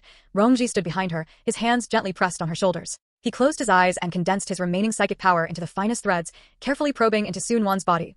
Not to control, but to construct a fragile bridge and buffer layer to help her channel the incoming violent energy. This process was equally dangerous for him. Blood seeped from his 7 orifices again, and his body swayed precariously. 20 seconds. 15 seconds. 10 seconds. The fighting on the battlefield had reached a fever pitch. The guard troops were retreating steadily under the fierce onslaught of the elite mutants driven by the shadow, and the defensive line was on the verge of collapse at any moment. The massive shadow seemed to sense the threatening energy accumulating within the energy station, emitting an anxious and restless psychic roar, driving its offensive even more crazily. 5 seconds. 4 seconds. 3 seconds. Overload initiated. Engineer Lin Yuan shouted hoarsely. Boom. A golden-green energy torrent, far more massive than the last time but strangely carrying a gentle aura of purification, erupted violently from the core of the energy station. This time, it didn't explode uncontrollably. Instead, as if it had found an outlet, it surged along the fragile channel Rongji had constructed with his psychic power and poured into Sun Wan's spirit spring space. Ugh. Sun Wan let out a painful muffled groan, feeling as if her body and soul were about to be torn apart and burst. The spirit spring space shook violently, cracks spread rapidly, and the shallow spirit spring water evaporated and decreased at a speed visible to the naked eye, but at the same time, an unprecedented, vibrant purification wave, centered on Sun Wan, spread rapidly in all directions like ripples on water. The purification domain had expanded. This invisible domain swept across the battlefield, producing immediate effects. The mutants that were attacking crazily suddenly stiffened. The black aura and signs of decay lingering on their bodies melted rapidly, like snow under sunlight. The crazy red light in their eyes faded, replaced by a kind of blankness, followed by a relieved calm, and they collapsed to the ground one after another, losing their aggressiveness. Even the rot permeating the air and that oppressive psychic pollution were greatly purified and dispersed. The entire battlefield fell silent. The defending soldiers looked at the scene in front of them in astonishment, almost unable to believe their eyes. However, this purification domain had a completely different effect on that massive shadow. The shadow let out an extremely shrill, painful shriek that seemed to come from the depths of its soul. Its outline twisted and fluctuated violently, as if it were an ice cube thrown into a roaring fire, and its edges began to blur and evaporate. It tried to retreat, tried to escape the range of the purification domain, but the golden-green light clung to it like a maggot on a rotting bone. It's effective. It's really effective. Cheers erupted in the communication channel, but the situation for Rongji and Sun Wan was extremely dire. Rongji's psychic power was completely exhausted. He spat out a mouthful of blood, fell heavily to his knees, and his consciousness slipped into a semi-comatose state. Sun Wan was even more depleted. Her spirit spring space was on the verge of total collapse. She maintained her last bit of consciousness, guiding the domain. While blood continuously overflowed from the corners of her mouth, the purification domain continued, but the shadow was also struggling crazily, trying to sever the connection with the domain. And Sun Wan was clearly unable to hold on for much longer. This critical moment of stalemate. No one noticed that Engineer Lin Yuan, who had been saved by Sun Wan earlier and had been assisting in the defense on the side, looked at Sun Wan struggling bitterly, then looked at the evaporating shadow, a flash of determination in his eyes. He rushed toward an auxiliary console of the energy station, his hands operating rapidly. Consultant Su. Consultant Rome. Thank you both for everything you have done for Dawn City. Engineer Lin Yuan's voice came through the loudspeaker with a calm resolution. Let me add one last fire to this purification domain. The next second, he pressed a button. The core of the energy station emitted a final, deafening roar. Engineer Lin Yuan had actually connected himself and his own supernatural ability as a medium directly to the backup energy circuit of the core, sacrificing his own life to inject the final, massive surge of energy into the purification domain. The purification light surged instantly. Its brightness increased several times over. The shadow let out a final, desperate wail, and its massive body completely dissipated and annihilated like smoke in the extreme light. At the same time, the impact of the energy overload also slammed fiercely into the already overburdened space core of Sun Wan through the channel Rongji had constructed. Sun Wan only heard a shattering sound that seemed to come from the depths of her soul. Her vision went black, and she completely lost consciousness. Her spirit spring space had shattered. The battlefield fell into a dead silence. Only the wisps of smoke rising from the overloaded energy station and the mutants lying all over the ground, no longer aggressive, proved everything that had just happened. In the distance, toward the main base of Dawn City, the surviving soldiers watched the side, speechless. Was it a victory? What was the cost? Dead silence. The sky above the battlefield was filled with smoke, the scent of blood, and an unprecedented, clean atmosphere. The aftermath of the purification domain had not yet fully dissipated, leaving behind a faint, reassuring warmth in the air. The once snarling and roaring mutants now lay sprawled on the ground like sleeping beasts. The terrifying traces of their mutation had visibly faded, leaving only exhaustion and confusion on the outskirts of the energy station. The surviving guards supported each other, their faces covered in blood and exhaustion, filled with the bewilderment and disbelief of those who had survived a catastrophe. They gazed at the silent core area, at the fallen Rongji and Sun Wan, and at the smoking entrance of the energy station, unsure for a moment whether to cheer for victory or mourn the price paid. Commander Yu Zheng, escorted by his personal guards, rushed to the scene immediately. Upon seeing the scene before him, Even this iron-blooded man could not help but feel his eyes redden. He quickly crouched down to check the condition of Rongji and Sun-Wan. Rongji's breathing was weak, dried blood remained around his 7 orifices, and his psychic power was severely overdrawn, but his vital signs still existed. Sun-Wan's condition was even worse. Her complexion was ashen, and her breathing was barely audible, as if her vitality could dissipate at any moment. Quick. Medical team. At all costs, save them. Commander Yu Zheng's voice was hoarse, carrying an unquestionable command. The medical team, already on standby, immediately stepped forward, carefully lifting the 2 onto stretchers, injecting stimulants and nutrient solutions, and rushing them to the base's core medical area. Dr. Zhou frowned as he looked at Sun-Wan's state. He had never seen such a bizarre phenomenon of life failure, as if her root had been forcibly severed by some power. Inside the highest-level medical intensive care unit in Dawn City, after being in a coma for 7 days, Rongji was the first to wake up. He opened his eyes, and what came into view was a pristine white ceiling and the pungent smell of disinfectant. Memories flooded back like a tide, with the final image freezing on the moment Sun-Wan vomited blood and collapsed. Sun-Wan. He tried to sit up abruptly, but it aggravated his injuries, and a sharp pain made him groan. Consultant Rong, you're awake. Don't get excited. The nurse nearby hurriedly held him down. Where is Sun-Wan? How is she? Rongji's voice was hoarse and urgent, his eyes fixed intently on the nurse. The nurse's eyes flickered, and she whispered, Consultant Su is still in a coma. Her condition is very special. Her vital signs are extremely weak, and even Dr. Zhou is helpless. He can't find the specific cause, and can only maintain basic life support. Rongji's heart sank abruptly. He knew better than anyone what Sun-Wan had sacrificed. Her spirit spring space, that existence closely connected to her life source, had very likely been completely shattered in the final impact. This was not just the loss of an ability, but a severe trauma to her life source. A few more days passed, and Rongji was barely able to get out of bed and move around. He went to Sun-Wan's hospital room immediately. As Sun-Wan lay quietly on the hospital bed, connected to various monitoring instruments, her face pale to the point of transparency, like a fragile porcelain doll. Rongji sat by the bed, gently holding her cold hand, feeling her faint pulse, his heart filled with unspeakable pain and guilt. It was he who proposed that nearly insane plan. It was he who pushed her to the edge of destruction.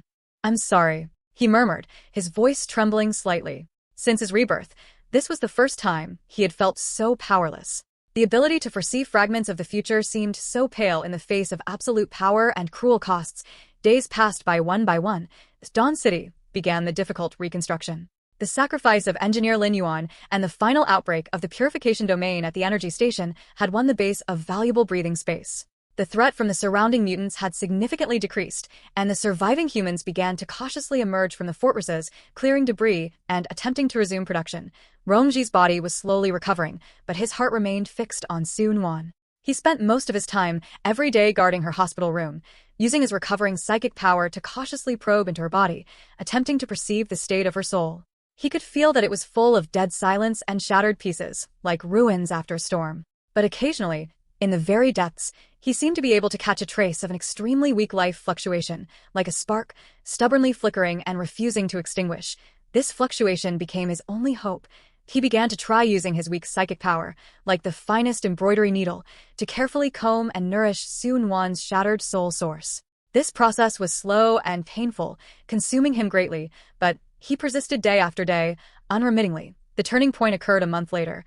That day, as usual, Rongji injected a trace of gentle psychic power into Sun-Wan's sea of consciousness. Suddenly, he felt that weak life fluctuation jump ever so slightly, as if it were a response to his call. Rongji's heart gave a sudden jolt. He concentrated all his mental energy in disbelief and tried again, another one. Although weak, it was clearly distinguishable. Sun-Wan's subconscious was responding to him. Joy instantly flooded Rongji. He immediately told Dr. Zhou about this discovery. After examining her, Dr. Zhou was also surprised to find that although Sun-Wan's various vital signs were still extremely low, there was an inexplicable, extremely slow trend of stabilization and recovery. A miracle. This is simply a miracle, Dr. Zhou exclaimed. Rongji knew that this was not a miracle. This was the result of Sun-Wan's own tenacious vitality, and perhaps the last trace of the spirit spring space's source that had not been completely annihilated. From that day on, Rongji worked even harder to nourish Sun-Wan's soul with his psychic power.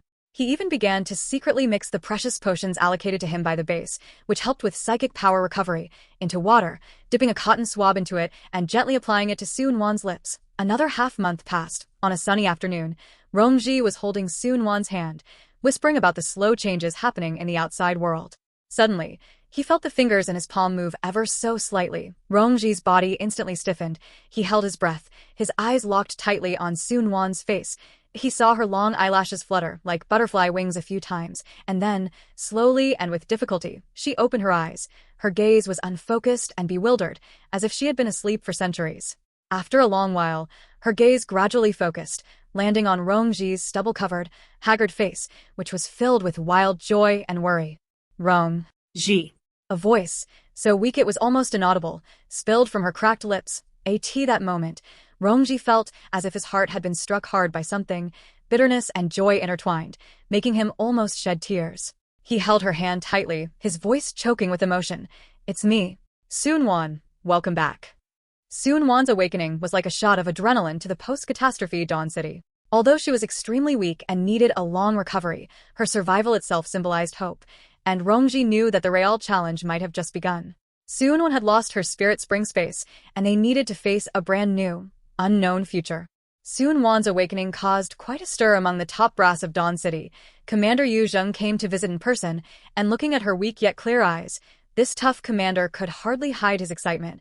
He solemnly expressed the base's gratitude to her and Rongji, promising to provide all resources to help her recover. However, the changes in Soon-won's body were obvious. She was extremely weak and could barely sit up for long. After a detailed examination, Dr. Zhou informed them of the diagnosis with a grave expression. Her body's origin had suffered a severe shock, and her vitality was abnormally weak. More importantly, the sense of independent spatial fluctuation that had once existed stably had completely disappeared. Consultant Su's space storage ability seems to have been completely lost, Dr. Zhou said in a low voice to Commander Yu Zheng and Rongji. This news was kept strictly confidential. In the ward, when only Rongji and Soon-won were left, the atmosphere was somewhat heavy. "How are you feeling?" Rongji handed her a glass of warm water, his voice very soft. Soon-won smiled reluctantly, her smile pale. "Like I've been hollowed out. I feel empty inside." She tried to focus her mind to perceive that familiar storage space, but only felt a void of dead silence.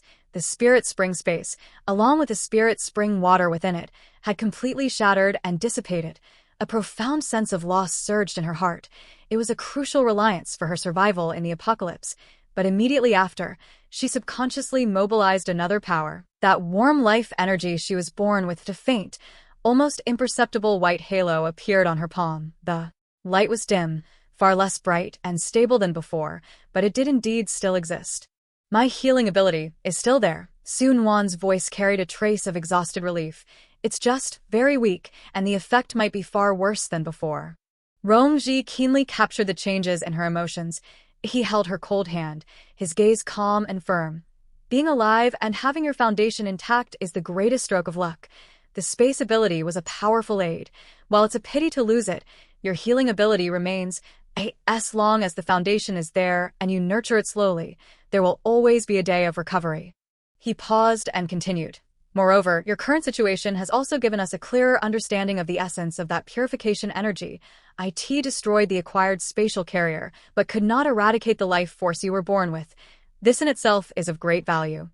Soon-won listened quietly, the confusion in her eyes gradually replaced by contemplation. Rongji's words made her realize that she hadn't lost everything. Her most essential power remained.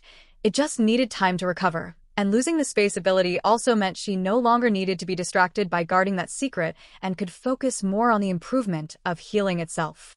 "I understand," she said softly. Though her voice was weak, it carried a touch of stability. "It will take time to readapt and train. We have plenty of time." Rongji's voice was low and gentle. "I will be with you." Over the next few months, Dawn City entered a period of intense reconstruction and consolidation.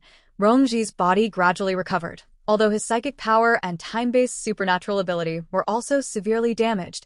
The foundation was not destroyed, and they were slowly being nurtured back to health. He accepted Commander Yu Zheng's invitation and began participating in the base's strategic planning and resource allocation.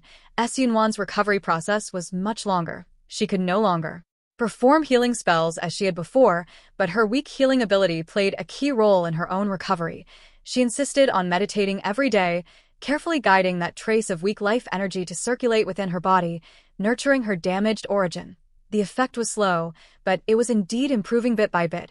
Encouraged by Rongji, she began to devote her energy to knowledge inheritance and strategic advice.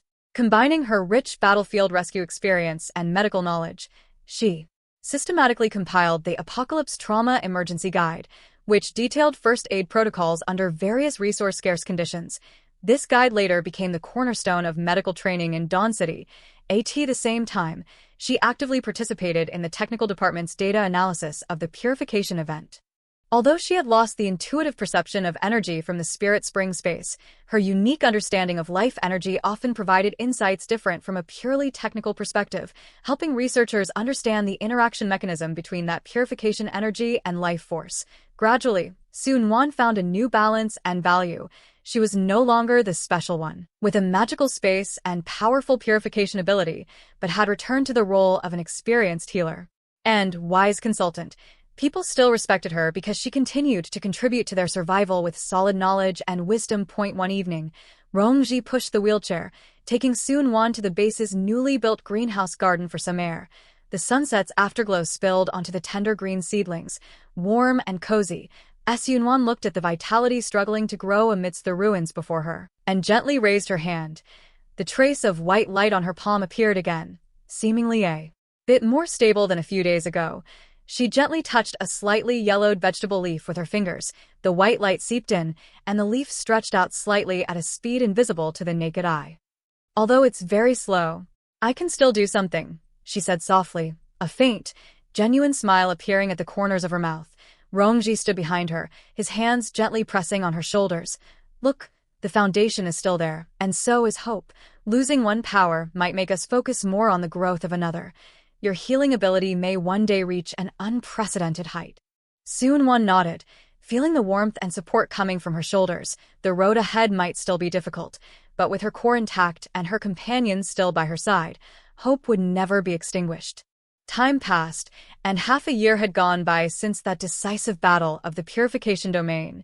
Dawn City was being tenaciously rebuilt upon the ruins, its scale even exceeding what it had been before the war. Tall, composite armored walls replaced the former dilapidation, watchtowers stood in rows, and energy barriers flickered faintly in key areas. Within the city, simple yet orderly residential areas, workshops that had resumed production, and even a small green farm maintained by artificial light and purified soil, all revealed the order and hope that survived the catastrophe. Rongji's body had basically recovered, and his psychic power had been mostly restored.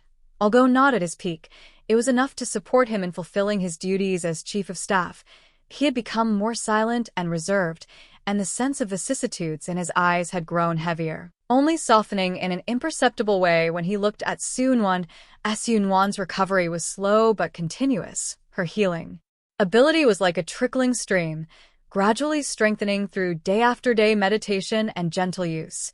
Although it was far from reaching the strong effect she had when combined with spirit spring water, it could now stably accelerate wound healing and alleviate pain, becoming an indispensable backbone of the medical department.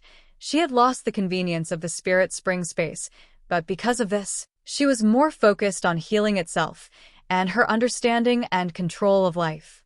Energy had become even purer. The restlessness that once relied on external objects had vanished, and what remained was a more tenacious and peaceful power. The two lived in a relatively quiet small building in the central area of the base. In the evening, Rongji brought back an encrypted briefing from the command center. The reconnaissance report for the surrounding area, he said, handing the briefing to Sun-Wan, who was tending to a small pot of herbs by the window. The long-term effects of the purification domain are beginning to appear. Sun-Wan took the briefing and read it carefully. The report showed that with the old energy station as the center, within a radius of 50 kilometers, the environmental radiation levels and the concentration of unknown pathogens had dropped significantly, reaching their lowest point in nearly a decade.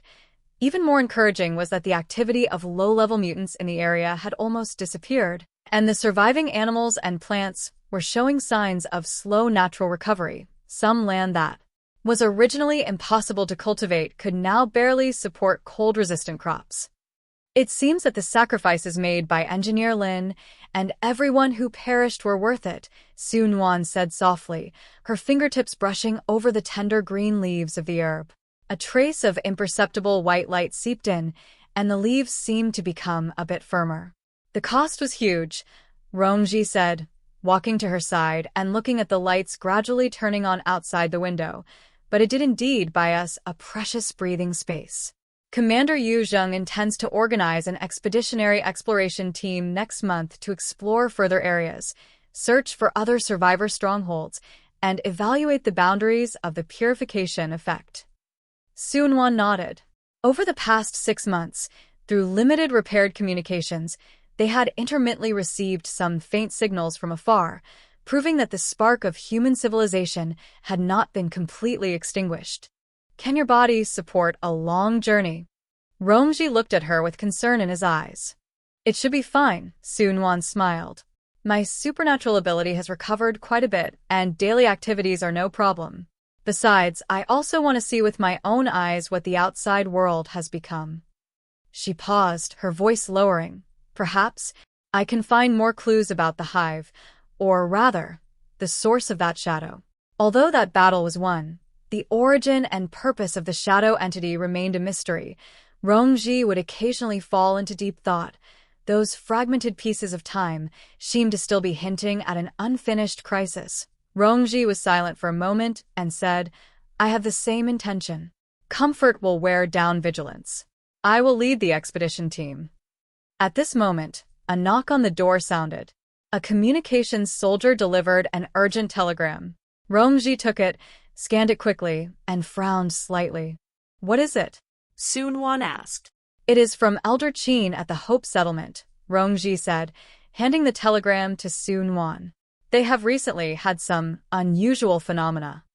The telegram mentioned that the Hope Settlement located on the southeast coast, a maritime survivor community built on the basis of an abandoned aircraft carrier, had recently discovered signs of abnormal evolution in some marine life during deep-sea fishing operations. They were larger in size, more aggressive, and even displayed some form of primitive, intelligent, and cooperative behavior. At the same time, their sonar system captured regular and complex low-frequency signals coming from the deep sea, which were not known natural phenomena or something that could be emitted by human creations. The ocean, Su Nuan murmured, a trace of unease rising in her heart. Since the apocalypse, humanity's struggle had been mostly limited to land, and they knew very little about the changes in the vast ocean. It seems that the changes in this world are deeper than we imagined. Rongji's gaze was sharp. The expedition plan needs to be adjusted. The southeast coast must be included in the priority exploration scope. He walked to the communication console and began to draft a proposal report for Commander Yu Zheng. Su Nuan continued to look at the telegram, her fingertips unconsciously rubbing the edge of the herb pot. After losing the spirit spring space, her perception of energy and life had actually become even sharper. The phenomena described in the telegram made her vaguely feel that a brand new threat, different from land mutants and also different from that shadow, might be brewing in the deep seed. Premonitions surfaced in her heart. The purification of the land might just be a brief calm before a greater storm arrived. Rongji's proposal was taken very seriously by Commander Yu Zheng. After a week of intense preparations, a special exploration team composed of elite soldiers, technicians Rongji, and Su Nuan was officially established, codenamed Deep Blue. Their primary objective was to travel to the Hope Settlement on the southeast coast, verify the anomalies in Elder Qin's telegram, and assess potential threats. Before their departure, Commander Yu Zheng saw them off at the command center. Chief of Staff Rong, Consultant Su, the risks of this trip are unknown. The base's long-range communication and support capabilities are limited, so everything will depend on your own judgment. Be cautious and safety first. His tone was grave and full of trust. Rongji nodded steadily. Understood. We will send back word as soon as possible. Su Nuan stood beside Rongji. After half a year of recovery and training, her complexion had improved significantly. Although she had not returned to her peak state, she could move without hindrance, and her healing abilities were sufficient to handle general situations. She carried a specially made medical kit on her back, filled with herbs and simple instruments she had carefully prepared. Since losing her spatial storage ability, she had become more focused on practicality and portability. The exploration team set off from the tall walls of Dawn City in 2 modified, amphibious-capable armored vehicles. The convoy traveled across the desolate land. Outside the windows was the familiar sight of ruins, but the stench of decay that had permeated the air had faded significantly. Occasionally, one could even see some tenacious weeds growing among the rubble. The long-term effects of the purification domain were beginning to show. The journey was long and monotonous. Romji spent most of his time studying maps and the limited data sent by Elder Qin, his brows tightly furrowed. Suwon assisted the team doctor in caring for several members who were feeling unwell due to the bumps, while silently observing the environmental changes along the way. Several days later, the convoy reached the coastline. The scene before them was shocking. The once bustling coastal city was now mostly submerged in the murky seawater caused by rising sea levels, with only the tops of some high-rise buildings standing like tombstones. The seawater was an unhealthy dark green, churning and crashing against rusted wreckage. Guided by radio, they found the Hope settlement at the end of a relatively intact, abandoned breakwater. It was indeed a massive old aircraft carrier, but after extensive modifications, the hull was covered in welded-on additional structures and fortifications. Small planting areas had even been cleared on the deck, and thin wisps of cooking smoke rose from the chimneys. Although dilapidated, it exuded a tenacious vitality. Elder Qin was a spirited old man with a weathered face. He had been a naval engineer and was the de facto leader of Hope. He personally welcomed the exploration team, his face etched with worry. "It is so good that you could come," Elder Qin said, leading them into a simple meeting room inside the ship's island. He went straight to the point. "The situation is worse than what was said in the telegram." He showed them recent sonar records and fishing logs. On the sonar charts, a rhythmic and complex low-frequency pulse signal frequently appeared in the deep-sea area. The signal source seemed to be moving, and at a staggering depth. The fishing logs recorded that the deep-sea fish caught recently were not only abnormally large and extremely aggressive, but more disturbingly, a highly organized parasite network was detected inside them. It was different from any known parasite and looked more like a biomechanical structure. "We have lost 3 small submarines and a dozen of our best divers," Elder Qin said in a low voice. The final video clips they sent back showed huge shadows moving in the deep sea. They are extremely fast and can launch some kind of energy attack. "We suspect that the low-frequency signal is them communicating or summoning something." Romji and Suwon exchanged a glance, both seeing the gravity in the other's eyes. This was definitely not an ordinary mutated creature. "We need more direct evidence," Romji said in a deep voice. "Is there any way to conduct a close-range reconnaissance without alerting them?"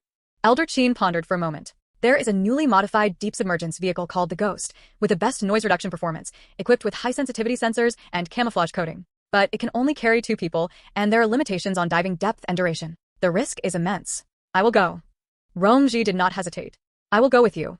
Suwon immediately interjected. Her healing abilities might be crucial in a confined environment and amidst unknown risks. Elder Qin looked at them and finally nodded. "Very well. Preparations will take a day. You should rest first and familiarize yourselves with the equipment." The next evening, everything was ready. The Ghost deep submergence vehicle, like a black barracuda, slid silently into the murky seawater. Romji was responsible for piloting and sensor operation, while Suwon monitored the life support system and prepared emergency medical supplies. The descent was oppressive and long. Outside the window was eternal darkness, with only the searchlight illuminating a small patch of chaotic seawater ahead. The depth reading on the dashboard kept jumping, and the pressure hull emitted a faint groan. Various sensor data streamed back continuously, displaying the complex hydrological environment and sporadic life signals around them. When they dived to a depth of nearly 1,000 meters, Romji suddenly whispered, "There is something." The sensors showed that a large-scale, dense biological signal had appeared to the front right, moving at high speed. At the same time, the intensity of that rhythmic low-frequency pulse signal suddenly increased. Romji adjusted their course and approached cautiously. As the searchlight beams swept across, the scene before them made them both gasp. That was not a school of fish, but a large swarm of bizarre deep-sea creatures. They had streamlined bodies covered in scales that emitted an eerie blue phosphorescence, but their heads displayed an unnatural metallic texture, with red lights flickering in their eyes. They moved in perfect unison, like a strictly trained army, and were besieging a massive mutated whale. Even more alarming was that there seemed to be some kind of invisible link between them, coordinating their movements with tacit understanding and striking with precision, and the struggles of that mutated whale were emitting strong bioelectrical signals that faintly echoed the detected low-frequency pulses. Are they being driven? Or guided to attack by some kind of signal? Suwon's voice was tight. Just then, the deep submergence vehicle's passive sonar captured an extremely weak but structurally complex signal fragment, mixed into the noisy background. Romji immediately performed enhancement and analysis. The signal analysis results showed that it was not just a command, but more like coordinate information and a resonant guidance of energy rhythm. Romji's expression turned incomparably ugly in an instant. They are not attacking blindly, they are executing orders. That coordinate points to the deepest part of the Mariana Trench. And that energy rhythm has some kind of eerie inverse similarity to the energy frequency that erupted when you purified the shadow before. Suwon's heart sank abruptly. Could it be that in the deep sea, there existed another, perhaps more complete, more powerful shadow kin? And the purification on land had actually alerted it? Or was this simply part of its plan? Suddenly, the deep submergence vehicle's alarm sounded shrilly. "Warning! Locked onto by high-energy biological radar. Warning! A high-speed object is approaching." Rongji pushed the joystick hard, and the ghost made a sharp turn and dived, attempting to use the deeper water to hide its tracks, but it was too late. A sickly green energy beam shot out from the endless darkness below, grazing the top of the deep submergence vehicle and instantly vaporizing a reef. The searchlight beam subconsciously swept toward the source of the attack. In that gloomy abyss, a terrifying creation of immense size, fused from biological tissue and unknown metal, resembling a giant eye, was slowly opening its pupil, locking onto them. A sickly green beam of energy tore through the deep-sea darkness, grazing the top of the ghost, with a destructive aura. Violent tremors made the lights inside the cabin flicker frantically, and the alarm sounded deafeningly. "Hold on," Rongji roared, gripping the joystick tightly with both hands and pushing the power to its limit. The ghost emitted an unbearable hum, and like a startled fish, it plunged abruptly into the deeper, darker crevices of the trench. Sunwon gritted her teeth, resisting the immense G-force pressure. Her hands moved rapidly across the console, activating all camouflage and jamming measures. Active sonar off. Infrared suppression to maximum power. Release acoustic decoys. Behind the submersible, that terrifying creature resembling a giant eye seemed momentarily confused by the interference, its movements slowing for an instant. But immediately after, it let out an even more piercing low-frequency roar. Its massive body churned the water, and it continued to pursue them closely, accompanied by several of those soldier creatures with faint blue phosphorescence. "It has locked onto us." Rongji watched the rapidly approaching dot on the radar, cold sweat beading on his forehead. In the deep sea, human-made vessels were far slower than these terrifying native predators. "We can't surface directly. We'll be sitting ducks," Sunwon said urgently. She forced herself to stay calm, her brain racing. "Use the terrain." Elder Qin said this trench has complex hydrothermal vents and magnetic anomaly zones. Rongji understood immediately. He maneuvered the ghost dangerously close to the steep trench walls, using the complex terrain to evade the pursuit. The high-temperature currents and dense mineral smoke spewed from the hydrothermal vents temporarily disrupted the pursuer's perception, but that giant-eyed monster seemed able to see through the interference and remained firmly locked onto them. "This won't work. The power won't last long," Rongji said, his voice hoarse as he watched the rapidly dropping energy readings. Just then, Sunwon's gaze swept across the sensor screen, and a bold idea flashed through her mind. "Rongji, that massive group of hydrothermal vents to the front right. Dive in. The temperature there is extremely high, and the water pressure is unstable," Rongji said, startled. "Let's take a gamble. That kind of energy creature might not be able to withstand the extreme physical environment. This is our only chance." Sunwon's eyes were unusually resolute. There was no time to hesitate. Rongji gritted his teeth and slammed the controls. The ghost charged unhesitatingly into that region, which resembled an underwater purgatory, constantly erupting with scalding black smoke and boiling water columns. The high temperature instantly enveloped the submersible, and the hull groaned with creaking sounds. Multiple warning lights on the dashboard lit up. The pursuers indeed hesitated at the edge of the vents. The giant-eyed monster let out an angry roar, seemingly wary of the extreme environment. "Now." "Shut down all non-essential systems. Maximum silence." Sunwon shouted. Rongji did so immediately. Like a stone, the ghost silently slid behind a massive plume of vent smoke, using the rolling heat waves and minerals to mask all signals. Time ticked by second. Inside the cabin, there was only the sound of the two of them breathing heavily and the faint noise of the system cooling down. The sensor screen was filled with static, unable to detect the situation outside. After a long 10 minutes, the pursuit signals seemed to gradually fade away.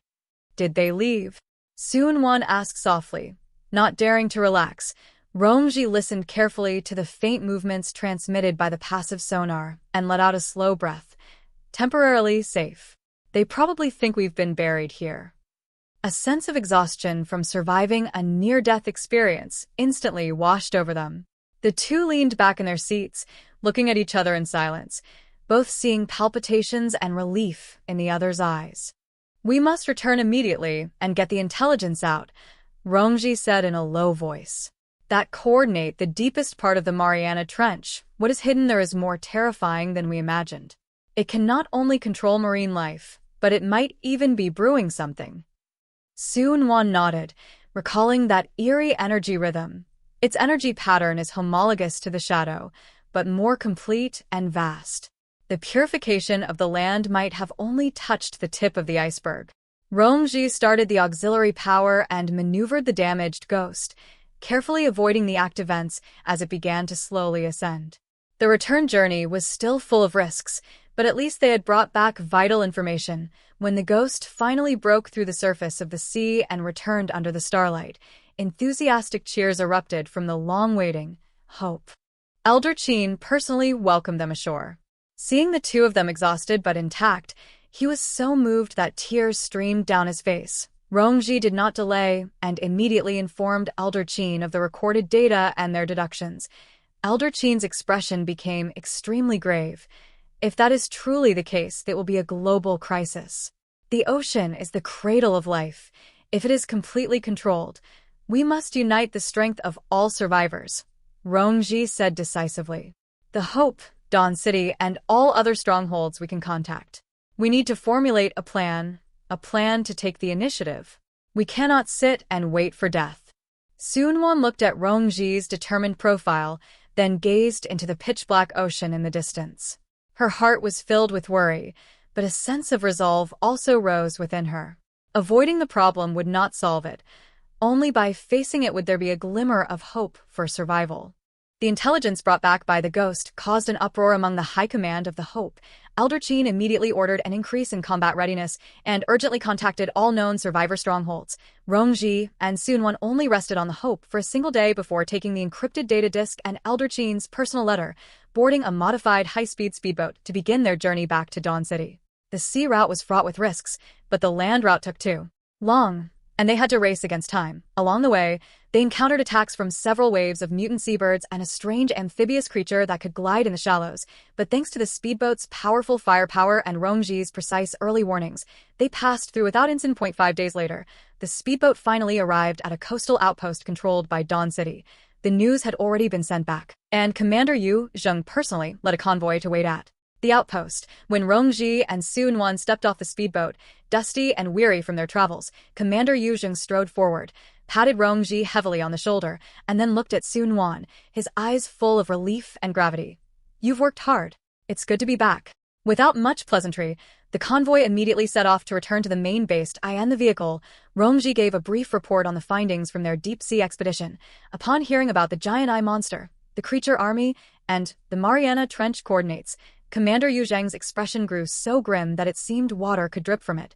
Back at headquarters, Rongji and Sun-Wan presented the detailed data and video footage on the giant projection screen. The image of that abyssal giant eye and the army of phosphorescent creatures it controlled caused all the high-ranking officials present to gasp in cold air. That level of high organization, a threat far exceeding any land-based mutant, made everyone feel unprecedented pressure. In summary, Rongji finished his final statement, his voice steady and powerful. What we are facing may be an unknown civilization or entity lurking in the deep sea, possessing high intelligence and powerful biological control capabilities. Its goal is unclear, but its threat level far exceeds any enemy we have encountered before. Passive defense is a dead end. We must take the initiative to attack, find its weakness, and destroy it before it fully awakens or launches an all-out assault. The conference room fell into a dead silence, so quiet one could hear a pin drop. This conclusion was too shocking and needed time to digest. We need allies, Sun-Wan added softly, breaking the silence. Relying solely on the strength of Dawn City or the Hope is far from enough. We must unite all surviving human forces. Commander Yu Zheng took a deep breath and slammed his hand on the table. Exactly. If the lips are gone, the teeth will be cold. Communications Department, immediately use all resources, with the highest priority, to send a joint initiative to all known frequencies. Content, share intelligence on the deep-sea threat, propose the formation of a human survival alliance, and discuss countermeasures together. Over the next few weeks, Dawn City operated like a high-speed war machine. Encrypted radio waves carrying the harrowing intelligence, and the joint initiative traveled through the ruins, flying in all directions. The response was faster, and also more complex than expected. Some larger survivor strongholds, such as the Steel Fortress in the north and Oasis New City in the west, quickly expressed their willingness to unite after verifying the intelligence. However, some factions held a wait-and-see attitude or proposed harsh conditions. As Chief of Staff, Rongji participated in the drafting of the Alliance Charter, the deduction of strategic plans, and diplomatic negotiations. Almost without sleep or rest, his psychic power actually improved under high pressure, and his insight and judgment regarding the situation became increasingly precise. Yunwan played a new role. Utilizing her unique healing abilities and the prestige she had accumulated during the purification incident, she actively participated in the integration of medical resources and the formulation of sharing plans, while also assisting in training medical personnel from other strongholds. Her calmness, professionalism, and deep understanding of purification energy won the respect of many representatives. More importantly, her tacit cooperation with Rongji, one focusing on external planning, the other on internal stabilization and soothing the populace, became an indispensable core during the alliance's formation process. A month later, the first official meeting of the Human Survival Alliance was held in Dawn City. Representatives from 7 major survivor strongholds gathered together, and the atmosphere in the conference hall was solemn yet united. The shared, massive threat temporarily overshadowed past differences and selfish interests. The meeting. Rongji represented Dawn City in delivering a comprehensive threat assessment and strategic report. He proposed a bold, 3-stage Deep Blue Purge Plan 1. Phase 1. Assembly and Reconnaissance. Integrate resources from all strongholds to build or modify special deep submergence vehicles capable of penetrating the Mariana Trench. At the same time, launch probes to conduct as detailed a reconnaissance of the target area as possible. Point 2. Phase 2.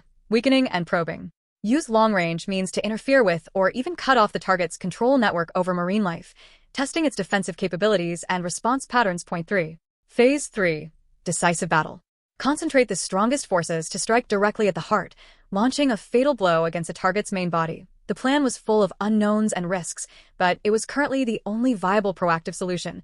After intense discussion and compromise, the Alliance approved the plan in principle and established a joint command, with Commander Yu Zheng elected as Commander-in-Chief and Rongji serving as Chief Strategic Advisor. After the meeting ended, Rongji and Su Nuan stood on the observation deck on the top floor of the headquarters, looking at the brightly lit base in the distance and the dark wilderness even further away.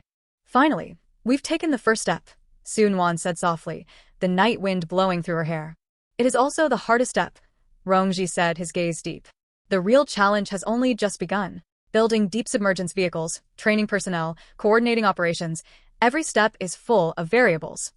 Su Nuan turned to look at him, his side profile firm and resolute in the moonlight. But at least, we are no longer alone. Humanity has united once again.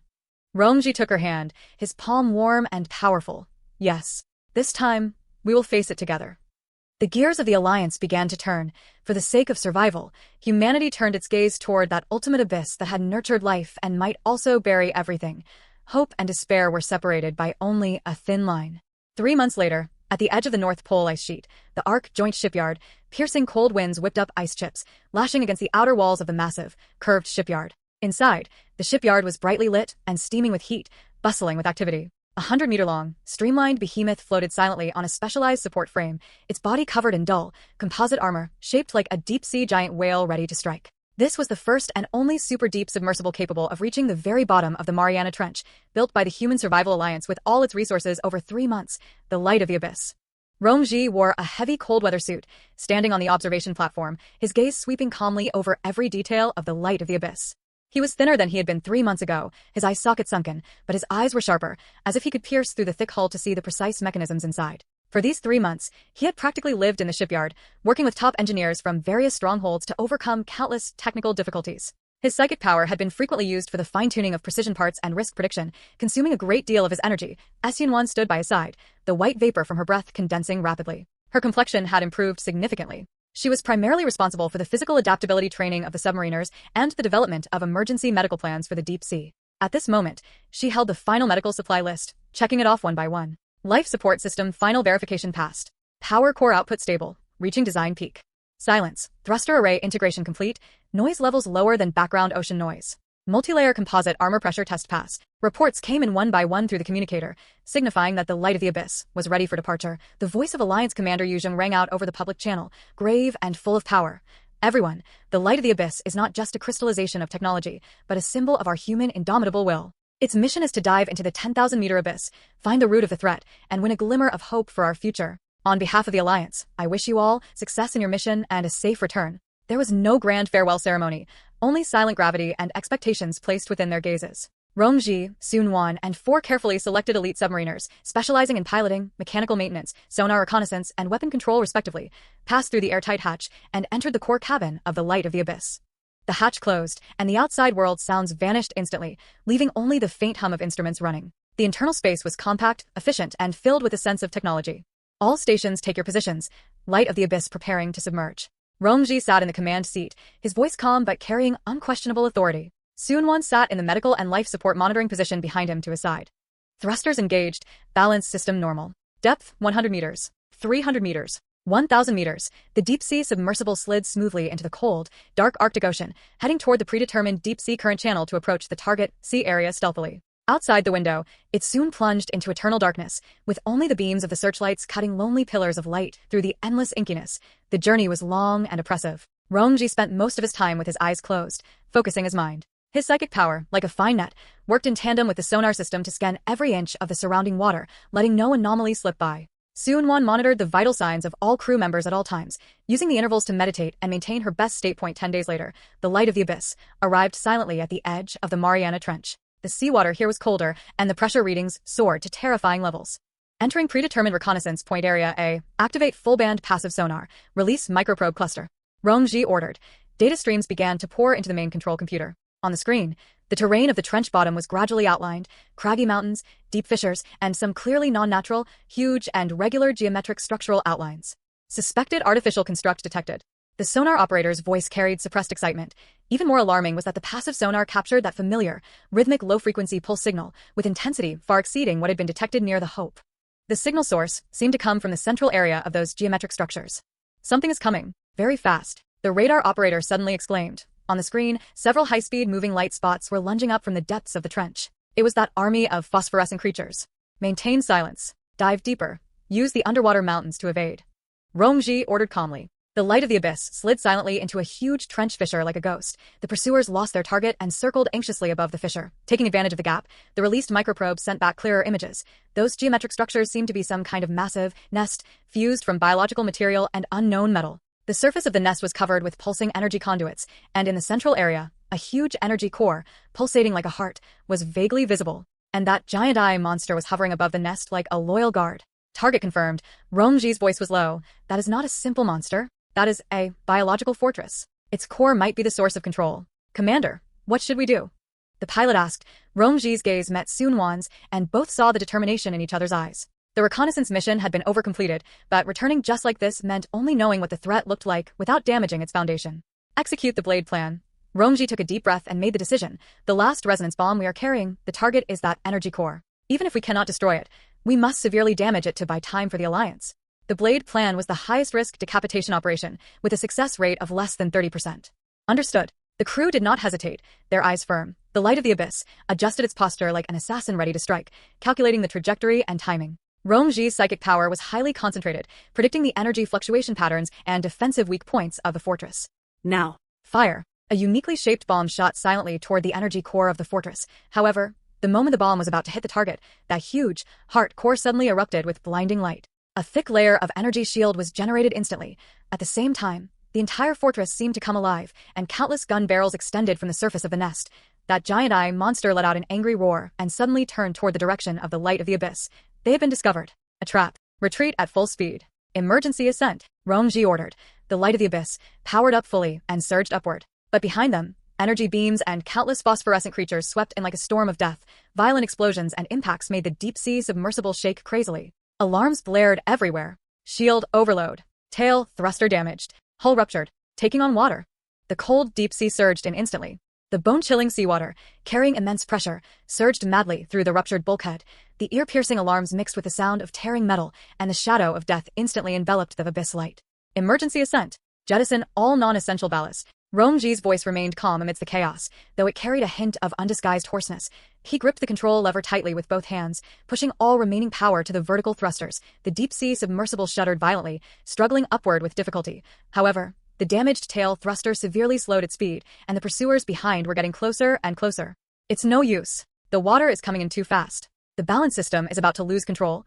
The mechanic shouted in despair. Seung-won gripped the handrail tightly amidst the jolting, resisting the massive G-force. In the moment of despair, her gaze fell upon the resonance bomb that had failed to launch due to the emergency ascent and was still fixed on the launch rack. A crazy and determined thought flashed through her mind. Rong-ji, she shouted. Eject me? Use the escape pod. I'll take the bomb over there. No. Rong-ji turned his head sharply, his eyes filled with unprecedented shock and anger. That's suicide. This is the only chance. Seung-won's gaze was as firm as a rock. My healing ability can withstand the deep-sea pressure for a short time. Trust me. Otherwise, we'll all die here. There was no time for hesitation. The pursuer's energy beams grazed the hull again, triggering violent explosions. The deep-sea submersible was already on the verge of collapse. Rong-ji stared intently at Seung-won, seeing the unshakable determination in her eyes. Finally, he slammed his fist onto a bright red button on the console. Eject escape pod. Target. Enemy fortress core. Seung-won, come back alive. His voice carried a tearing strength. Hiss. The co-pilot seat where Seung-won sat was instantly enveloped by a spherical emergency escape pod, which ejected from the side of the hull like a cannonball, shooting straight toward the core of the deep-sea fortress. The escape pod's design already possessed short-term deep-sea penetration capabilities, and with the life energy shield formed by Seung-won fully activating her healing ability, it actually managed to withstand the terrifying water pressure, turning into a meteor as it rushed toward the target. Cover her. Rong-ji roared, maneuvering the soon-to-disintegrate Abyss Light to perform a final tactical maneuver, drawing the enemy's fire. The deep-sea fortress clearly had not expected this suicide attack, and its defense system experienced a momentary lag. That was the moment. Seung-won's escape pod slammed hard against that layer of energy shield. The shield fluctuated violently. Without the slightest hesitation, she used all her psychic power to connect with that resonance bomb. With my life as the catalyst, resonate. She poured her remaining, original life force from her healing ability in reverse into the bomb. The essence of healing is life and order, and the design principle of this bomb was precisely to trigger disordered resonance within the target's internal structure using a specific energy frequency. Seung-won's life energy, by a twist of fate, became the most perfect and intense catalyst. An indescribable, pure, and majestic white halo of light burst forth from the bomb as the center. The halo was not violent. Instead, it carried a strange power that smoothed out all chaos and returned things to the primal state of life. Wherever the white light passed, the deep-sea fortress's energy shield melted away like snow under the sun. The pulsating giant core paused abruptly, and the hideous energy veins on its surface quickly dimmed and calmed down. The red light in the eyes of the surrounding phosphorescent biological army extinguished. Their movements became sluggish and dazed, and finally, they collapsed like machines that had lost power. Even that giant eyeball monster let out one last hiss, full of confusion rather than anger, and its massive body began to decompose and dissipate, returning to the most basic energy particles. The resonance bomb did not destroy the fortress, but rather purified it. It completely neutralized the chaotic, controlling evil energy within it, returning it to peace. Inside the Abyss Light, Rong-ji watched the incredible scene on the sensors, watching the lights representing the fortress core and enemy signals extinguish in large swathes and return to calm. He was stunned. An explosion occurred. Instead, a kind of indescribable sense of tranquility permeated from the deep sea. Seung-won. He suddenly reacted, his heart almost stopping, searching frantically for the escape pod signal. Weak, but present, the escape pod floated above the now calm fortress. The hatch opened, and Seung-won floated weakly in the seawater, surrounded by a faint white light as her healing ability autonomously repaired her nearly exhausted body. She had succeeded, but she had also paid a huge price. Her supernatural ability origin was severely damaged, and her breath was weak. Rong-ji immediately maneuvered. The Abyss Light, which had barely regained partial power and carefully approached, the mechanical arm gently retrieving Seung-won and the escape pod. When he held that cold, weak, but still living body, his long tense nerves finally relaxed, and an indescribable sense of relief and lingering fear surged into his heart. The Abyss Light, carrying unprecedentedly important battle results and a hero, began to ascend slowly. 1 month later, Dawn City.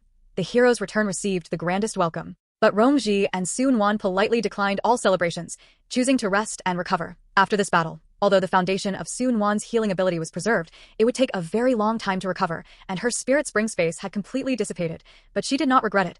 In her own way, she had won a crucial victory for humanity. Rong-ji's body and psychic power were slowly recovering, and the memories of experiencing life and death together made their bond even more unbreakable. More importantly, the data brought back by the Abyss Light and the results of that purification, after analysis by Alliance scientists, led to an exciting conclusion.